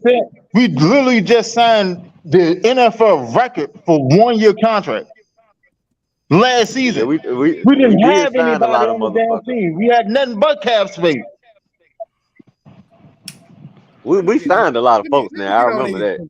Let me hold on. We set the record for the most 1-year contract. Tiny, go to Sport Track. Tiny, go to Sport Track. Go to Sport Track, Tiny. Well, you probably already there. But see, how much were we paying those 1-year contracts though? Pennies. That's what I'm saying. So now, Winston, you need to have some facts pulled up on your phone or something, dude. No, if I go pull up my stuff, it's gonna kick me out of the StreamYard. I know. I'm just fucking with you. Hey, Winston, you gotta. Well, see, that's what I'm gonna have to start doing. I'm gonna start doing this on the computer and have the computer queued up. Cause see, I got my tablet up, but my shit moving so slow. No bullshit. I'm just ready to go back and go get my damn tablet. Cause see, I got to put some more water in my phone. It's overheating. Hell no, Winston. Not with you outside, boy. You don't want nobody. I'm about to go home and go get my tablet. Yeah, but I'm saying I don't want you walking around with all them electronics on you. No, I don't give a fuck about no motherfucker. All right, Red, I'm on Okay. spot trade. What you want to see? Well, I was saying you probably go to the Falcon, pull up the Falcon. You probably show you an easier cap breakdown. Man, shit. I ain't worried about it. Cause see, hey, can't you go straight to the internet and just plug in Atlanta Falcons cap space availability and Do 4 free agency. availability? Cause that was public knowledge. That was just public knowledge. I'm sure you can go to Google and just type it in. You can pull up anything. Yeah. See, that was public knowledge. Cause That was they just had 37 everybody's million. available cap space listed. Now, I know it was a little more than 37 million now. All right, I'm gonna pull it back up. Hold on, y'all. I'm gonna pull it back up just so y'all can see it. I'm gonna share the screen. Well, they saying before we spent the dime. I know it was more than 37 million. No, this is 2024. Yeah, 37 million is supposed to be for next season. We had you talking about next season? Okay. Yeah, we had about 67 million this year. Wait a minute. How much is right? That's right. You said 100 million next season listed? Yeah, I do you away, y'all. Everybody was Red, everybody was saying that. Everybody was saying that. I remember seeing that on the internet that the Falcons would have a potential $100 million available to shop with, that we were going to be able to go to the store even deeper next year than we did this year. I remember seeing that now. Damn. They were trying to set us up for disappointment so we can get our hopes up and then come back and let us down. If you spent the money right this year, it's very few things that you're going to really need next year unless somebody gets injured or something. Okay, right. The only thing we possibly need is a quarterback. Wallace said Chicago had 90 million going into the free agency. All right. So how much did we have? We had about 67. Yeah, we had about 60-something. And see, the thing was that we carried over the largest dead cap hit in history with Matt Ryan and Julio. Okay. And see, we had to sign a whole bunch of $500,000, $250,000, $1 million contracts just to field the team and pay our draft picks. So the Bears had 75 going into free agency. The Falcons had 63. You said the Bears had 75 and Wallace just said 90. Come on, man. Okay. Well, they traded for more. They traded for more, so that was a $20 million cap hit. Look, Matt Ryan cap hit, dead cap hit this last off season was what? 40 to 45. High and costly. What was his dead cap hit this offseason? It was like 24. 0. Yeah, you know what? Only thing we got to do is just look at the players on the contract, and that'll tell us everything we need to know about what we're gonna have next year. Can y'all see that figure right there? Let's just go over who got it. Let's go over who got to get paid. So the cap number for Jake Matthews, and this is 28. It's 28 for this year. All right. The cap number for Jake Matthews in 2024 is going to be 19.4 million. Grady Jarrett is going to be 20 million plus. Chris Lindstrom is going to be 18. Jesse Bates is going to be 17.5. Kyle Pitts is going to be 10.5. David Onyemata is going to be 12.5. Jonnu Smith is going to be 9 million. Heineke is going to be 9 million. Caleb McGarrett is going to be 12.5. Wait a minute, this next year? This is next year. Man, get these niggas out the book now. Oh, at least some of these niggas gone. AJ Terrell gonna be 12.3. Young Hoku gonna be 5.2. Drake Lightning gonna be 5.8. Kaden Ellison is gonna be 8.5. I'm telling y'all, we're not gonna have $100 million. You're looking at hold on. Man. I'm already pissed. Some of these niggas cap here. Pull up what the cap was in 2022, and then pull up what the cap was in 2023. Why we going back, man? No, because I'm gonna show you how the cap go up every year. But they're already accounting for that in their projections already. No, because it's yeah, I know what you're saying, Winston. What was the cap in 2023? Do y'all see that? What I just highlighted right there? 37.5. Yeah, Now I'm watching. let me ask y'all I'm gonna ask y'all an educated question. Where do y'all see us getting an extra $60 million from? We restructuring well, for one, what we should have did was restructure Jake Matthew this year when he's sitting on the cap at $28 million. All right, We should restructure him this year. Okay, but I'm asking you. But that's still gonna happen next year, so that can free up some more money. Let's be real. Let's be real, Tiny. Only one person should have to answer that question. What do y'all you can restructure both of those guys, but you're not gonna get $63 million worth of cap space. Yeah, to the person who said we were gonna have $100 million every year. All you need is free up another $30 million. Winston, listen to me when I say this. They're already projecting the increase in these numbers. Like you just said a moment ago, we spent the most money in free agency. Bud Dupree ain't making a whole lot. Calais Campbell's only making like $7 million. Everybody else, Jesse Bates. But Jesse that old Bates, nigga making that much. But listen. Jesse Bates is signed to a long-term contract. If you cut him, or if you restructure him, you got to deal with dead cap money. Right, he only 25. It's not dead cap money unless you cut him. Okay, there's a difference. So you really think Jesse Bates is going to give you $20-30 million worth of restructured contract money? No, no, sir. That would happen. No, sir. This is where a lot of people get it messed up. When you restructure a player, they are not taking a pay cut. They're just getting their money up front. But Winston, why would I restructure something I just signed? Hold on. Thank you. That's not what I'm saying. Hold on. You get the money, but you get it in a lump sum.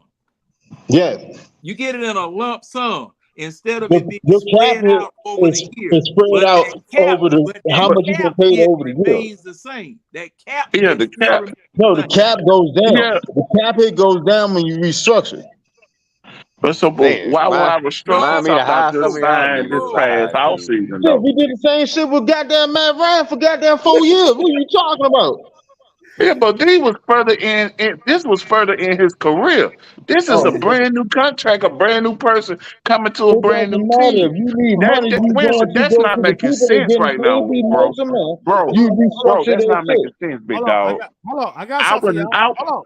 Hold on, James. I got something for y'all. We gonna just deal with facts. We gonna stop the innuendos. Here go the facts. If you restructure Jesse Bates, how much cap money do you gain next year? Y'all see that? Y'all see that was shaded in? $8 million. What the cap hit go down to though? Well, we talking about available cap space going into next year. That's not what I'm asking. I'm saying what does the cap hit go down to? Because that would create your cap space. Winston, what we're trying to figure out, Winston, is how we're getting to 100 million. The math isn't mathing. Oh my gracious. Winston, your greedy ass is gonna have us in cap hell for the next 15 years. No, sir. When you restructure, all right, the cap hit per player is what comes up to what you paying on the cap. Okay. So then your cap space is the remainder.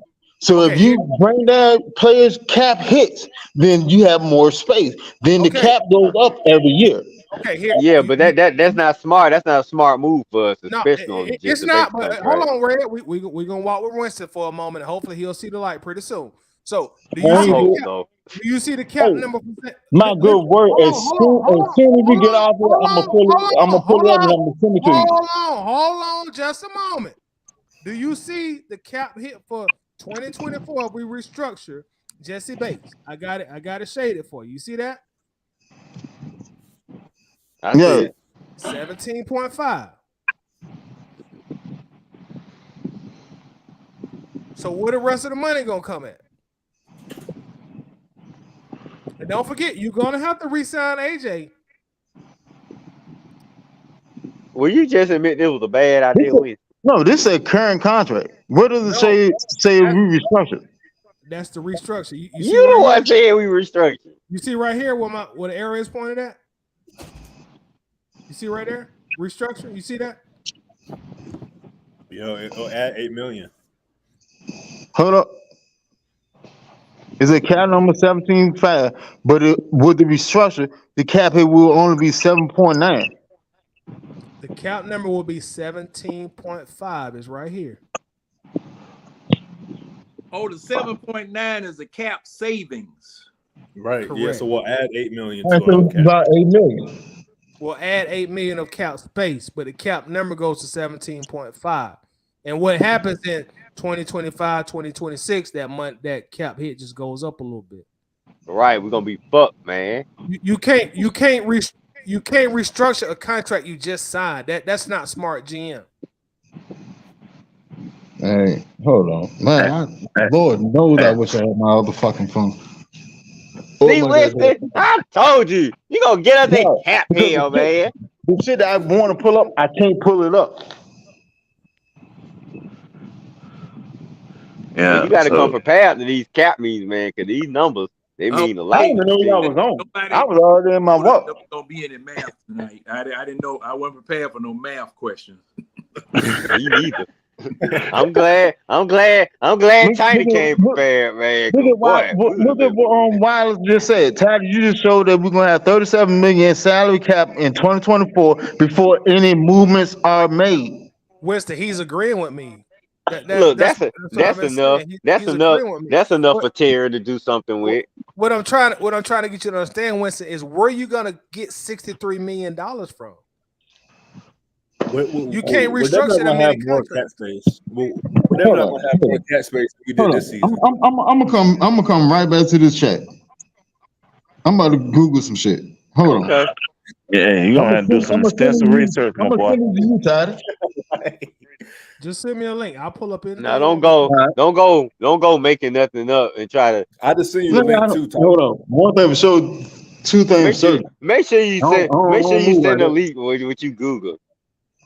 Now, Mark just sent me this link. This is the cap space for everybody that was going for every team going into last year.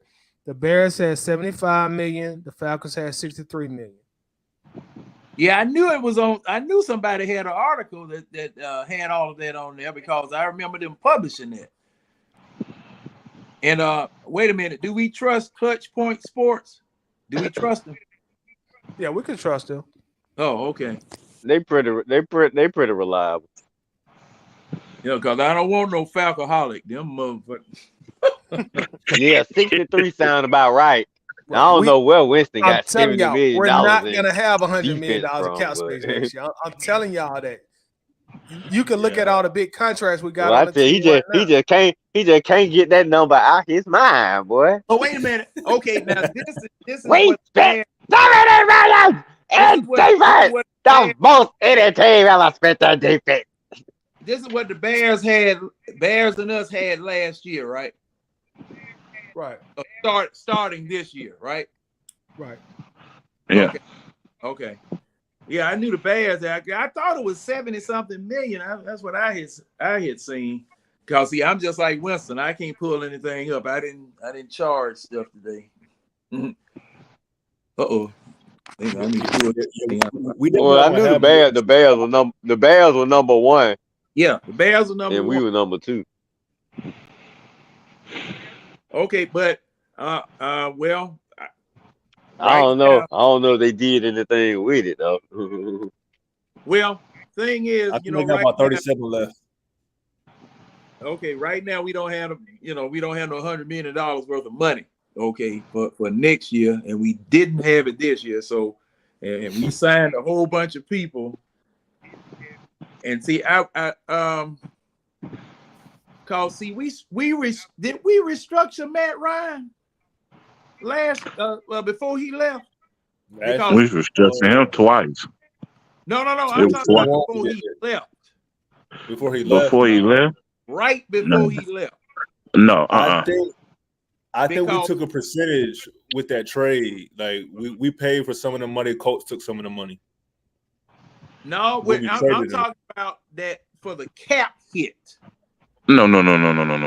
Because see, I was thinking we took a $40 million cap hit on Ryan because of it was a $40 million cap hit on Ryan, and then it was something more for Julio and a couple of other people, which got us around about $65 million in dead cap space, and it was the highest that any team had ever taken over. And thing was that we were about to get out from under it. But we restructured Matt Ryan a year before he left. Yeah, we did. Yeah. Okay. Yeah. We restructured him a year before we left. We didn't, and we were about to restructure him again, but we went after Deshaun Watson. Yeah, they never said that to the league. Huh? They never said that to the league, so it never happened. Right. That's what it was. Was. They never sent it to the league because Matt Ryan wanted to leave. No. Right. Well, what happened? Right or no, wrong? what happened is they knew they wanted to pursue Watson, so the Falcons never sent it in. Okay. See, that's what I'm saying. So we carried that whole. Okay, we restructured Matt Ryan a year before he left. And in doing that, we extended the cap hit for another couple of years, right? Basically, I mean, the number just kept going up every year. The number just kept getting bigger and bigger. We kept kicking that can down the road. Yeah. All right. That's what it was. Because I thought that even though you restructured a player, that cap hit still remains the same. You don't reduce the cap hit. Or am I right or wrong? You're gonna spend the money regardless. It's just a matter of when you spend it. No. I'm talking about the cap hit. Yeah. So typically, when you restructure, you're guaranteeing them the money in future years. So the cap hit goes down that season, but the next season it's going to be $8 million more. It all depends on a restructure. I mean, but even what we got put up now, I think this was before free agency this year. Right. So the 70 million, if it came out March 25th. No. That's for 2024. Right, but what I'm saying is that before we, include the future contracts that we end up signing. Right. And you got to read the actual headline. The Falcons. Oh no, I read it. Keep going. Go to the rest. Go to what now? Go to the rest of the stuff I showed you, because according to the calculator, it says in 2026 we're supposed to have $222 million in cap space. That's 2026. Yeah, that's nobody on the roster. I'm just saying how wrong it is. That doesn't make sense. That really makes no sense. But you got to in 2026 they're not including them, like Jay said. There's really nobody on the roster at that time. You talking about like 3 years ahead of time. Plus the fact that TV money. I just sent you an article. I sent you an article. A whole article. Hold on. They said if we make a couple of moves, we can have upwards of $90 million. Hold on, let me go to it. Hold on. Let me find it. That'd be interesting. Can you remember what those moves are? It don't say all that. It just said if we make a couple of moves, got screenshotted first, and then I sent the whole article. Oh, okay. But did you read anything where they specify what moves they talking about? No, they were talking about on the free agent that we could end up getting. All right. Keep in mind this was written March 25th now. Keep in mind this was written March 25th.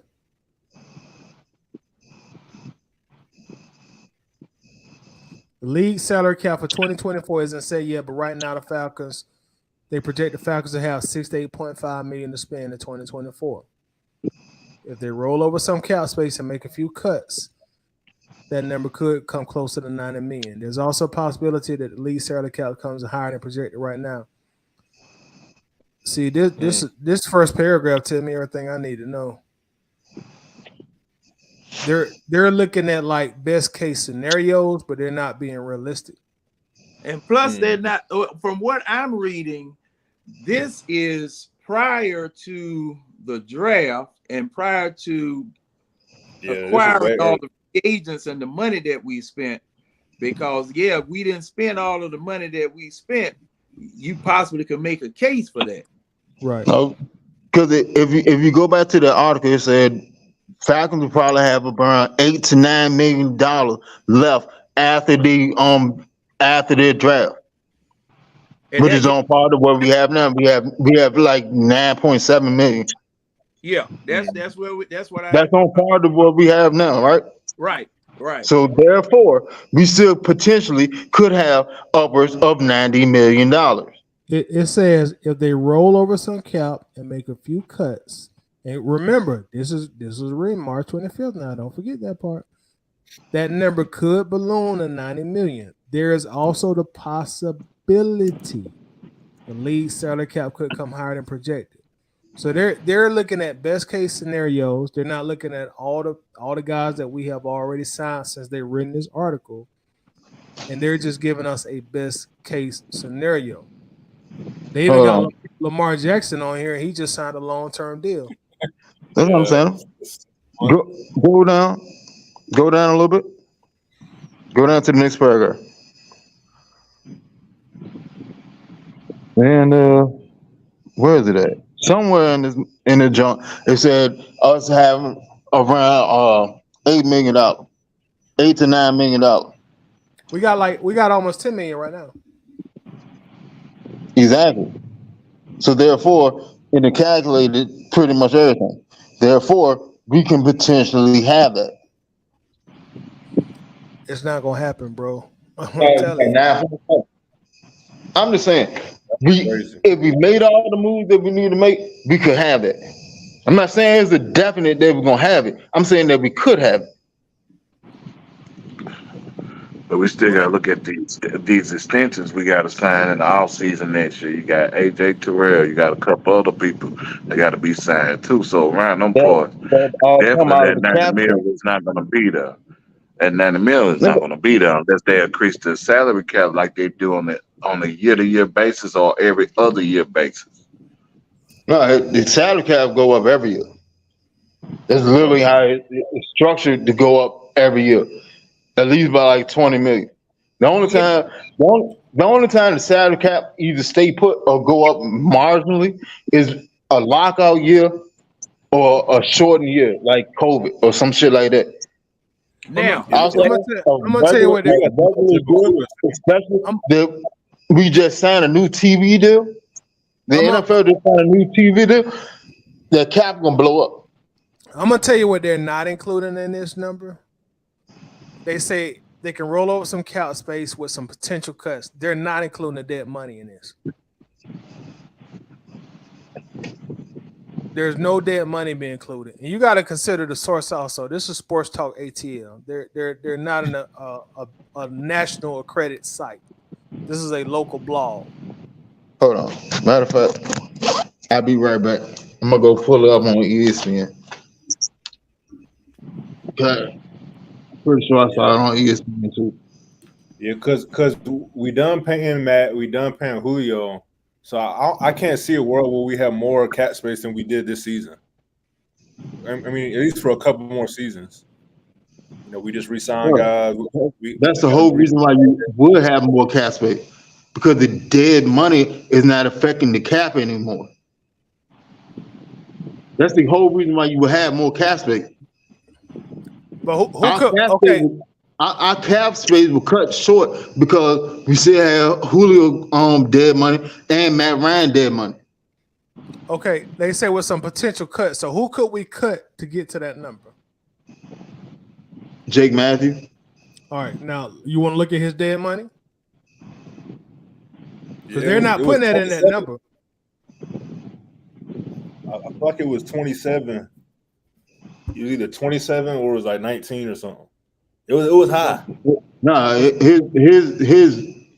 cap hit for next season is 19. His cap hit for this season is 28. We're talking about dead money though. Like if you cut him, you're gonna have to pay him some dead money. Yeah, but it'd be less. All right. The same thing we did with Matt Ryan. When his cap hit was lower, we cut him. We traded him. We got rid of him, right? So your dead cap hit is lower because your original cap hit is lower.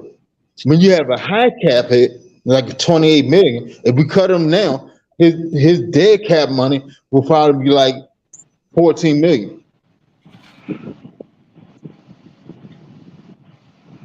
Or you can put him as a post-June cut, and then you can spread it out over 3 years.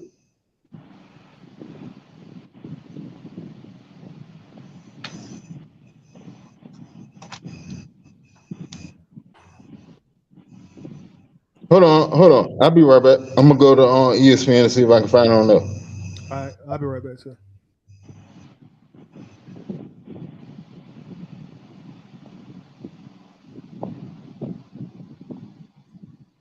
Mark, you okay? You looking like, damn. All right. Oh, shoot. I'm chilling, man. I be forgetting that this damn camera's on me sometimes. But shoot, I'm just chilling, man. I had to turn it off. Yeah. I had to turn it off for a second. I'm getting a little tired, but yeah. Thing is that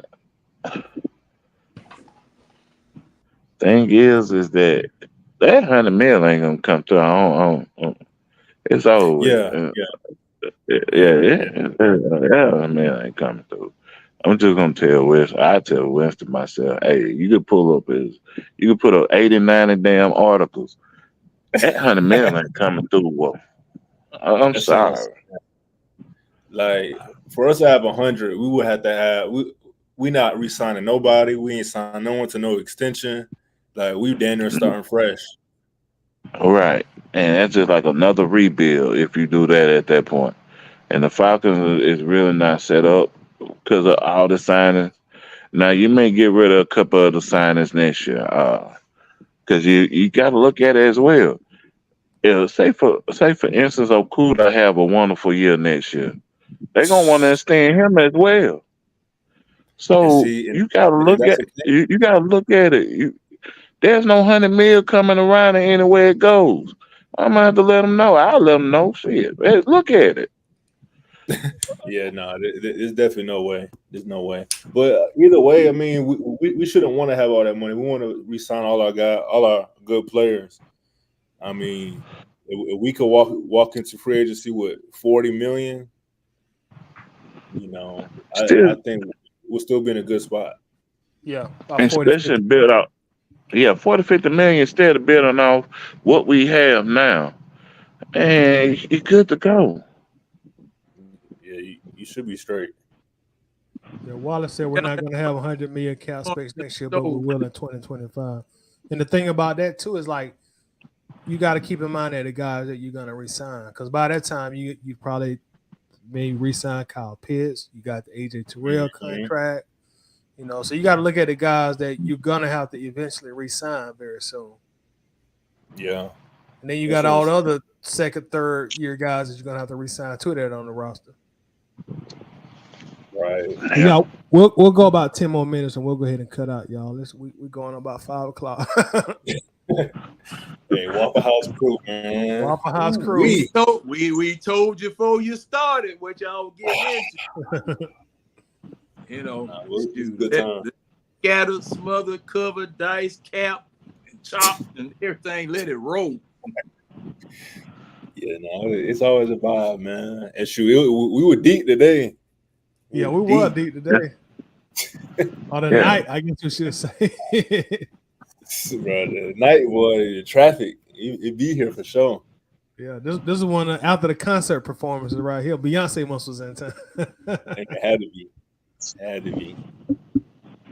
I mean, man, I had to put some chicken in the microwave. Y'all working me without a lunch. Y'all playing FLSA and everything, man. Late.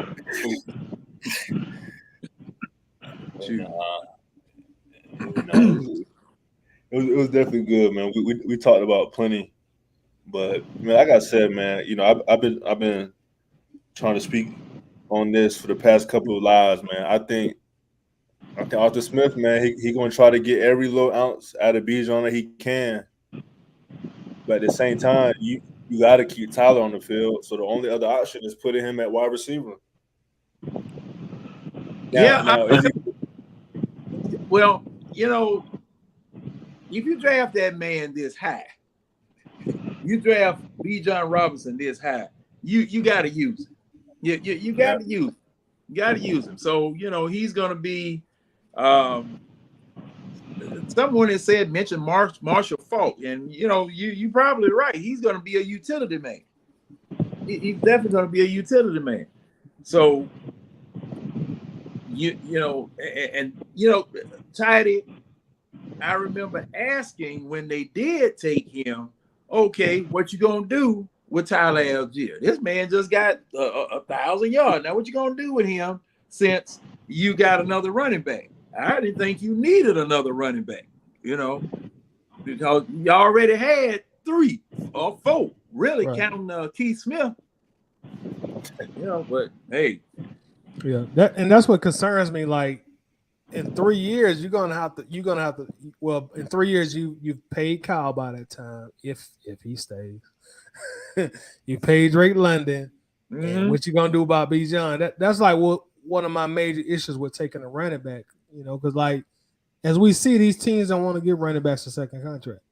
No, they don't.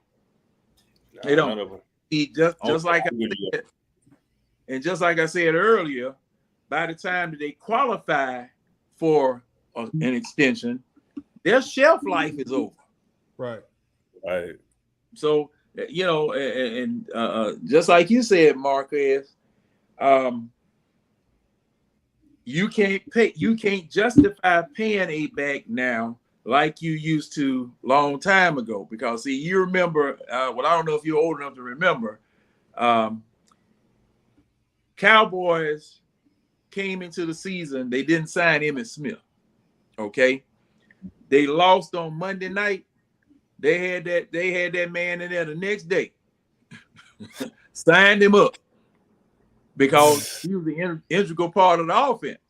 Because Dallas was doing basically what we were doing. They had the biggest offensive line in football. They had Darryl Moose Johnson in front of him. And all Dallas did was just pound you into submission. Then go over the top with a Michael Irvin that was bigger than most of the doggone cornerbacks that were playing, and using a running back like that was a big money person, that was big money man, and that was prior to everything changing when they came out with these rookie salaries. Because like I say, you used to pay the running back or the quarterback that big signing bonus, and then give them the big contract. But when it flipped, shoot, hey, I don't need to pay no running back no big money up front. I can pay him, draft him low, pay him low. Draft him low, pay him low. But quarterbacks, okay, I'm gonna pay the quarterback such and such amount of money. Then, I'm gonna bring him on in, and I'm gonna keep him and groom him. And by the time his first contract, his rookie contract is over with, he ought to be straight. Because hey, you remember old Eddie Thompson, Tidy? Eddie Thompson was trying to say that there was no quarterback that had ever received $100 million that ever won a Super Bowl, and Patrick Mahomes just busted that. Yeah. So everybody, because of that, everybody was saying, well, go ahead and get your Super Bowl out of the way while the quarterback is cheap. But see, thing is now, that doesn't really make any sense, because see, now, if you drafted this man and you got him right where you want him to be, what you gonna do? Start over? Right. No. You got to pay him. You got to pay him. And see, that's why we did what we did with Matt Ryan too. That's why we did what we did with Matt Ryan too, because see, hey, in 2017, 2018, we thought we were going right back. Right. We thought. We thought we were going right back, but you can't blow opportunities like that, man. Good God, man, you just can't blow opportunity like that. Hey, You back on Winston? Yo, you back? yeah, I'm back. You find something? So look, I'm going and pulled up a Spoke Track analytics. Now, mind you, he was just on Spoke Track, and that one said it was 37. This one says 23 million. Mm. That's what I'm saying. It's wrong. And it went down, didn't it? Went down $14 million. Mm. No, I'm telling you, it's wrong. But we don't have 23 million though. That would have said that would go down to the bottom. No, I see it right here. It's right here where they highlight it. I wonder where they getting their figures from. But we don't have to compare all of the figures that they're using. Yeah, they still putting in everybody cap value, all that shit. If you go all the way down to the bottom of the chart, it says our projected cap space will be 23 million. It looks like 2024 found AJ. That's after us playing who we need to pay and shit. Yeah, It's not giving the whole cap. It's just saying after we pay it, whoop the whoop, yada yada, whoop the whoop. We're gonna end up still having 23 million left over. Man, you can't go pay AJ and stuff and still have from 37 million and still have 23 left over. Because on the right hand side, does it have a signing AJ and Trey Flowers, and does it have a signing players on the right side where it says calculated market value? It's a calculated market value. It's factoring that in.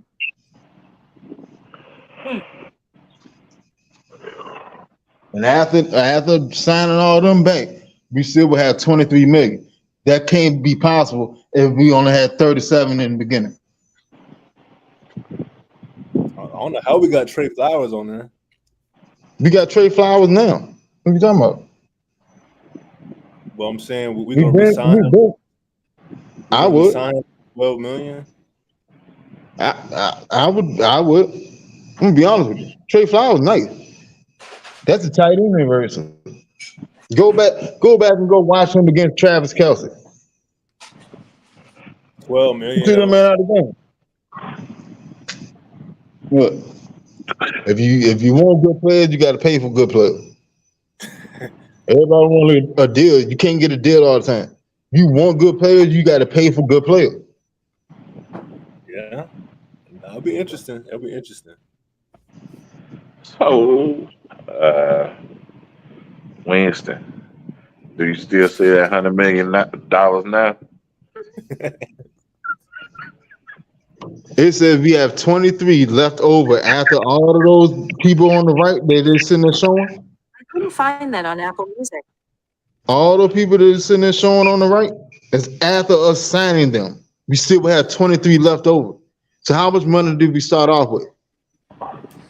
Okay, so here's another screen share from USA Today, and it has the Falcons. This was shared on June 2nd, 2023. They have us at 10.7. At 8.7. 10.7. That's about what we have now. Right. I think we're at 9. Yeah, we're about 10 million right now. Yeah, we're like 9. We like 9.7 now. Right. After we sign what was the boy? That kicker and the receiver that we got from Seattle. Penny Hart.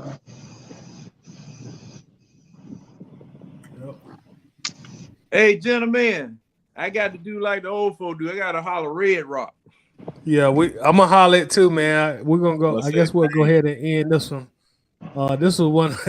We saw the record. We right at 5 hours on this one, gentlemen. So, thank you for everybody coming in, man. Everybody who joined in on the panel. Everybody who was in the chat.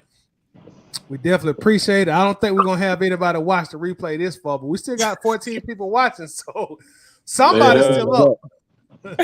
Hey, that's a real one. It's almost 5 o'clock in the morning, man. Somebody come up. Right. Somebody's still in here, man. So on behalf of myself and the people still on the panel, me, Winston, James, John, Mark. Hey man, we thank y'all for hanging out with the Waffle House Crew, man. And, I hope you got your waffles and your sweet tea and your cheese grits, and I hope you have a good one, man. But we out here, man. Y'all got anything y'all want to say before we get out of here? Hey, everybody in the chat, if you ain't already signed up to it on Facebook, check out the Atlanta Bird game. All of us in there, man. It's good stuff all day, every day. And it's been a pleasure. It's been a pleasure. Yes, ladies and gentlemen. Go ahead, man. I was gonna say maybe doing the Madden giveaway for the PlayStation 5 in Atlanta Bird game. Let you know soon. That's what's up. All right. Big news. Big news. Big news. All right, that'll work. Well, gentlemen, thank you. Appreciate it. Old man didn't have nothing to do tonight, so I really appreciate it. I got to get up at 7. Ooh, you might not go to sleep. Yeah, you might well stay up, man. John out here trying to be young again. Right. Hey, he gonna be hurt. He gonna be hurt. Yeah, he gonna be hurt in the morning, Hey, I don't even want to think about it. I'm hurting right now. You might well go ahead and hit Starbucks. All right, y'all. We out here, man. Thank you, everybody, for tuning in, and everybody who watching right now. We appreciate it, man. Y'all have a good night, good morning, good day, good afternoon. Peace out. Peace. Peace. Peace.